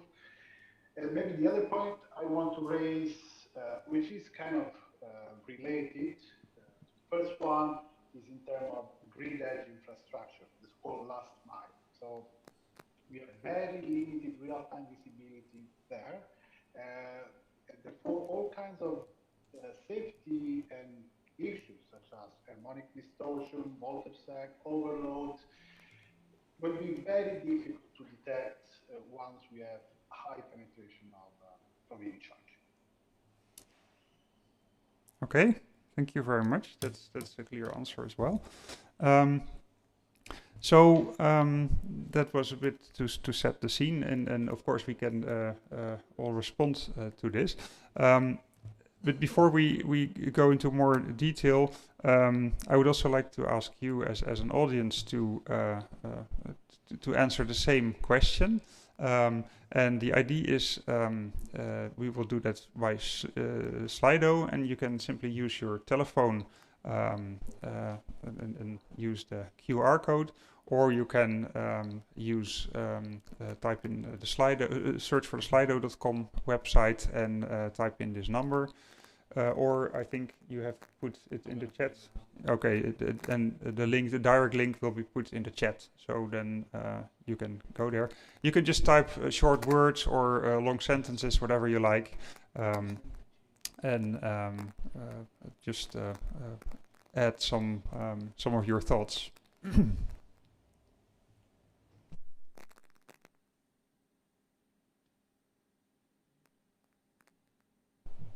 And I just realized, Ona, that I did not ask you for your answer. So maybe it's also good if you, in the meantime, can provide your view on this. Thanks, Elka. And spoil the slide, no, it's not my intention. However, I really want to bring an additional element. I mean, I really liked what Karen and another colleagues mentioned. But for me, as I have this privileged possibility to be between two, right, the research part and the actual projects part, what I see is that we actually need to work on something which is not a gap, but common points. We always try to find things on the gap, but can we try to find points which are common to us and actually work on that? Maybe it will not be a large scale at the very beginning, but I'm sure it will be increasing one.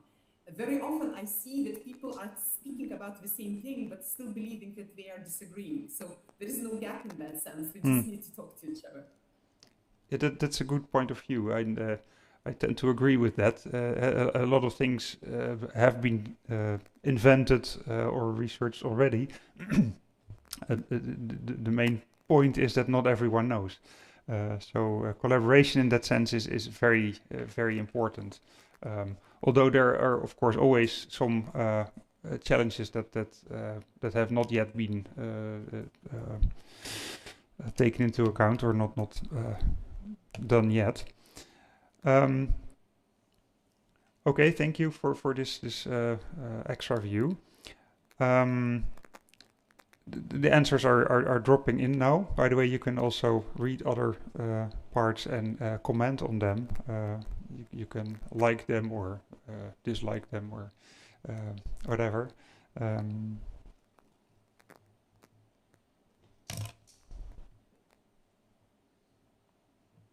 don't think you can dislike.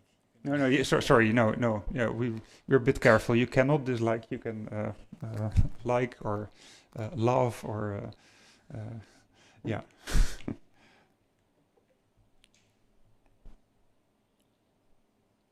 So I will just leave this open for say 20 more seconds or so. So please complete your typing within those 20 seconds, because otherwise it gets lost. Because if I now continue, then it will be closed.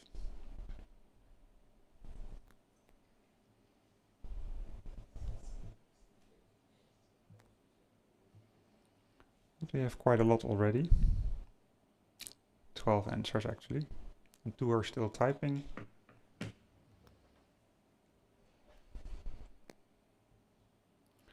Okay, 1 is still typing.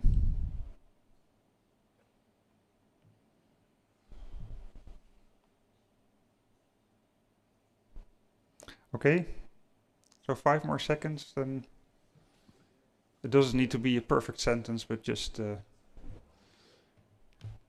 okay. So we see a lot of different things. And we store this for future. Thank you very much. So let's now continue to the next stage, which is a block of topics. The first block is grid impact of electrified transportation. I put some very old pictures because most of you know that electrified transport actually started a long time ago. This is a picture from 1912 or 1913 or so, with Thomas Edison having an electric car, and this is an Italian train in 1901. So it's really very old already. Anyway, in the future, it will still be important and pose new challenges. So the first question that I had in mind was, which phenomena introduced by electrified transport are least well captured today? Is it fast transients? We heard already someone mentioning that particularly. Is it maybe supraharmonic? Is it converter-driven resonances? Is it DC-related effects?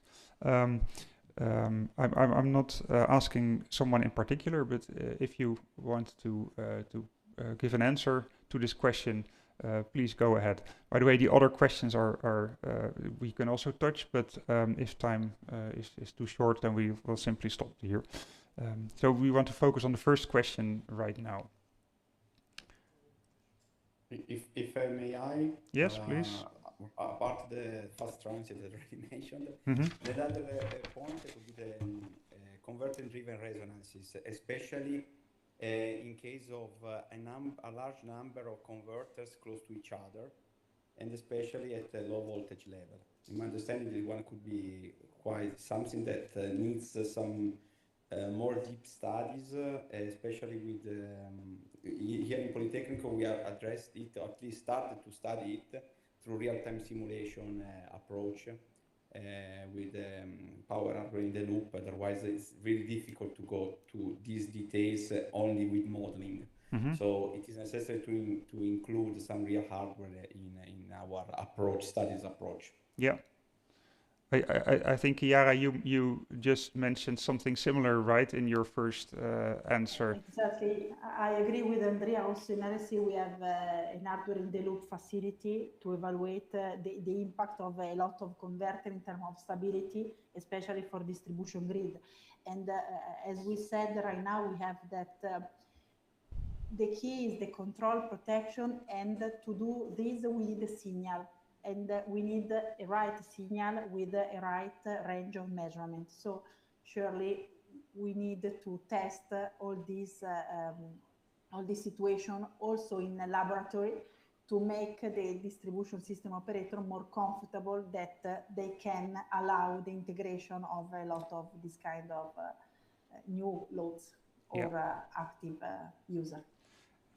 Yeah, and that also relates to someone to something that's said before. An integrated measurement infrastructure would be helpful. You can measure it in the laboratory, but you could also just go on site and see what happens in practice. That's less controlled but more realistic. So, yeah. maybe some input from others, Antonio or Giuseppe maybe. I'm not sure if it's entirely in the scope of the question, but my response to bring the impact of electrified transport, first answer that comes to mind is demand increase, which is also what I was mentioning earlier. So I think the largest effect that we will see is the overall increased burden on the whole infrastructure of the electricity system, from generation to transmission to distribution. Yeah. So you mean we should do a system approach here rather than measure very locally, or? Yeah, that there is a macro aggregate effect, and there are also criticalities at the local level when we increase loads in terms of capacity of the line, voltage issues. So unfortunately, it's both, I'm afraid. Yes, well, it's nice to have some extra challenges, right? You maybe have something to add? Yes, so I am not expert of network, but from rolling stock side, there is one phenomenon that here is not appear, but it's very important. It's the noise, the harmonic noise generated from traction converter of train. This harmonic noise a big problem for the safety, because impact the safety of a signal system on the railway. So my question is, if we take in account here also this kind of harmonic noise, maybe with the smart grid we are able also to filter or reduce this noise generated by train traction converter. Yeah. Thank you for for this point, mentioning it. So I ask actually just for the phenomenon, and you're already towards the a possible solution, which is very nice. So it sounds like with the harmonic noise you mean broadband signals, right? So it would be relevant to measure broadband signals. Yes, it's the noise that the harmonic generated from traction converter on board, and on our train we put some inductance to filter this noise. This equipment, this filter are very expensive on board train, but it's needed to filter because has impact on signaling system, so safety impact on signaling system. Maybe the new grid should be able to filter, to reduce or not take in account this kind of noise that is coming from train traction converter. Yeah. Yeah, so that relates also a bit to the the third question that I wrote down here. Are we still designing instrumentation for quasi-stationary grids, or should we go to more dynamic and stochastic measurements? So what do we want to measure? Because if you want to filter it, you first should know what exactly to filter and how to measure it. Yeah. Yes, on train there is one harmonic detection system that measure this noise, this harmonic, and also act some protection. So disconnect the train, open the main circuit breaker, and disconnect the train from the line. Okay, this on board there is a measurement, and there is also safety equipment on board. How to measure in the grid, it's a question for today.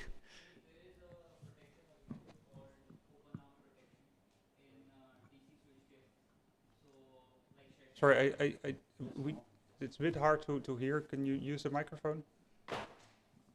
In the traction substations, already such protections are available for avoiding the harmonics that are coming from the substation itself as well. Because in case of any failure of a rectifier arm, it leads to an open arm protection and leads to more harmonics which can affect the signaling system.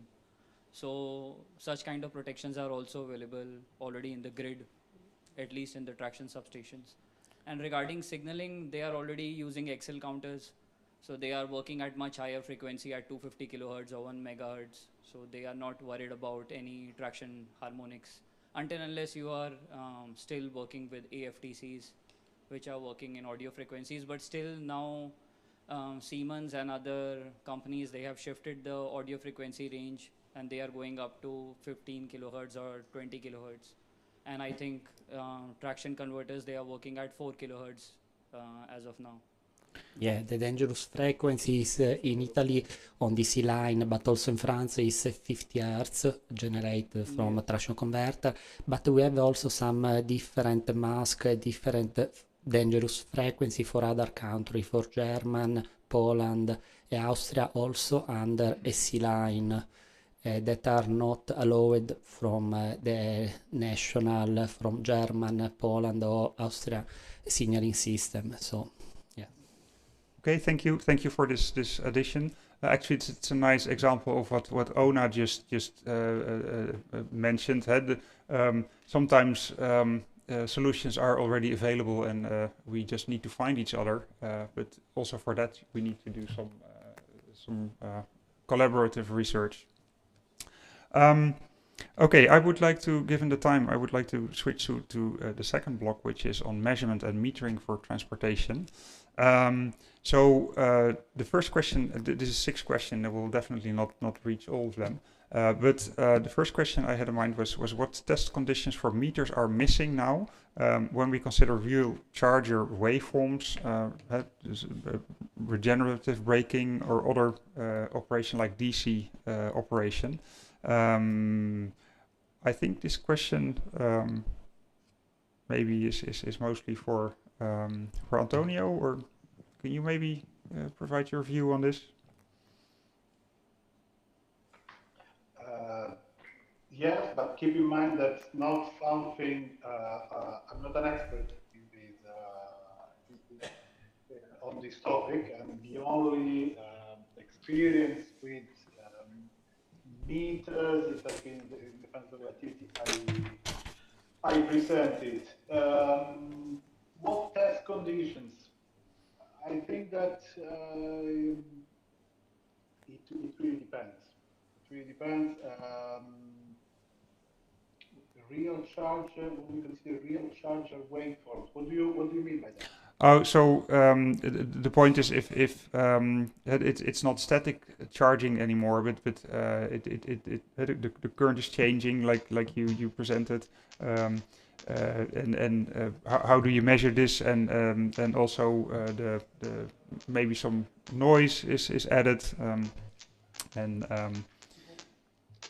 What I can mention, which is something that we experience, is environmental conditions, in the sense that we notice some discrepancies in our tests and our measurements, in particular weather conditions, particularly, for example, low temperatures. We notice some anomalies, and maybe that's something that needs to be looked into. Okay, thank you. Are there others that have an opinion about this this point? Oh, maybe Andrea, you were involved in metering electricity meters and how they measure. Would this also be relevant for you? The point of view, let's say, in this regarding the fast charging, I think again let's say the difficulty is again to understand how to measure how much is fast. I mean, this is the point again. The same stuff that is coming back, because if you are going, let's say, to having a large number of these devices and collecting all the data that we need to the real fast transit will be very difficult. So my understanding the interval metering is not the good approach to work in. This is the which could be the event-based driven, maybe yes, I'm not sure. And I don't know, is a possibility, but we should do something, because the interval metering is the energy measurement, and you represent the power.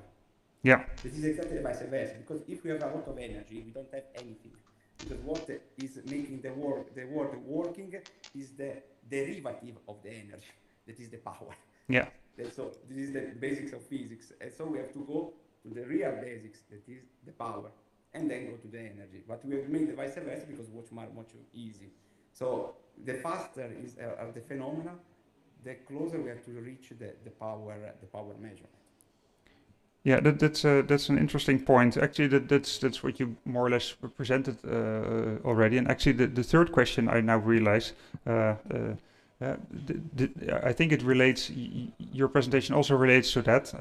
So, if you have bidirectional flows and fast power reversals, the timing of the measurements really matters. In particular, if you have different prices for energy delivery or energy consumption. So For sure, because otherwise we are not able to, let's say, to put together to represent the phenomena in the proper way. And this is making a lot of impact when you have to interact with a number of, let's say, players that are within the same distribution grid, for example. Already we have some difficulties now to understand the share of losses in the grid, who is, let's say, belonging to what, apart of the, let's say, the fraud or whatever, but also the technical losses. Dividing the technical losses implies a large, let's say, interaction between, for example, TSO and DSOs, for understanding which part of the losses are part of what. Let's say are related to distribution system or transmission system, and the interfaces, the primary substations, what we can do there. So this kind of approach, with the directional flows, the things are becoming much more complicated, of course. Yeah. Okay. Thank you for this answer. So, actually, I would like to switch to the sixth question now, the lowest question. What measurement capability is missing to understand the interactions between traction converters and the grid impedance? Maybe that's a question also for you, Giuseppe. Yes, usually, okay, we done this activity, this measurement during the certification, homologation of a train, and usually we use external laboratory for this part. But one time that we certificate the train, we stop this kind of measurement, so we don't know nothing respect this measure of impedance on the real network, and so this is. I see your point. So Yeah. you're responsible for the rolling stock, but not for the operation of the electricity grids. Should be interesting also have some equipment on train on board that it's able to measure this impedance during the life and the operation service of a train. But today we have not this equipment on the train, and we install this sensor only during the homologation and certification phase. Okay. Thank you. Yes, Domenico? Do you hear me? Yes, please. Okay, it's a very interesting point, because actually there are the measuring system. The energy meter is a measuring system. You have inside transducers, voltage, and you have all the information. But since the main focus is the billing, you integrate over 5 minutes and you send the data, but you have inside the measurements. This is why at IC level, in working group dealing with energy measurement function, we have added other functionalities to the energy meter, because you have everything: sensor, computation capability, and the infrastructure to collect data, because you are on board and you have to collect data. This is what we propose for the collection of number of events of detachment of pantograph, but could be done the same for power quality analysis and so on. You have everything, and if you work on the standardization, then you should trigger all these possibilities. Yes, and I agree with you, because, for example, some customer ask always cost fee. It's information that is available on our energy meter system, but it's not public information in the standard. And when we ask to our supplier or energy meter to provide a cost fee, they say us, yes, you pay for this gap, this additional information. If we put in the standard all this information required from the standard, should be improvement for all, for us, but also for the information that need for a good measurement at the train level. If I don't know if we have time, but no. Okay, we have no time. I just want to add here. So we have the evening to discuss. Yeah, well, it's your party. So anyway, so yeah, if you have a short question or remark, please go ahead. No, the short remark is related also to the power energy, the Andrea point of view. Because if we did in the standard, for example, for the energy measurement function, is to fix the accuracy at the maximum current. No, you have the range between 10% of current, 100% of current. Best accuracy, 0.5 for the energy. But the train, how many times you have current between 10 and 100%? How much is the actual uncertainty associated to the energy? You are aware? And the cost fee, also the cost fee.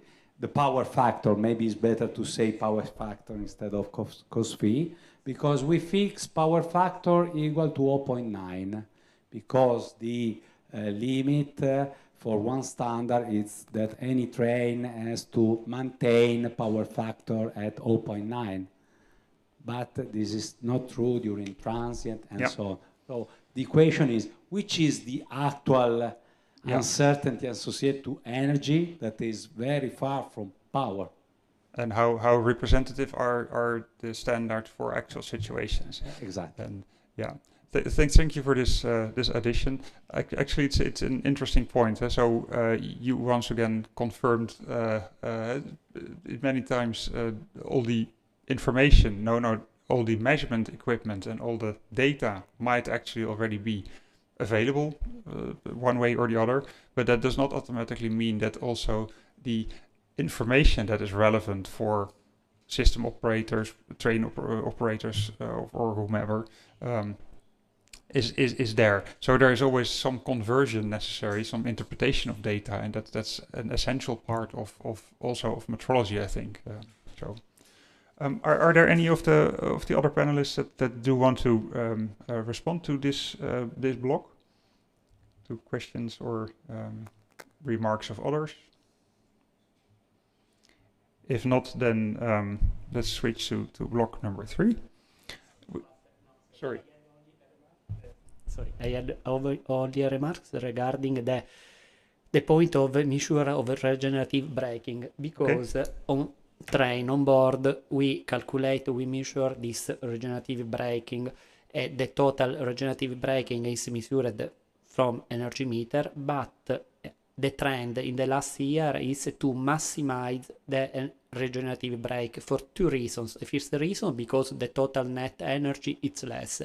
More it's the regenerative braking, less is the total energy consumption. The second reason is that we save the component, the friction component, pad and disc of pneumatic brake on the train.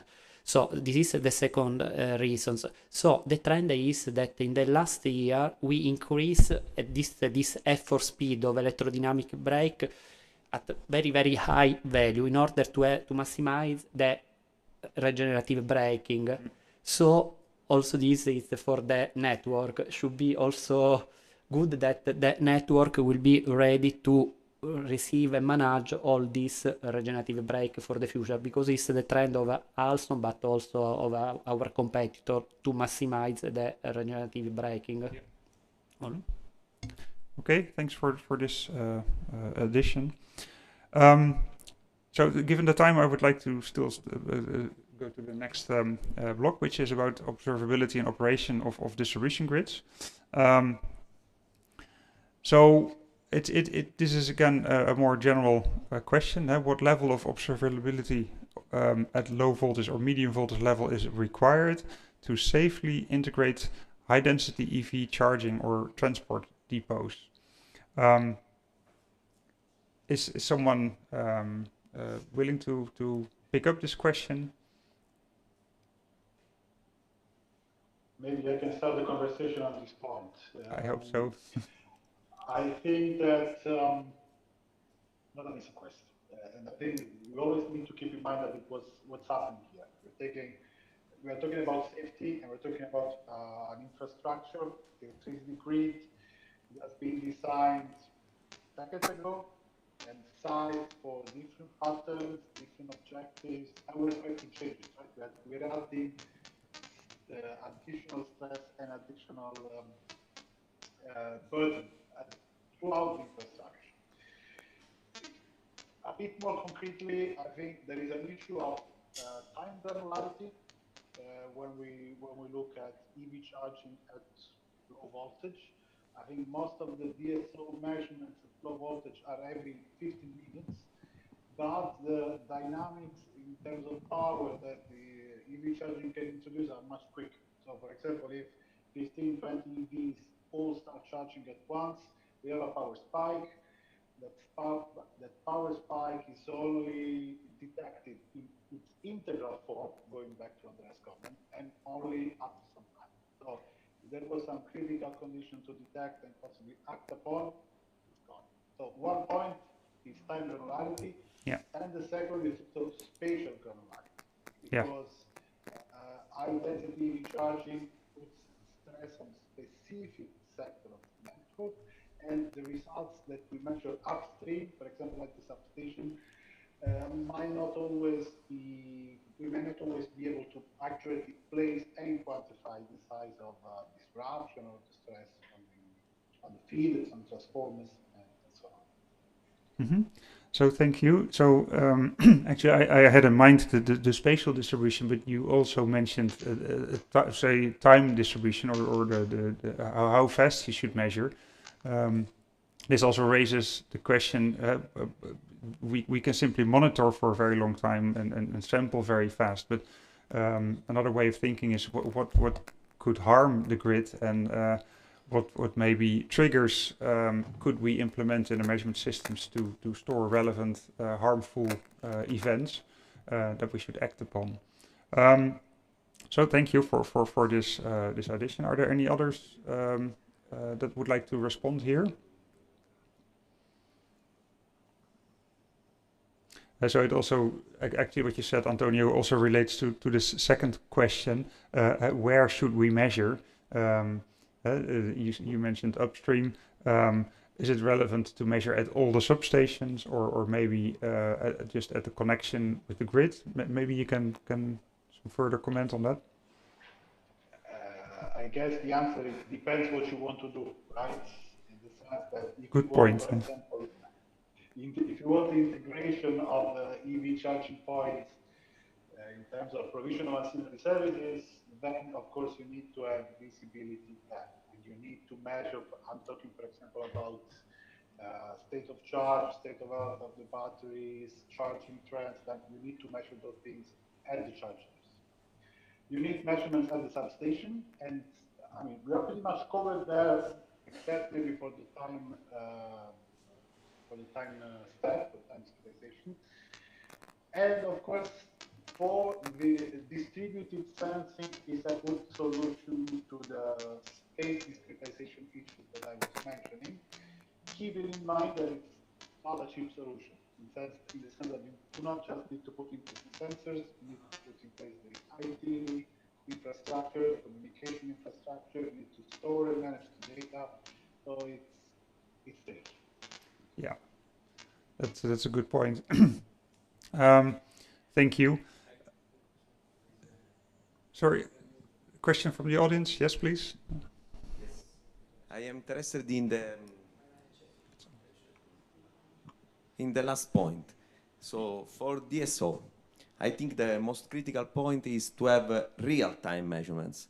So usually they have, also for doing flexibility, we should learn from transmission system operator that they have real-time measurements. Mm-hmm. Instead, the DSO usually have an interaction only with aggregator, maybe that like they SCADA. have real-time measurement, but DSO has not the possibility to interact with the electrical vehicle charging. So if they want, for example, to do flexibility, so to move the, for example, also, basically I can think they can change the amount of the price of the energy in some time when they need the electric vehicle to charge. They can reduce the price, but this is only an idea. Yeah. In this moment, we also, if there is the possibility to have real-time measurement, they are not available for distribution system operators. So I think this is the most critical point. Yeah, it is. My point of view. It's an important issue indeed. You're referring to the use of PMUs rather than. Also, for PQR, they are usually acquired at the end of the day for the whole. Okay. Yeah. Okay. Yeah. They are not, I see your point. available in real time. Even if you have 15 minutes granularity, they are not directly available immediately. 15 Yeah. minutes aggregated for the distribution system Yeah. over there. Okay. Because we have not communication infrastructure and so on. Yeah. Okay. Only the aggregators, that is like a new, and these aggregators aggregate the measurements at a high level, and they work in the market of flexibility only for transmission system operator, not at distribution system. Instead, I think that the future should be to have also aggregation at low level, as you said, and to have these measurements available for the distribution system operator. I don't know if the other. Yeah, maybe there's someone else who I think can this respond. is only at research level at this moment, but we need to put it into action on this point. Yeah. Okay. Is there anyone from the panelists who would like to respond to this issue yes, please, Chiara. Yes, one element for the discussion is that, for example, in Italy, in the standard of the Comitato Tecnico Italiano 0-16, we have the central controller that is an element to put in communication an active power plant with a DSO and TSO. So I think that also electric vehicle can be included into this kind of active user, since as we know we can also to have a vehicle to grid and not V2G and not only the recharge of the electric vehicle. So the only thing that I can say is that the point is open. In the research activity we consider this, and also the problem of cybersecurity and the data exchange, because as we said, the data are the key. So another important thing is not only to have the data, but be sure that we can give the data to all the users in the right way. And the real time, as you know, it's a key challenge, because we need to guarantee also the cybersecurity about this. So if it could be interesting, in RSC we have a lot of document about this kind of issues, so maybe if you want, you can contact RSC and to analyze this point. That sounds interesting. So thank you for this addition, Chiara, and Dario, of course. Totally agree with that. Okay. And also, the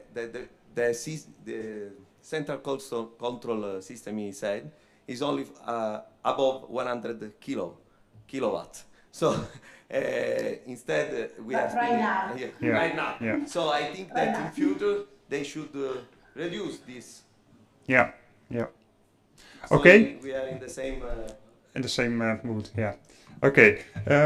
Thank you very much. Given the time, I would like to skip to block 4, which is on hybrid AC and DC grids and converters. So first question that I would like to ask, maybe Chiara, you can respond to this. Transport electrification is pushing DC infrastructures, as you actually already presented. So what are the key measurements in DC systems that we cannot measure well? Do you have any indication and any idea or thoughts about that yet? The first question, the first answer is it depends. That is, if we need some kind of measurement for power quality, for example, we need some kind of feature of the measure. While otherwise, if we need some measure for control and protection, as we said from the colleague from Ansaldo, we need other kind of features. So the first question is what do we need to measure, and how, and which are the scheme in which we want to work. So surely we need to consider that DC, even if it is steady state, in reality, as we already said, we have ripple, interharmonics, and so on. So it's not enough to consider only the steady state. We need to also to be quiet, because the standardization activity is very important, because otherwise we can start to measure with a specific point of view, but we need to consider all the point of view, the billing one, as we have said, but also the protection, the control, and so on. So I can't give you an answer directly, but as you can understand, the question is open. Only one thing to talk about standardization.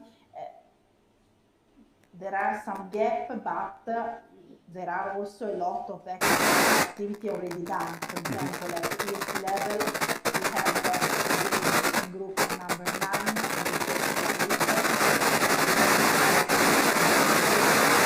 and we are working about power quality issues for DC grid and so on. So probably we have a lot of work to do, but be quiet, because we have already done a lot of work. So. Yeah. Okay, that's that's good to realize. So this was a long answer, but it contained a lot of information already, and so thank you. So the measurements that you presented in your presentation were mainly energy, so voltage and current on the DC level, but there's much more. That is power quality. So the next question that I put here is do we need, can we still use the same type of instrumentation that we are using now for traditional power quality analyzers? You more or less answered that already, but well, not for the need of a new class of instrumentation. Do you think that's necessary, or? Well, I think that surely we can try to include more kind of algorithm and smart intelligence into our device that we already have. And another important thing is to consider different voltage level, because if we consider low voltage DC, we have a problem with ripple that is quite similar to the value of the measure. And for example, as the colleague of Alstom said, we can use filter, but if we filter, probably we can have the information for power quality issues. So for example, for LVDC, we have to put some kind of filter with a capability to allow both the requirement. Even if we consider HVDC for a very big voltage level, surely there we have a lower frequency problem. So probably in that case, the instrument have to be evaluated with our accuracy. So I think that we have already some kind of instrument. Probably we have to decide how we want to measure, and so how to optimize what we have. Surely, probably we need also new kind of device. For example, an optical sensor, as I showed you before, it's another good solution to have new kind of sensor, but the technology is ready to do something. Okay, thank you. Maybe this also relates to the next point about standards to include grid forming converters. We didn't really discuss that. Is that something that is considered important as well? I don't know if Chiara, you have some thoughts about it? The only thing is that the technical committee number 8 has a standard about this, or we have not already have a standard, but there are a lot of working group about this, because as I said before, For HVDC, this issue is very open and really no, for example, Black Start, the problem of connection of big renewables. So it's an item already considered. Surely about electric vehicle or electrical transportation, we have to remodulate the evaluation for the right level of power and voltage. But as I said, it's an open point with the different study, simulation, real-time simulation, and also pilot project, as I show in my presentation. Okay. Thank. There's Yes. also a big scope gap now because for railways. Wait a second. I think not everyone can hear you. There is also a big scope gap now because in all the railways, especially which are working on AC traction, they are moving towards SFC, that is static frequency converters, due to weaker grids everywhere. More we are going to renewable. We are going away from the traditional solution of transformers and moving towards SFC. But there is no standardization available talking about how grid forming applications shall work because they are working for grid following, but when we have to give the supply regenerative braking back to the grid, there is no such application. Only in Australia, few projects have been implemented, but elsewhere in UK or Lithuania, there is still a big scope gap. There was one new project that was starting called it was in Saudi Arabia. It was a 170-kilometer long, fully electrified, fully renewable city. So for there, we were doing the traction simulations and all, and there we found a big issue because everything was static frequency converters. There were no backup supply coming from anywhere. Yeah. How to like in case there is a lot of sun available on one side of the city but not on the other, so the static frequency converter shall communicate with each other and supply the energy towards there. Then how will be the billing or the energy distribution going around? And so all those things are still missing. And for the new high speed that is still coming in Dubai, Abu Dhabi, there also we are talking about presenting a solution of static frequency converters, but we don't know the standards as of now what to follow. Yeah. Okay, that's a good point. So that's not only metrology research, but that's also standardization that needs to follow. Yes, please keep it short. I would like to go to the next block. Okay, let's put the last. Just a short remark about this topic. I want to point out that in this field it's important, in my opinion, that from different point of view, power, energy, power quality, a C and DC should take a compatible way, not two different way, completely different, because otherwise you cannot have a real understanding of a situation. For instance, you cannot use different approach in analysis in DC and a different in AC for power quality or energy, because otherwise you cannot use both information. And so it's important to fix, to choose, to try to see the phenomena from both sides. Yeah, and to use the same metric, you mean? Same metric or compatible metric. Yeah, yeah. Yeah, good point. Thank you. Okay, thank you very much. I think that given the time, we should go on to the next block. This is more on a related issue of policy funding and deployment. And so, Ona, maybe you can provide us with some input here. So I want to ask you a few questions, and maybe the others can also respond to it. So first question is from a policy and funding perspective, do measurement limitations ever become a bottleneck for deploying transport infrastructure?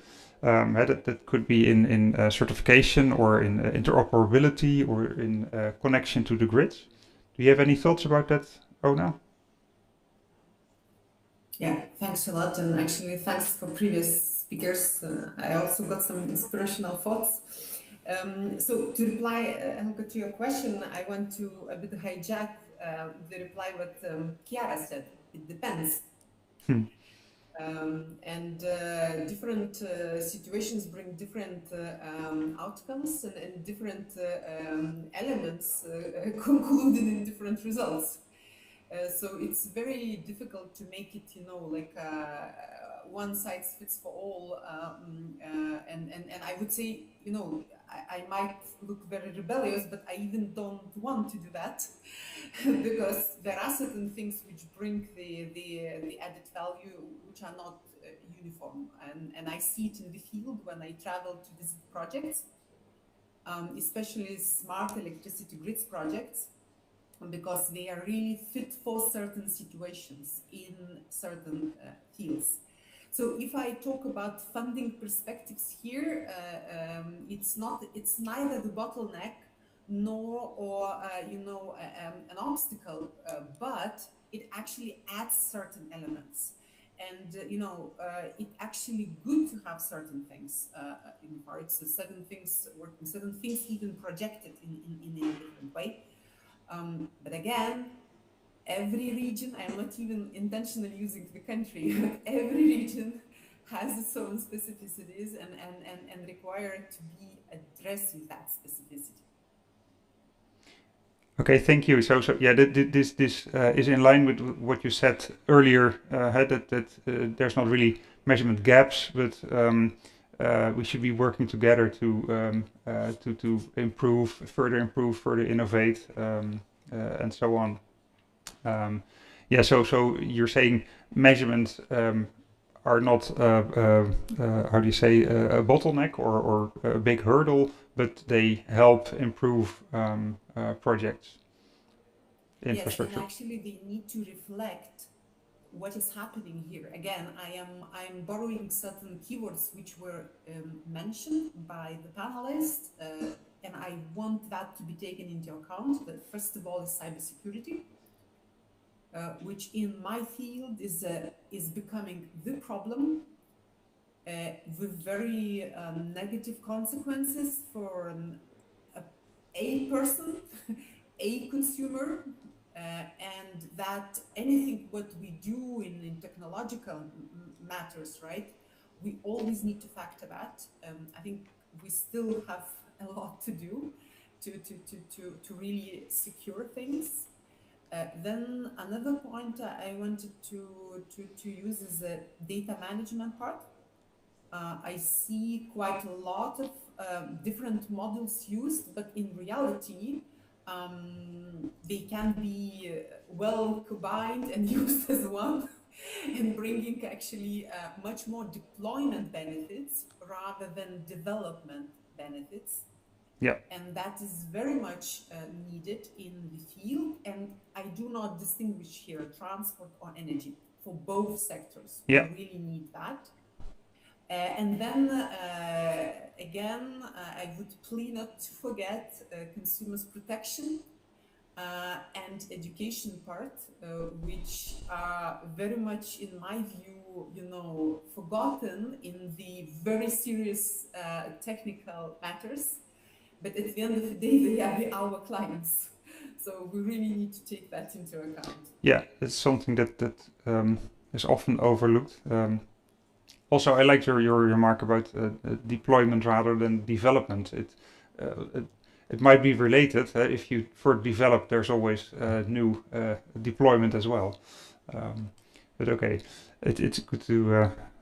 It's a bit of a different point of view. So, given the time, I would also like to speed up here a little bit. I'm looking to the last question here. What would make projects like we have seen this morning on Admit or eTradie, metrology research projects, what would make those projects relevant for policy uptake? Is it that we have to provide a demonstrator, that we have to give input to standardization, or that we just provide validated methodologies for measurements or maybe for data analysis? Do you have an opinion about that? Again, a remark from the field. I think the best thing what would work is really to talk to those who might be the users and potential deployers of this. I mean, from my practice, I see, especially for Horizon, because we are really trying to merge, projects. I see the benefit that Horizon projects are coming to various events where DSOs, TSOs, any project promoters are on site and actually explaining things in the human language. Because even if two technicians meet, I noted that not always we speak the same language, and it's definitely not English. So in that sense, we really need to make more opportunities for people to speak. Because, for example, even today, what I heard, right, I can use in my work, but I am not a DSO or TSO or any promoter. That would be much more efficient if this discussion would be taking place with the DSO and TSO on site, and you don't need to have all of them. Just select a couple of them, and that's already for policy implementation. That's already extremely valuable. Yeah. Yeah, I see your point. Yeah. Okay. Thank you. Are there any other points maybe on this sheet or related only one to this? thing, if I can. I think that the projects are very important because, as the panelist said, we can put together a lot of stakeholders in the same time, and also we have the opportunity to test something before applying in the real field. So the technological readiness levels is a scale, and it's necessary to have all the steps. So we can think about the idea and start to think about the field, because we need to respect security, reliability, and so on. So I think that the projects are very important because they allow to have an experience in a field more little, but at the same time we can have a lot of data for standardization activity, because if we can have the real effect of a decision or a project, we can start with the standardization. So I think that all the elements are strictly connected. Yeah, that's a good addition indeed. The project itself is already a collaboration, and that in itself is already helpful. Like what Ona says, we're not speaking the same language, but if you collaborate with each other, then in the end you will speak the same language. Okay, given the time, I would like to go to the next and the last slide. Actually, I had a question for all the panelists, but I would like to, at the same time, ask the audience the same question. Again, using a Slido, and at the same time that you are typing in your answer, you can also, then I will also ask the panelists to provide their view on it. So the question is, imagine a city in 2035, in almost 10 years, with very dense EV charging, electrified public transport, and hybrid AC and DC grids. In one sentence, what measurement capability must exist for the system to be operated safely and efficiently? And what should be the top metrology research priority? And that can be several things, like a measurement capability, a standard, validation framework, can also be a technical issue, whatever you like. Any input is welcome here. So I will repeat the same question here for the audience. And in the meantime, the panelists can also start providing their view on this.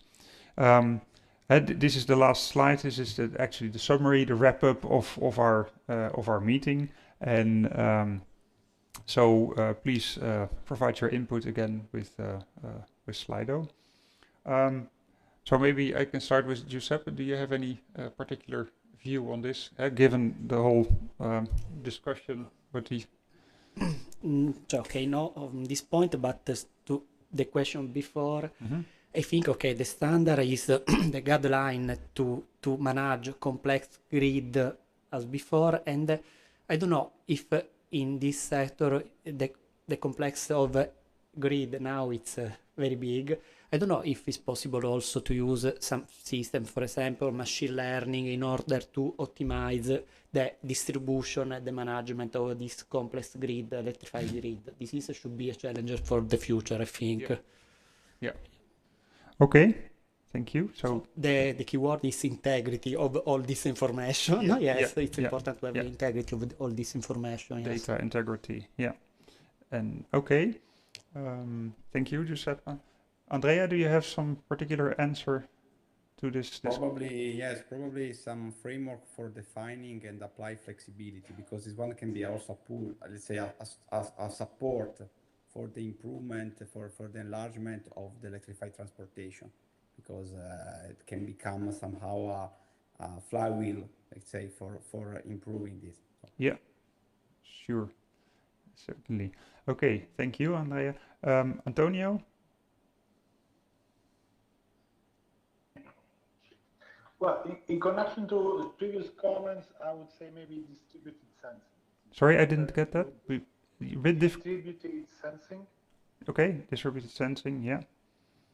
In the sense that what you are describing as a scenario is something very complex with many critical components.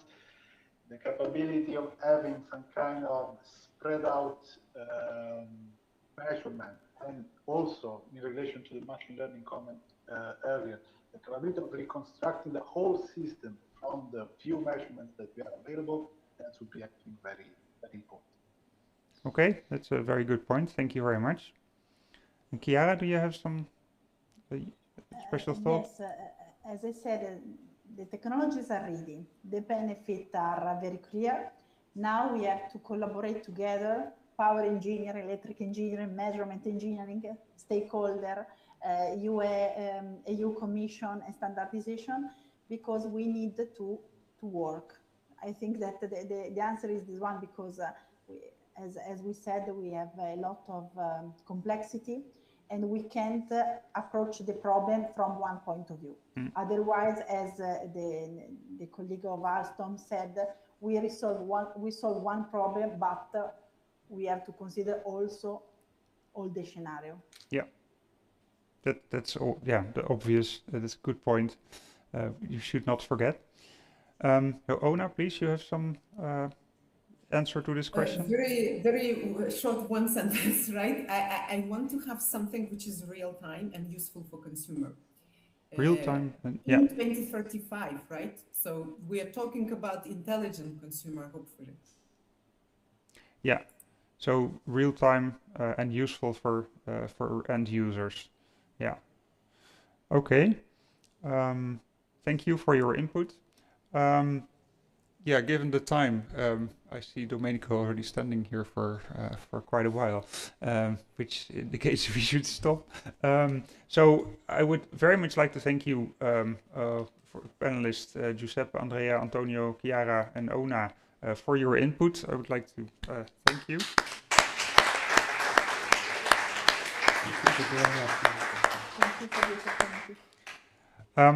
And we will use this input. We have made note, of course, there's several people making notes of what you have said, and we will certainly convert that into a new updated strategic research agenda to fine-tune our measurement challenges. And also, I would like to thank you as an audience, because you also provided important feedback and provide some useful information here in this Slido. So thank you for the audience. Thank you very much.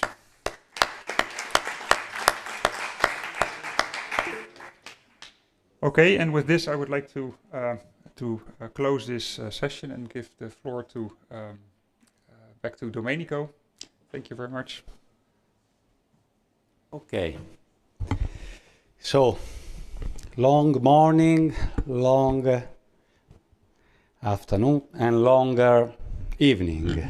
So, thank you all of you for your contribution, speakers, the organizers that helped me in these days. Thank you, Università della Campania, for the economic support. I remind you that we have an appointment 6 p.m. in the main square, Piazza Galimberti.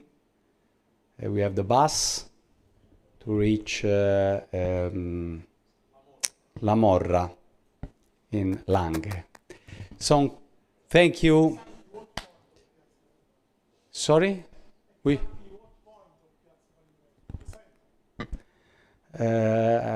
No, not in the center. Let me say, Hotel Principe. Okay, thank you again.